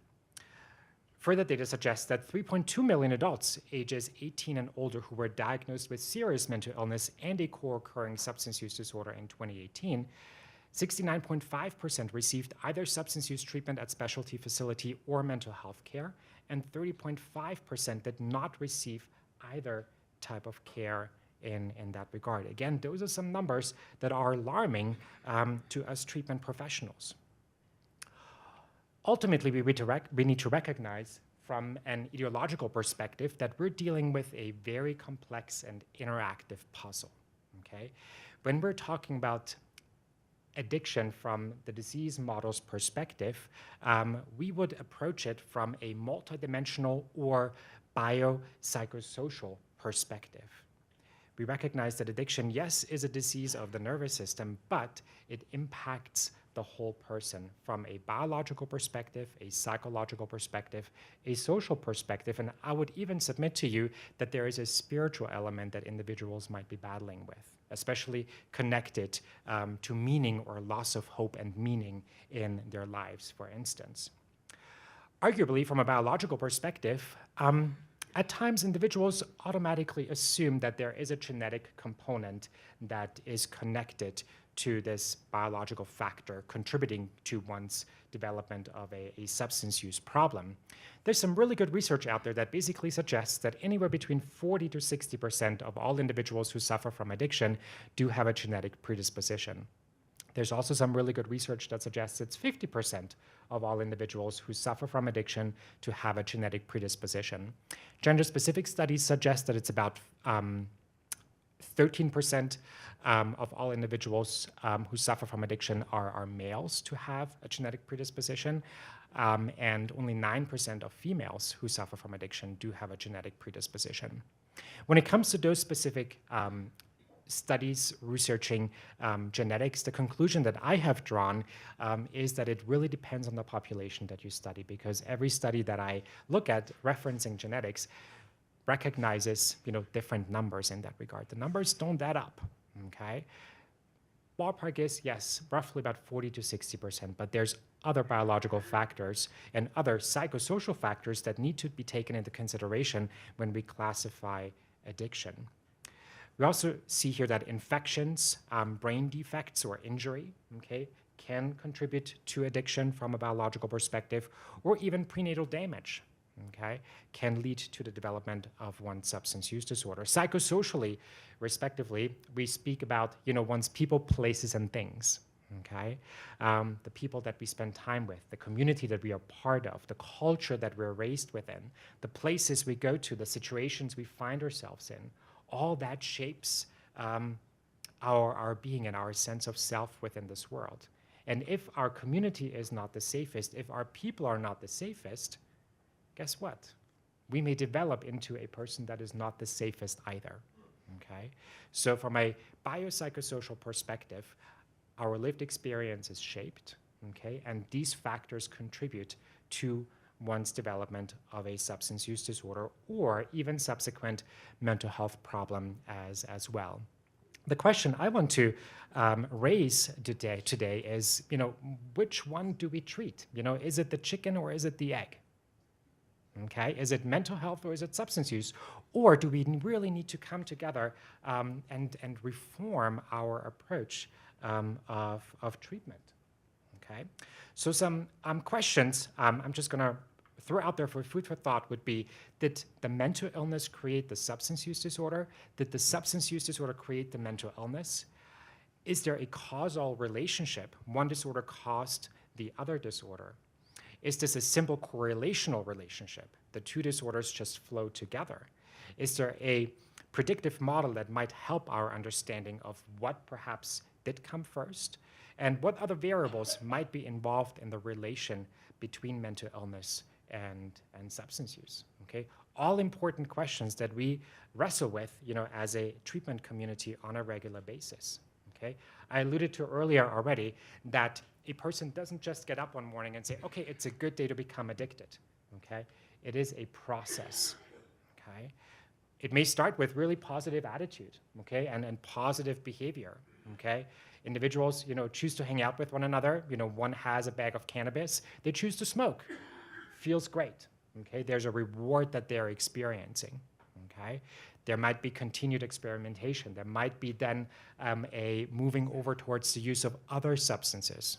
Okay, because it's progressive, it may lead to regular use. That regular use is going to lead to heavy use, and that heavy use may lead to dependence, abuse, or a diagnosable disorder in that regard.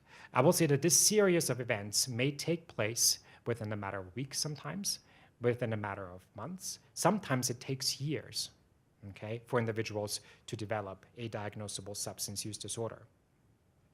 When it comes to mental health disorders that are oftentimes associated with substance use disorders, this is what we see within the treatment community: anxiety disorders, depressive disorders, bipolar disorders, psychotic disorders, personality disorders, trauma or adjustment-related disorders, child, adolescent behavioral disorders, in addition to attention deficit hyperactivity disorders that may be found association with in that respect.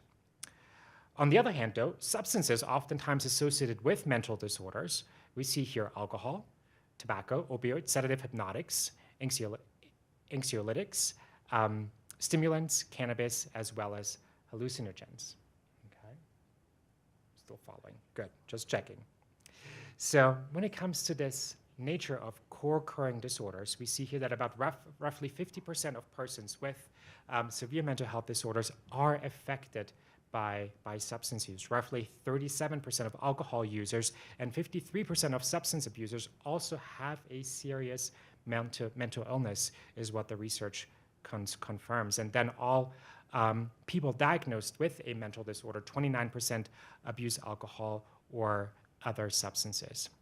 I would submit to you that it also depends on where the individual is from a developmental perspective, in how their substance use is going to impact their mental health or their mental illness as well. Research suggests that adolescents who begin to utilize cannabis between the ages of 15 to 20 are at higher risk of developing psychoses later on within their development. Okay, with this, which basically, is defined as, this disconnectedness, to their presence, to their here and now. Okay. So another question is here, is it necessary for us as a treatment community to solve the chicken or the egg conundrum in order to provide effective care? And what is best practice? Okay. My personal opinion is, do we really need to solve it? Okay. To a degree, yes. Okay. However, how can we let this question inform our best practices? Okay. So we have recognized nowadays that substance use disorders and mental health disorders subsequent from a co-occurring perspective are treatable disorders. Especially addiction is a treatable disease. Substance use disorders are preventable and treatable. Successful substance use disorder treatment, is highly individualized, and it oftentimes entails medication. It involves behavioral intervention as well as peer support. okay? Especially the HEAL initiative that I mentioned earlier. Out of such medication-assisted treatment, the utilization of buprenorphine, for instance, Narcan, in addition to naltrexone, have become research medications very effective in order for individuals to build a bridge from active substance use to long-term recovery. And without the utilization and working of effective medication, the likelihood for some individuals to achieve a sense of recovery is fairly reduced. Okay, so we're grateful for more innovative and medical approaches to the treatment of substance use disorders. But again, highly individualized. No one's treatment is the same, okay? Just because everyone's addiction to a degree, is a little bit different as well. Dr. Nora Volkow out of the National Institute on Drug Abuse basically states that groundbreaking discoveries about the brain have revolutionized our understanding of addiction, enabling us to respond effectively to the problem. When it comes to treatment in general, what we really want to emphasize on when it comes to, again, this chicken or egg conundrum is competence and collaboration. Okay? It is important that our treatment providers are competent, that they are educated around the nature of addiction, and that there is a sense of collaboration. I will say there is a certain shift that I would recognize within the treatment community where addiction treatment is becoming more and more multidisciplinary, basically meaning that various different healthcare professionals are coming together to target and to treat the same problem. Okay? Addiction medicine is a field that is becoming more and more recognized. Okay? Oftentimes, it is not uncommon for addiction medicine specialists, basically medical physicians who have then specialized in addiction medicine, to work closely together with counselors, with social workers, with clinical psychologists, individuals who come from the behavioral health field, essentially. Then we also throw into the bucket peer recovery support specialists, so individuals who find themselves in long-term recovery, who have taken an extra step to basically become certified peer coaches, to be able to come alongside another individual and partner with them in the struggle, oftentimes making that decision to enter treatment much easier. Okay, sometimes peer recovery coaches may be defined as individuals who hold the glue together, okay, that become an advocate for an individual that they can relate to on a personal level. For a brand new individual to step foot into either outpatient or inpatient treatment practice, to come across somebody else who says, hey, I've been where you're at, okay, let me show you the way, okay, has been proven incredibly effective, okay? So when it comes to areas that we also need to focus on from a collaborative perspective is that psychiatric treatments for mental disorders need to be incorporated into effective treatment. Medical practitioners need to be trained in the treatment of co-occurring disorders, but we also see that there's a certain limitation when it comes to, let's say, medical school education. Okay? When it comes to common practices of counseling or psychotherapy, in addition to addiction specifically, unless a medical provider seeks that specialty, they don't know what to do with addiction, okay? So it requires continued education. Same thing with behavioral health practitioners, okay? I am so grateful for CCU of having allowed us to develop a substance use disorder counseling emphasis to prepare our graduates to step into the field and be prepared to work from a multidisciplinary perspective. Having been educated in neuroscience, having been educated in elements of addiction medicine that informs their behavioral health practice respectively. It also requires coordination and close collaboration with all allied professionals with competence in training in co-occurring disorders specifically. What's the purpose of treatment? What do we want to achieve through effective treatment? Well, first and foremost, we want to reduce the major symptoms of the illness experience. We want to improve health and social functioning, and also teach and motivate individuals to monitor their condition and manage threats of relapse. And that's another important element that we need to recognize. It's the presence of relapse, okay? Individuals who enter treatment may at some point, of course, experience relapse. We recognize that addiction is a chronic disease. Yes, someone may find themselves in remission from a substance use disorder, but guess what? They can fall back at any time. It doesn't matter for how long the person has been clean or sober in that regard. But we want to teach and inform individuals, find effective avenues of teaching and informing individuals of what do I need to do when I relapse. Okay, there is a term or phenomenon that we describe from a treatment perspective, which is called abstinence violation syndrome. Basically means a person goes back and uses again and basically says, you know what, I'm done. Okay, I can't do this. I'm going to throw in the towel. I'm just going to continue and use in that regard. We need to teach individuals about the symptoms of recovery. What are they going to experience when they recover from substances? Because when we're talking about a nervous system that's been impacted, a nervous system that's been suffering, it takes time for the brain to heal. Okay? Oftentimes the million-dollar question is, for how long does it take for a substance user to completely and effectively recover? Time doesn't guarantee it because every nervous system, every brain is a little bit different. Okay? So yes, a person can be in remission, but they can encounter setbacks. What do they do? And what do we do with them when they encounter setbacks? When it comes to those biopsychosocial, spiritual areas that I would recognize that impact the individual as a result of one's substance use, those are also the areas that we want to target when it comes to treatment, okay? Provide a safe environment where the nervous system can heal. Provide a safe environment where those neural connections that were lost as a result of one's substance use can be reestablished so that their executive functioning comes back online. We want to help them through treatment get back in touch with themselves. Oftentimes it's recognized that I have lost a sense of self as a result of my substance use, okay? So that they can find meaning in life again. Socially, help them build social relationships that are healthy, okay? Help them find access to a healthy living environment, okay, that supports recovery versus substance use is part of that. And we can find treatment at various different levels of care. Certainly psychoeducation and comprehensive evidence-based treatments are designed to fit the treatment setting that may be found in various different levels of care is what we would suggest.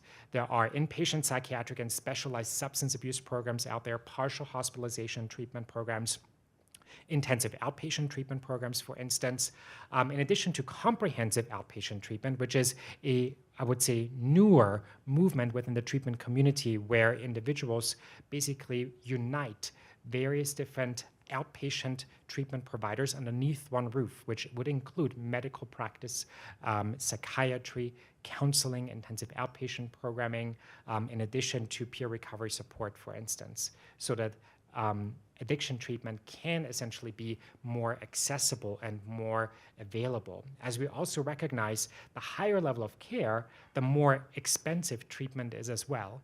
I would say a battle that I oftentimes deal with and have dealt with when I've worked in intensive treatment settings is the battle with insurance companies, okay?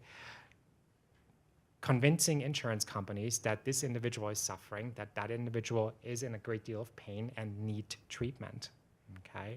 Oftentimes individuals may enter a 28-day treatment program, but after a week of being there, an insurance might say, I think they're better, okay? We can discharge them and just help them go to a lower level of care.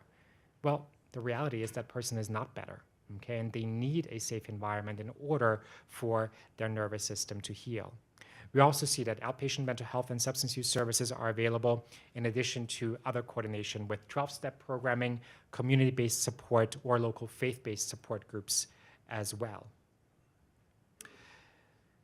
Treatment process, just a brief overview here before we wrap up, basically starts with early identification, screening, brief intervention. We want to do comprehensive assessment for individuals to best understand what we're dealing with from a diagnostic perspective. It requires a lot of stabilization, timely and appropriate substance use disorder treatment, and then continuing care and recovery support. oftentimes I find myself teaching about a philosophy that is called recovery maintenance, okay? We need to teach individuals in early recovery how to maintain their recovery and how to continue to be able to invest into their recovery so that it can be strong, okay? We'll skip over this real quick because I do want to focus on what is recovery. Recovery, in closing, basically means access to evidence-based substance use disorder treatment and recovery support services that are important building blocks to every recovery. We see here in the wheel of SAMHSA's working definition of recovery that it is person-driven. It has many different pathways. It's holistic. There's peer support that's involved. It is supposed to be relational, also culturally sensitive, trauma-informed. It's supposed to recognize responsibility and strengths, respect, but also instill hope within the individual that they're not lost causes. It's a process of change in which individuals improve their health and wellness, live self-directed lives, and strive to reach their fullest potential. So in summary, in the attempt of breaking the addiction, what came first is a very valid ideological question that can be explored while competently treating co-occurring mental health and substance use disorders. Prevalence of co-occurring disorders is critically high and significantly strains our patients, their families, and their service system, and our treatment providers. Competent assessment and the treatment of co-occurring disorders requires extensive training and experience, and competent care requires genuine empathy and support from both the service system as well as its treatment providers. Thanks so much for your time.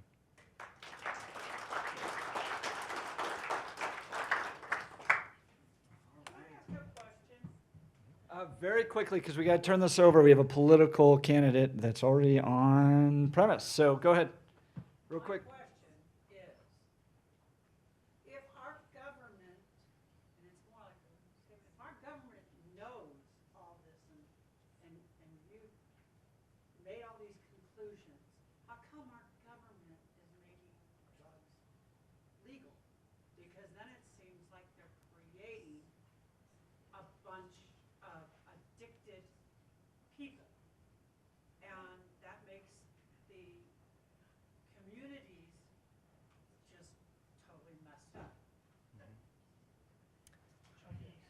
I'm going to say I agree with you, and welcome to my world. Okay? That's, yeah. Yeah. Okay, so given the statistical failure rate of AA, and the fact that it was developed, before we knew so much about brain science, we know how successful some of these medications are, like naloxone, right? Naloxone, yep. Yeah. So why is that uptick used by physicians so low? Like I read an Atlantic report from, it was 2015, so it was obviously almost a decade ago, but they said the estimated prescription rate is at about 1% of alcoholism cases. Why is that so low? What do you mean by prescription rate? What are we prescribing? Like 1% of documented alcoholism cases based on like physician survey. Okay. Only 1% involve doctors prescribing naloxone. Okay. Why is that uptake rate so small when we know, especially in other countries, that it's very successful in bringing down alcohol misuse? From my research, I think it really has to do with the way we are educating physicians. There's really, what I have seen, a lack of education to the average family practice physician, for instance, that might encounter an individual who discloses to them that, hey, I struggle with alcohol use. Okay. When it comes to the availability of medication-assisted treatment, there's a lot of regulations around, who can prescribe medications such as, buprenorphine, for instance. With naltrexone, there are not as many regulations around that because we have seen that naltrexone, for instance, may significantly reduce the presence of craving or desires to drink for individuals diagnosed with substance use disorders, with alcohol use disorders, although naltrexone as an opioid antagonist was developed to really support the treatment of opioid use disorder, but the research has taken us beyond that, which is fantastic.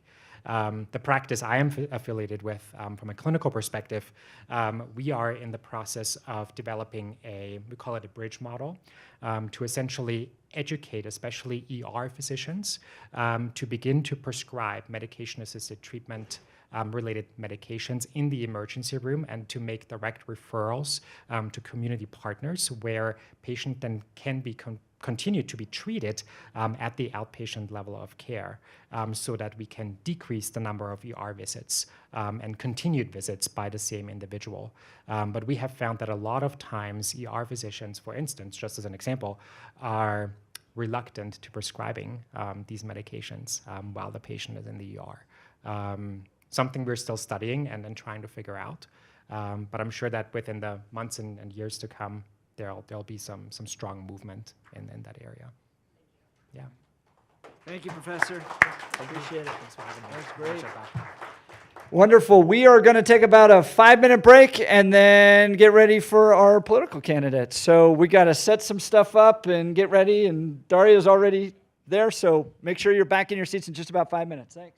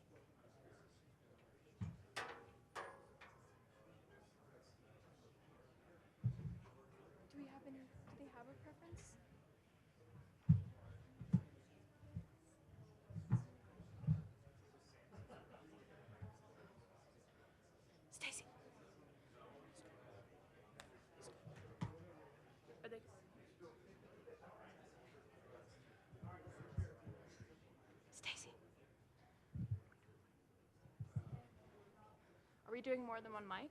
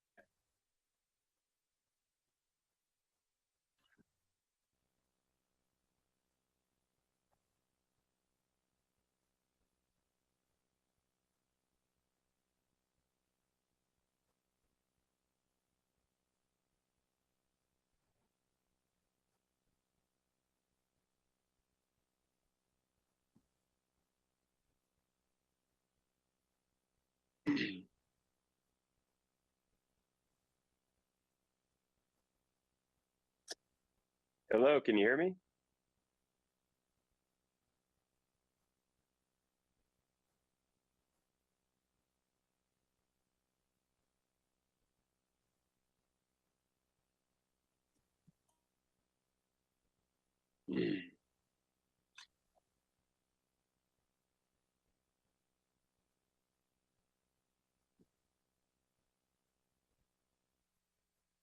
John Kilner.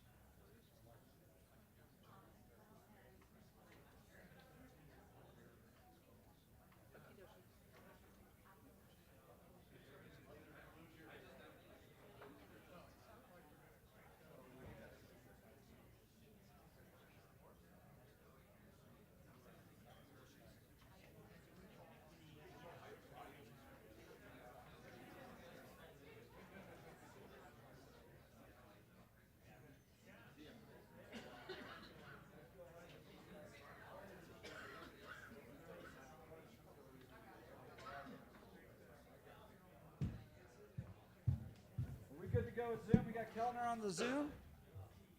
Can we pull John up? I'll make sure before we get started, we can have John on the Zoom. Paging Mr. Kellner. Hey. Hey, all right, John, how Jeff, you can you hear me? feeling? Feeling any better? Yeah, I feel great actually. Just want to make sure and give it a couple days, before I'm back in the fight. And I certainly don't want to get, spread this flu I had earlier in the week to anybody. Yeah, I understand. Well, we appreciate that. Thank you.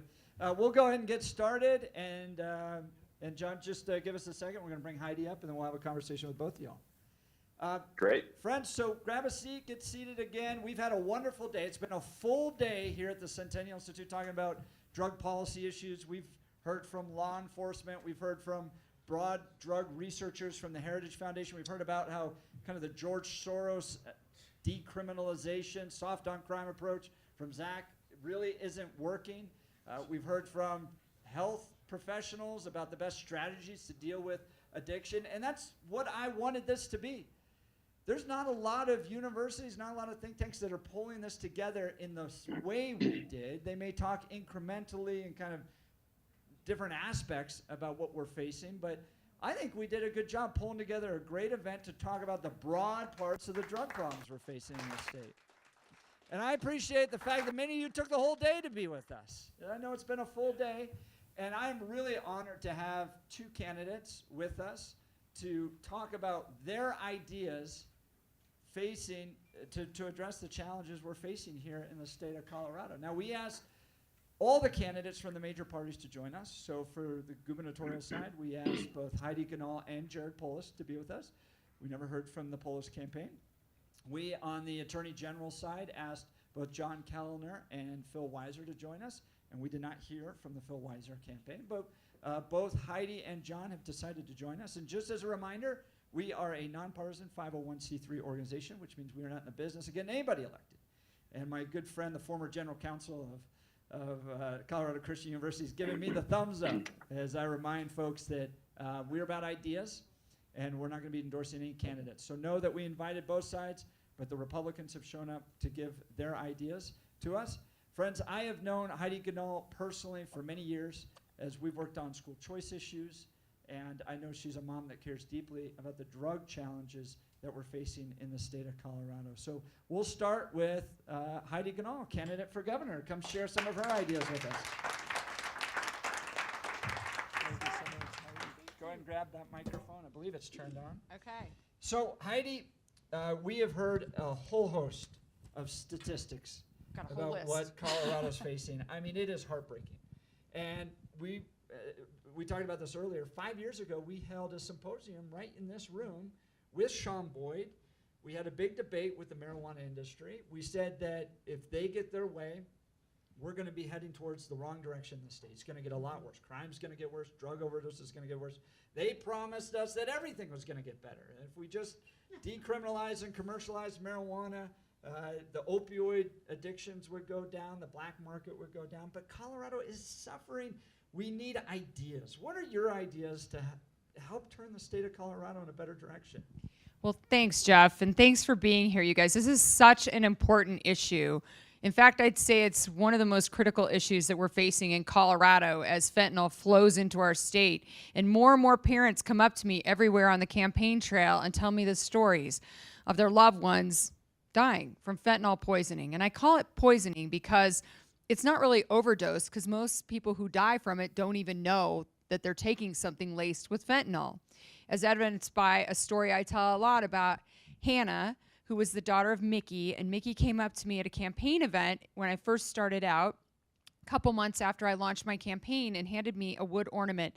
And it had her daughter's picture on it, who was 16. And she said, "Heidi, this is why you're fighting. This is who you're fighting for." And she handed me the ornament and said, "Carry this with you if you like. But it represents all the kids who are being poisoned by this drug." And come to find out, Hannah was having a rough day. She had struggled with anxiety and some depression and had a rough time getting through COVID, and came out of it and was having a bad day. One of her friends gave her a Xanax. It was laced with fentanyl, and she died that day.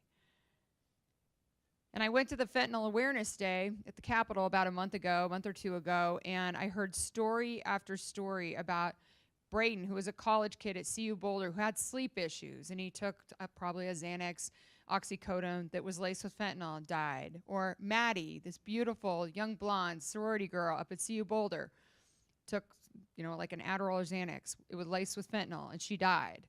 This is happening all over the place. In fact, just as a number, to kind of show you how starkly things have changed just since Jared Polis got into office and things have kind of shifted on the drug policy. In 2018, we had 106 deaths in Colorado from fentanyl poisoning. In 2022, year to date, we've had over 900. So this is a huge issue. The other thing that's happening is we aren't talking much about heroin and meth and a lot of the other hardcore drugs that are still a misdemeanor for the most part. They did change fentanyl from being a misdemeanor at 4 grams to 1. But why should any fentanyl be anything but a felony? It's got to be a felony. And then you've got the other drugs that are all misdemeanor up to 4. And so that's a problem. Then you've got high potency marijuana. So we're not going to be able to put the genie back in the bottle. The voters have spoken. It's legal. But what our current governor and leadership did was they refused to put a cap on the potency of marijuana. And kids are dying from high potency marijuana now because what happens is they do dab, butter, shatter, that's some of the names. It's very intense, concentrated THC, and it puts them into psychotic episodes or psychotic breaks. And so I don't know if you know Laura Stack. If you've met Laura, she runs Johnny's Ambassadors, named after her son, who was a star student, and he had been smoking marijuana or doing marijuana for a long time. He got into the high potency stuff, ended up having a schizophrenia because of it, and killed himself. And that's a story I hear over and over and over again. These drugs are killing our kids. And I'm trying to wake people up in Colorado. Like, Colorado is now one of the most dangerous states in the country for kids. Because of drugs, because of crime. We're number one in auto theft, number one in bank robberies, number one in cocaine use, number two in increase in fentanyl deaths. Like, the list goes on and on. We're not talking about Chicago. We're talking about Colorado. It is killing our kids. And I'm not being overdramatic. If we don't do something now, if we don't change the direction we're in, I don't know if many of us are going to want to stay here. And I want my kids and my grandkids to stay here in Colorado. It's a beautiful place. But boy, has it changed a lot in just 4 years. I'll ask a few questions and then we'll turn it over to John Kellner to provide some of his ideas. But Heidi, one time I was at an event. They didn't know who I was. And I was talking to a guy and wearing a nice suit. This was at the Brown Palace. And I asked him, what does he do? He says he's a capital investor in the marijuana industry. And I said, interesting. So what would happen if there was a THC potency cap and he turned as white as a ghost? And I could tell that that would be a serious hit to the industry if there was a THC potency cap. Now, the marijuana industry is huge in the state of Colorado right now. In fact, we heard earlier that it is the third most powerful lobbying effort at the state capitol is the marijuana industry. And it seems like the marijuana industry is even putting money into campaigns now and supporting candidates. So how are you going to fight back against that? It's an industry now in the state of Colorado. They got powerful lobbying. And you can't even hire any of the biggest law firms in Colorado because they now represent the marijuana industry. So are you pushing a rock up a hill that we just aren't going to ever be able to get up because it's so big and so powerful? You know, Jeff, you've known me for a while, and I say I'm a mom on a mission. I'm not afraid of anybody or anything. I'm happy to take on any industry that's killing our kids, making it harder to live, work, and raise a family here. And, you know, I respect adults. Adults can do what they want, make choices that they want. But the minute you sell drugs or marijuana, any kind of drug to a kid, you should go to jail for a very long time. We've got to put our foot down. We've got to put a line in the sand and put drug dealers in jail. And drug dealers, I mean adults who sell marijuana products to kids too. That is not okay.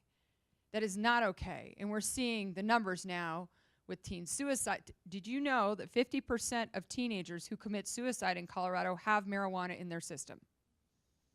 And we have the 7th highest suicide rate in the country. It's all connected. So we've got to put our foot down. And last night in the debate, I was asked, would I support the mushroom bill? And I'm like, well, gee, I just told you we're one of the top states in the country for drug addiction for kids and teen suicide for kids. And you think we should add another drug to the mix? And my opponent wouldn't say, you know, he said, I have to study it. I'm like, I won't study it. I'll say no. I will campaign against it if I have to. We've got to put our foot down. Well, and I to that point, I mean, ballots are going out next week, so I don't know how much longer he needs to study this issue. People need to know and should know where their elected officials and state leaders and candidates stand on these important issues.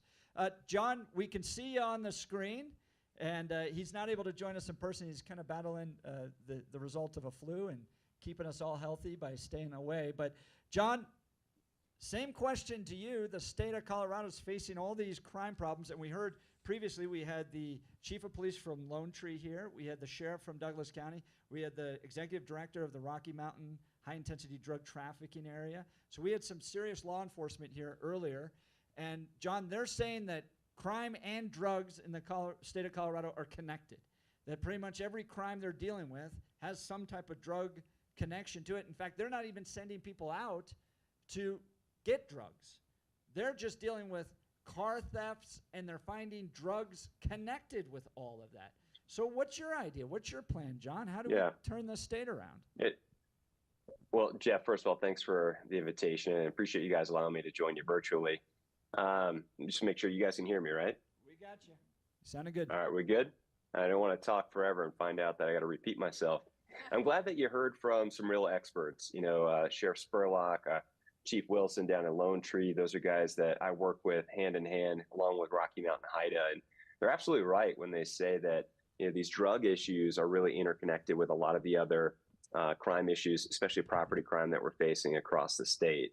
Let me give you a good example of this. So in my jurisdiction, we have an organized crime unit that I run, and we really target the fentanyl traffickers, a lot of the drug cartels, and the way that they're bringing this stuff into our communities. They're peddling this poison, and they're killing, obviously, to the tune of over 900 Coloradans last year alone, causing thousands of hospitalizations from fentanyl overdoses as well.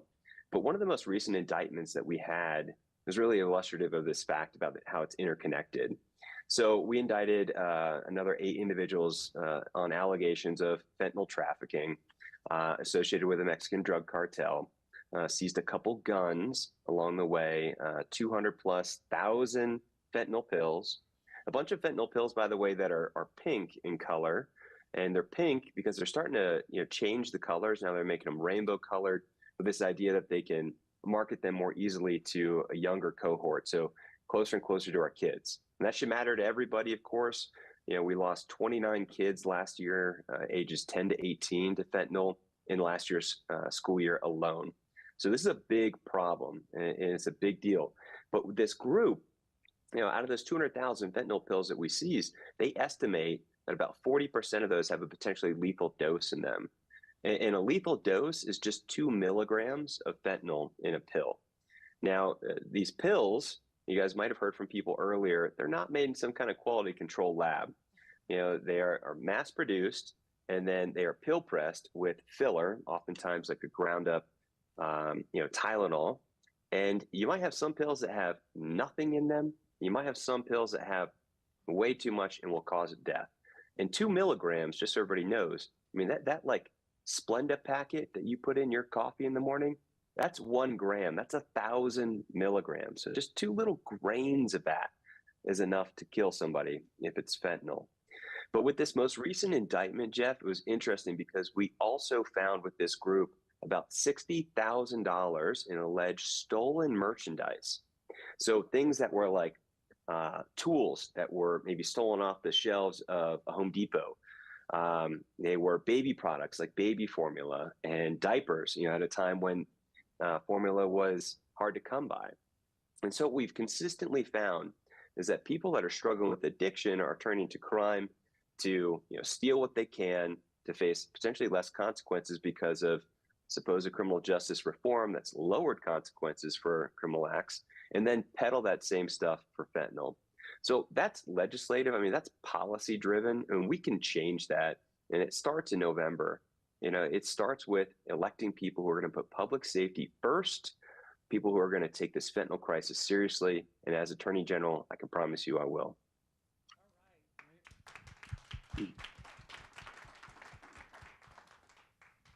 Oftentimes, we're told that the war on drugs failed, and so we need a new approach, a harm reduction approach, a progressive approach to dealing with these issues. Why are those ideas wrong? We'll start with Heidi, and then John, I'll go to you. Well, has anybody been to downtown Denver lately? Yeah, it's not working, is it? No, it's making it terrible. And so as governor, what I'll do is first I'll cancel our status as a sanctuary state, which means that, thank you. And here's what that looks like, and John can expand on this later, but ICE agents and law enforcement right now can't coordinate. Basically, ICE agents have had their power taken away from them. We've got to give it back to them. We've got to make it easier for them to coordinate with local law enforcement, put the bad guys in jail as they bring fentanyl into our state. And if we need help at the southern border of the country, we should help there too, because our governor and president have handed over control of the southern border of Colorado and the southern border of America to the Mexican cartels. And I-25 brings it right up into Colorado. Now, the other thing I can do is push for either a legislative change or find some way, if we don't win both houses, sides of the legislature back, which I think we will, to make it a felony again to have any possession of fentanyl, and then to make it very harsh to be a drug dealer. And if you need help, great, you can get the help in jail. And then you can prove to us that you get a second chance. And we do have to make sure that our jails and prisons have resources to help people with addiction disorders and that need actual help. And that's fine. But we shouldn't keep them out on the streets and try and give them help. We can also stop open-air drug use. That'll help with homelessness also. And we've got to make sure that it's not compassionate to let people live on the streets. And it's happening all over Colorado, not just in Denver. Homelessness is rampant everywhere. And from the experts, what I've heard is that a large portion of these folks that are experiencing homelessness right now have issues with drugs, specifically fentanyl, heroin, methamphetamine, et cetera. So it's all tied together. And we need a governor with a spine that'll, put us back in a law and order state. My dad was a reserve police officer, so I grew up that way. I have a lot of respect for the law, and I'll do that as governor.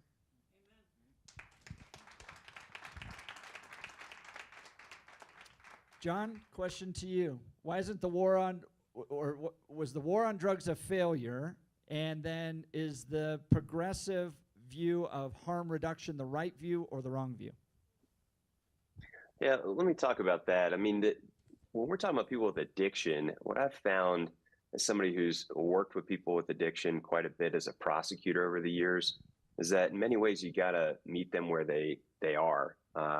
Let me give you an example of this. I started a veterans treatment court back in 2013 in our district for veterans that were suffering from a traumatic brain injury or substance abuse issues related to their service.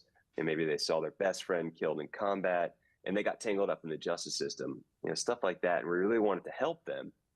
And as we built this program up, it's called a problem-solving court, where you're working really directly with people and you're providing them sort of wraparound services. But with that comes accountability. And that's key. You have to be accountable when you're trying to help somebody, through this process.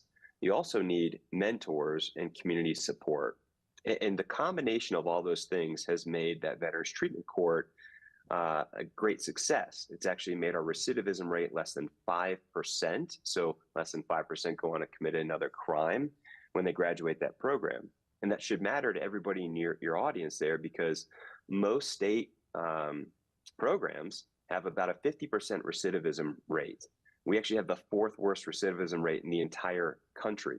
So what we're currently doing to try and help people that are involved with the justice system get through addiction is not working that well. That's why I started a problem-solving court, for addiction and for mental health issues as well, and for substance abuse and sobriety, to try and take that same model. And because it's been successful in my district and other districts, this is a model that we need to expand across the state. And that takes statewide funding, and it takes willpower. It takes the willpower of people in the legislature and a governor to sign a bill that provides some extra funding for people, especially in more rural areas, to kind of replicate these same successful programs. And we've also started in my district a thing called a diversion program for people that get caught, let's say, possessing drugs. Now, back when they decriminalized the possession of fentanyl and made it a misdemeanor in 2019, what that really did was it said, law enforcement's going to give somebody basically the equivalent of a ticket rather than maybe an arrest. Not going to see a judge. You might come before a judge 30, 45 days later on that ticket, and the judge will probably not give you sort of pretrial services on that misdemeanor. What we had earlier was a connection to services. So it was an opportunity for us to intervene and potentially save somebody's life. And once that was taken away, I think we've seen the tragic results.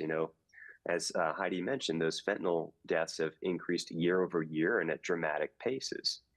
So she's absolutely right. We need to make possession of any amount of fentanyl a felony again. I fought hard for that this legislative session.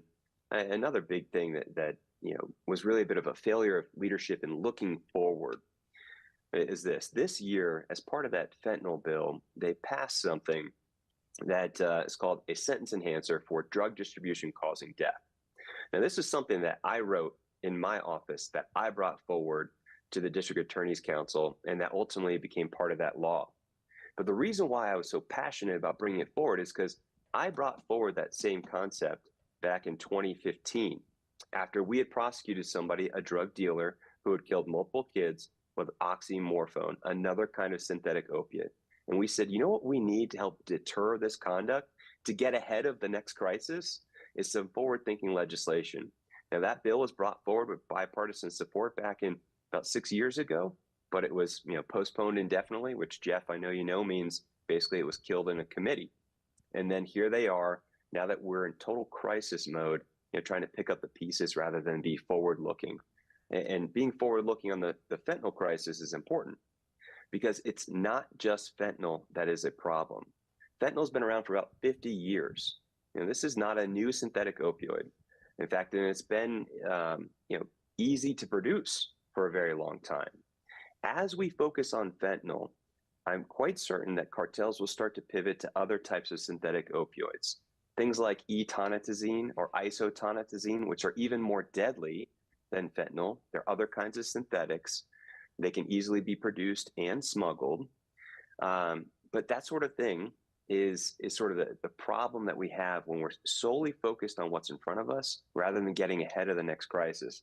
And that's why this past legislative session, I was at the Capitol advocating for them to include these other types of synthetic opiates so that we can be more forward-looking and actually get ahead of this and save some lives before being caught in such another tragedy like we are in right now.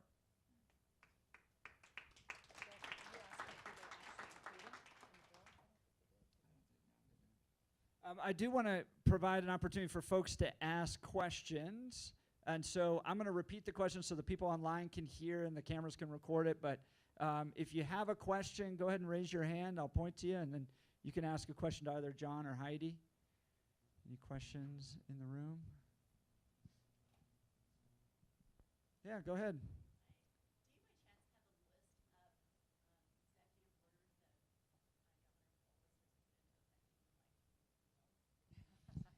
So the question was, is there a list of executive orders that Governor Polis signed that you would repeal as governor? Absolutely. And he has a listing on one of the government websites of over 500 executive orders that he signed. I believe over 350 of those are public health related, and we're still under an emergency public health order, executive order for COVID. Did you guys know that? We're one of a handful of states, which allows him to keep a lot of power and control over us, especially through his public health departments.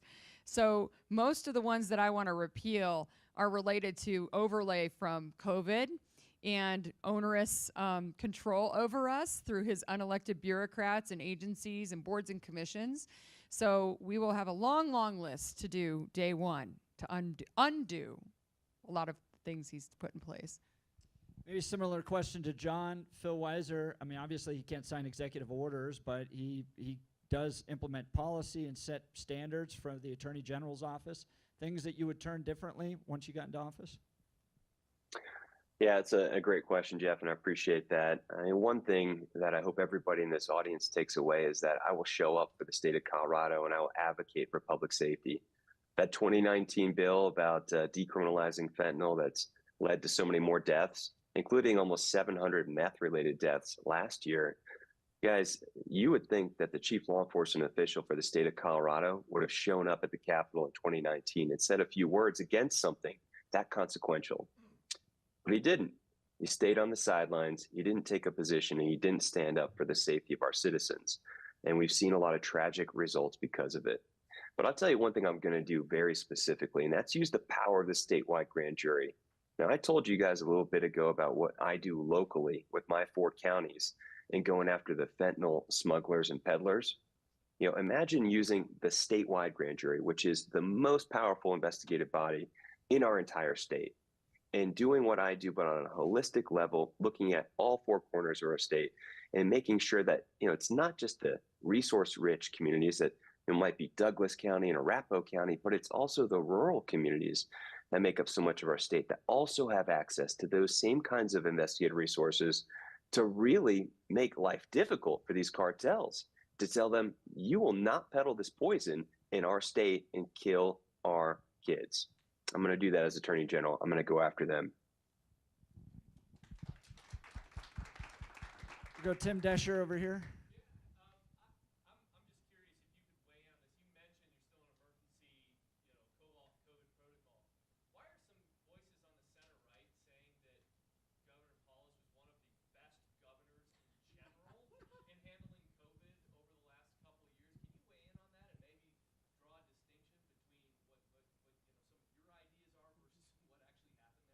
So let me repeat the question real quick so folks can hear online. Question was basically, why do some of those on the center right applaud Governor Polis for his leadership during COVID? I'll even add to that, Reason Magazine called him the top libertarian governor in America. So what's your response to those ideas? There is absolutely nothing libertarian about Jared Polis. He's grown the size of government by 23% in the last 3.5 years. He's added 4,000 new full-time employees to our agencies. He's added 85 new taxes and fees, 500 executive orders. That doesn't sound very libertarian to me. And so the media has to have like a Democrat that they can play ball with that's kind of like, oh, we've got him on the shows, we're being bipartisan. And so he's gotten this reputation. He has a very good PR team, and he's slick, you guys. He's a slick politician.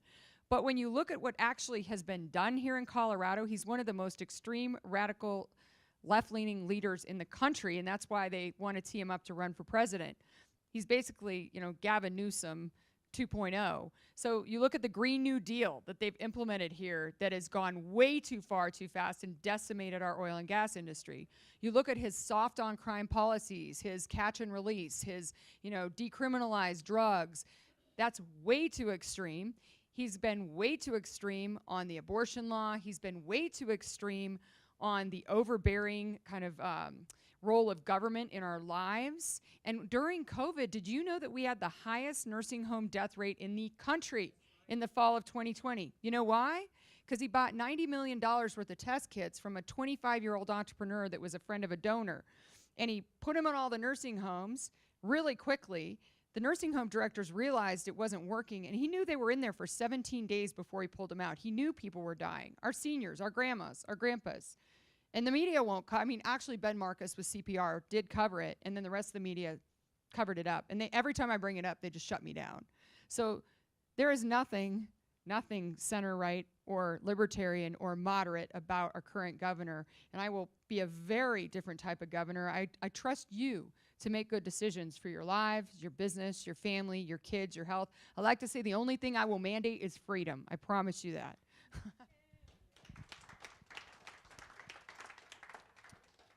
Next question. We'll go back here. Go ahead.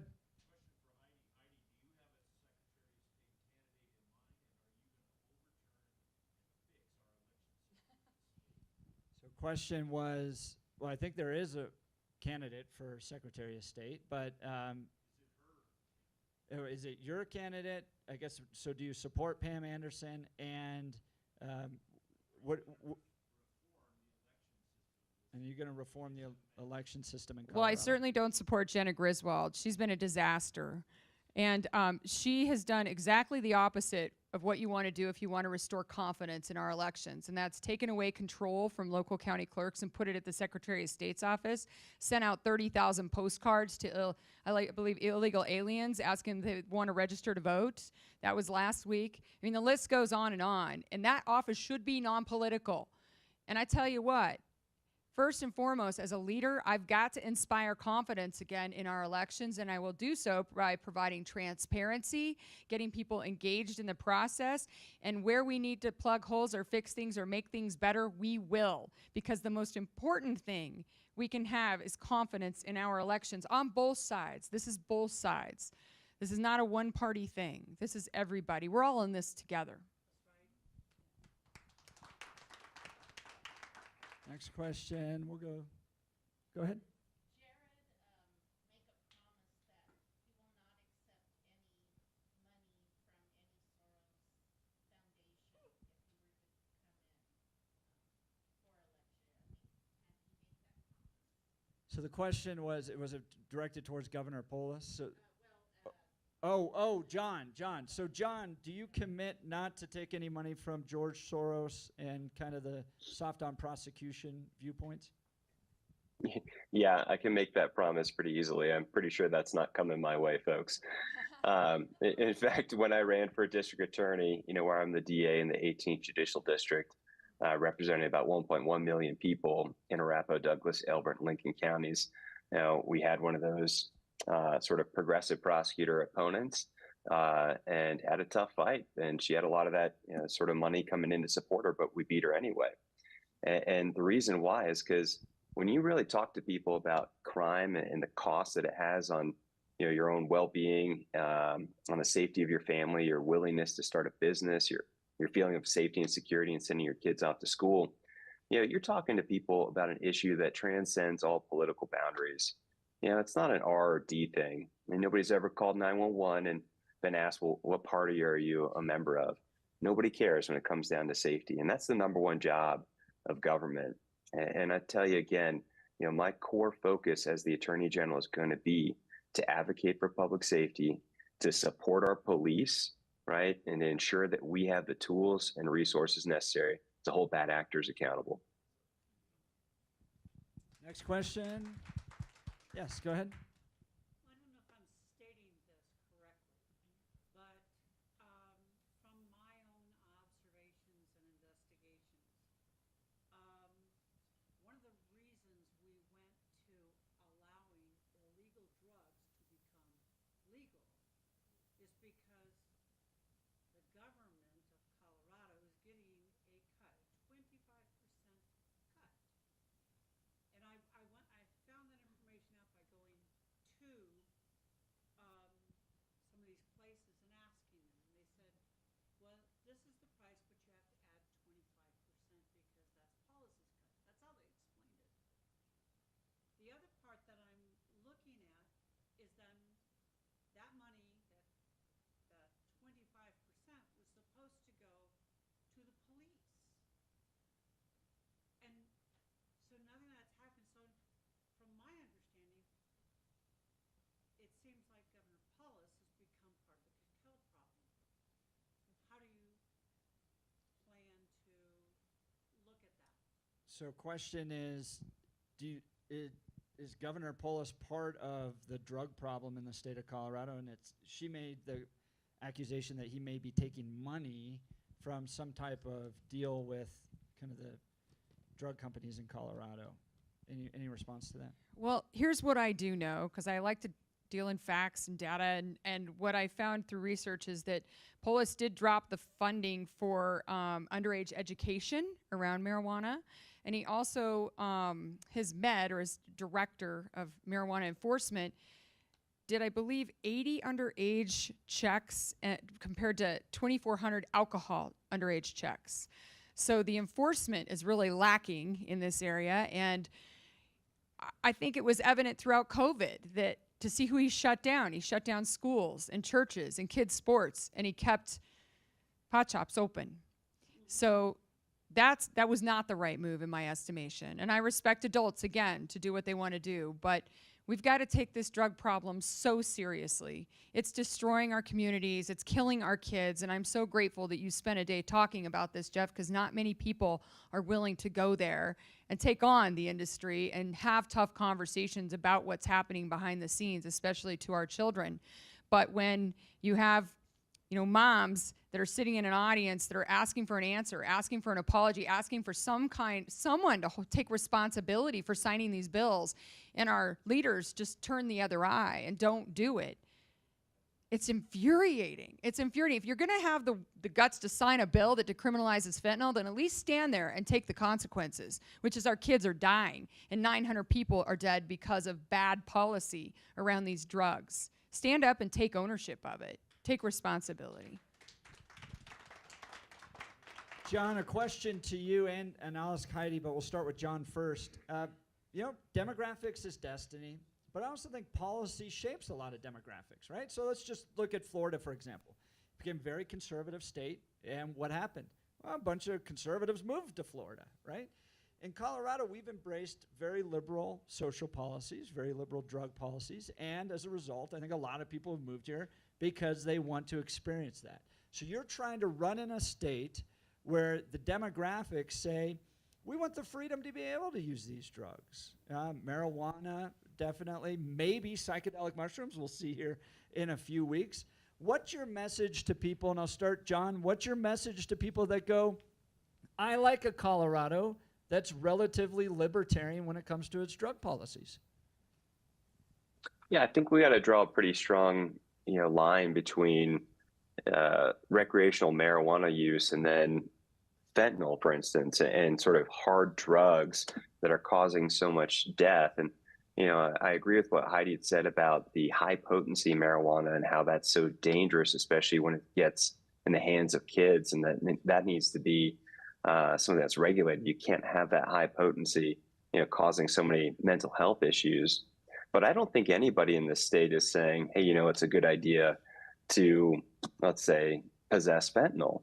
I mean, there was such a backlash against it this legislative session that you had the same people, who fought so hard for it in 2019, all of a sudden trying to do a bit of a backflip to say, hey, let's reverse course. This was a mistake. And I applaud legislators who stand up and say, look, maybe we made a wrong decision here. We've got to do something different and make a change, right? You even heard, frankly, Governor Polis call this stuff anthrax. But the follow through was missing. The follow through on making it a felony again to possess any amount of that deadly substance, that was missing. Instead, we ended up with this sort of 1 gram kind of compromise that's going to be, frankly, difficult to prosecute the way it was written. So, look, I don't think that as you talk to people across our state that it's so entrenched that we can't make a change this November. In fact, I'm certain of it. It's because of stories like Mickey Sedivi that Heidi mentioned with her daughter Hannah, and mothers, frankly, all across the state who've been standing up and saying, no, this is too far. We need to make a change, and we need to get tighter controls on our drug issues in this state. That's why we're going to win in November. Heidi, question to you. I'm running because I'm a mom. I've got 10-year-old twins, a 13-year-old, a 27-year-old, and I've heard far too much about the danger of drugs in this state. I'm happy to stand up and be a voice for parents, be a voice for our kids, and fight these battles so that they have a bright future here. Like I said, I'm pretty libertarian when it comes to grown-ups. You do you, whatever you want to do. But the minute it starts affecting our children or you put it in the hands of children, Mama Bear comes out, and that's not okay. So I think John and I are going to make a great team to take this on, but be common sense about it. We're going to be respectful to adults, as he said, but when it comes to drawing the line with hard drugs or high potency marijuana or THC that's really affecting our kids in a terrible way, we just have to educate the public about it. Talk to the parents across Colorado. Tell them the dangers, because the media is not doing that very well right now, and neither are our current leaders. Hey, Jeff. Yeah, go ahead, John. Let me dovetail on that. Yeah. So, the reason why we're making such a difference here is because in my district, we're holding people accountable and we're telling stories that impact real people's lives. An example of this is we prosecuted a low-level drug dealer who, was selling fentanyl pills and, dropped one on the floor in his apartment where he's living. And there's a 3-year-old there who sees something that probably looks like a Tic Tac, or a Sweet Tart. And of course, the child ingests that pill. And that child had to be given several doses of Narcan to save his life. Prosecuted that guy and held him accountable. He was just sentenced to 20 years in prison. And stories like that start resonating because people hear about them and know, yeah, that's not the Colorado I want to live in. And in another case that we did, another drug dealer invited a bunch of underage girls over to his apartment. He gave them fentanyl pills. He sexually assaulted a child. And as the 16-year-old girl started to overdose and he saw her overdosing, he just went to his room. He did nothing. He didn't call 911, didn't do anything.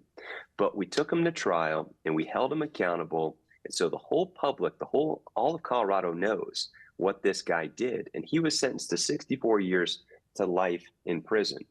And it's things like that. When we take a hard stand against the dealers and make sure that everybody in our community knows exactly what they're doing and how they're hurting people, that's how we change Colorado. We have to continue getting that message out. I want to thank Heidi Ganal and John Kellner for being with us. As a reminder, this is not an endorsement of any candidate or party or anything like that. We invited Phil Weiser and Jared Polis to join us.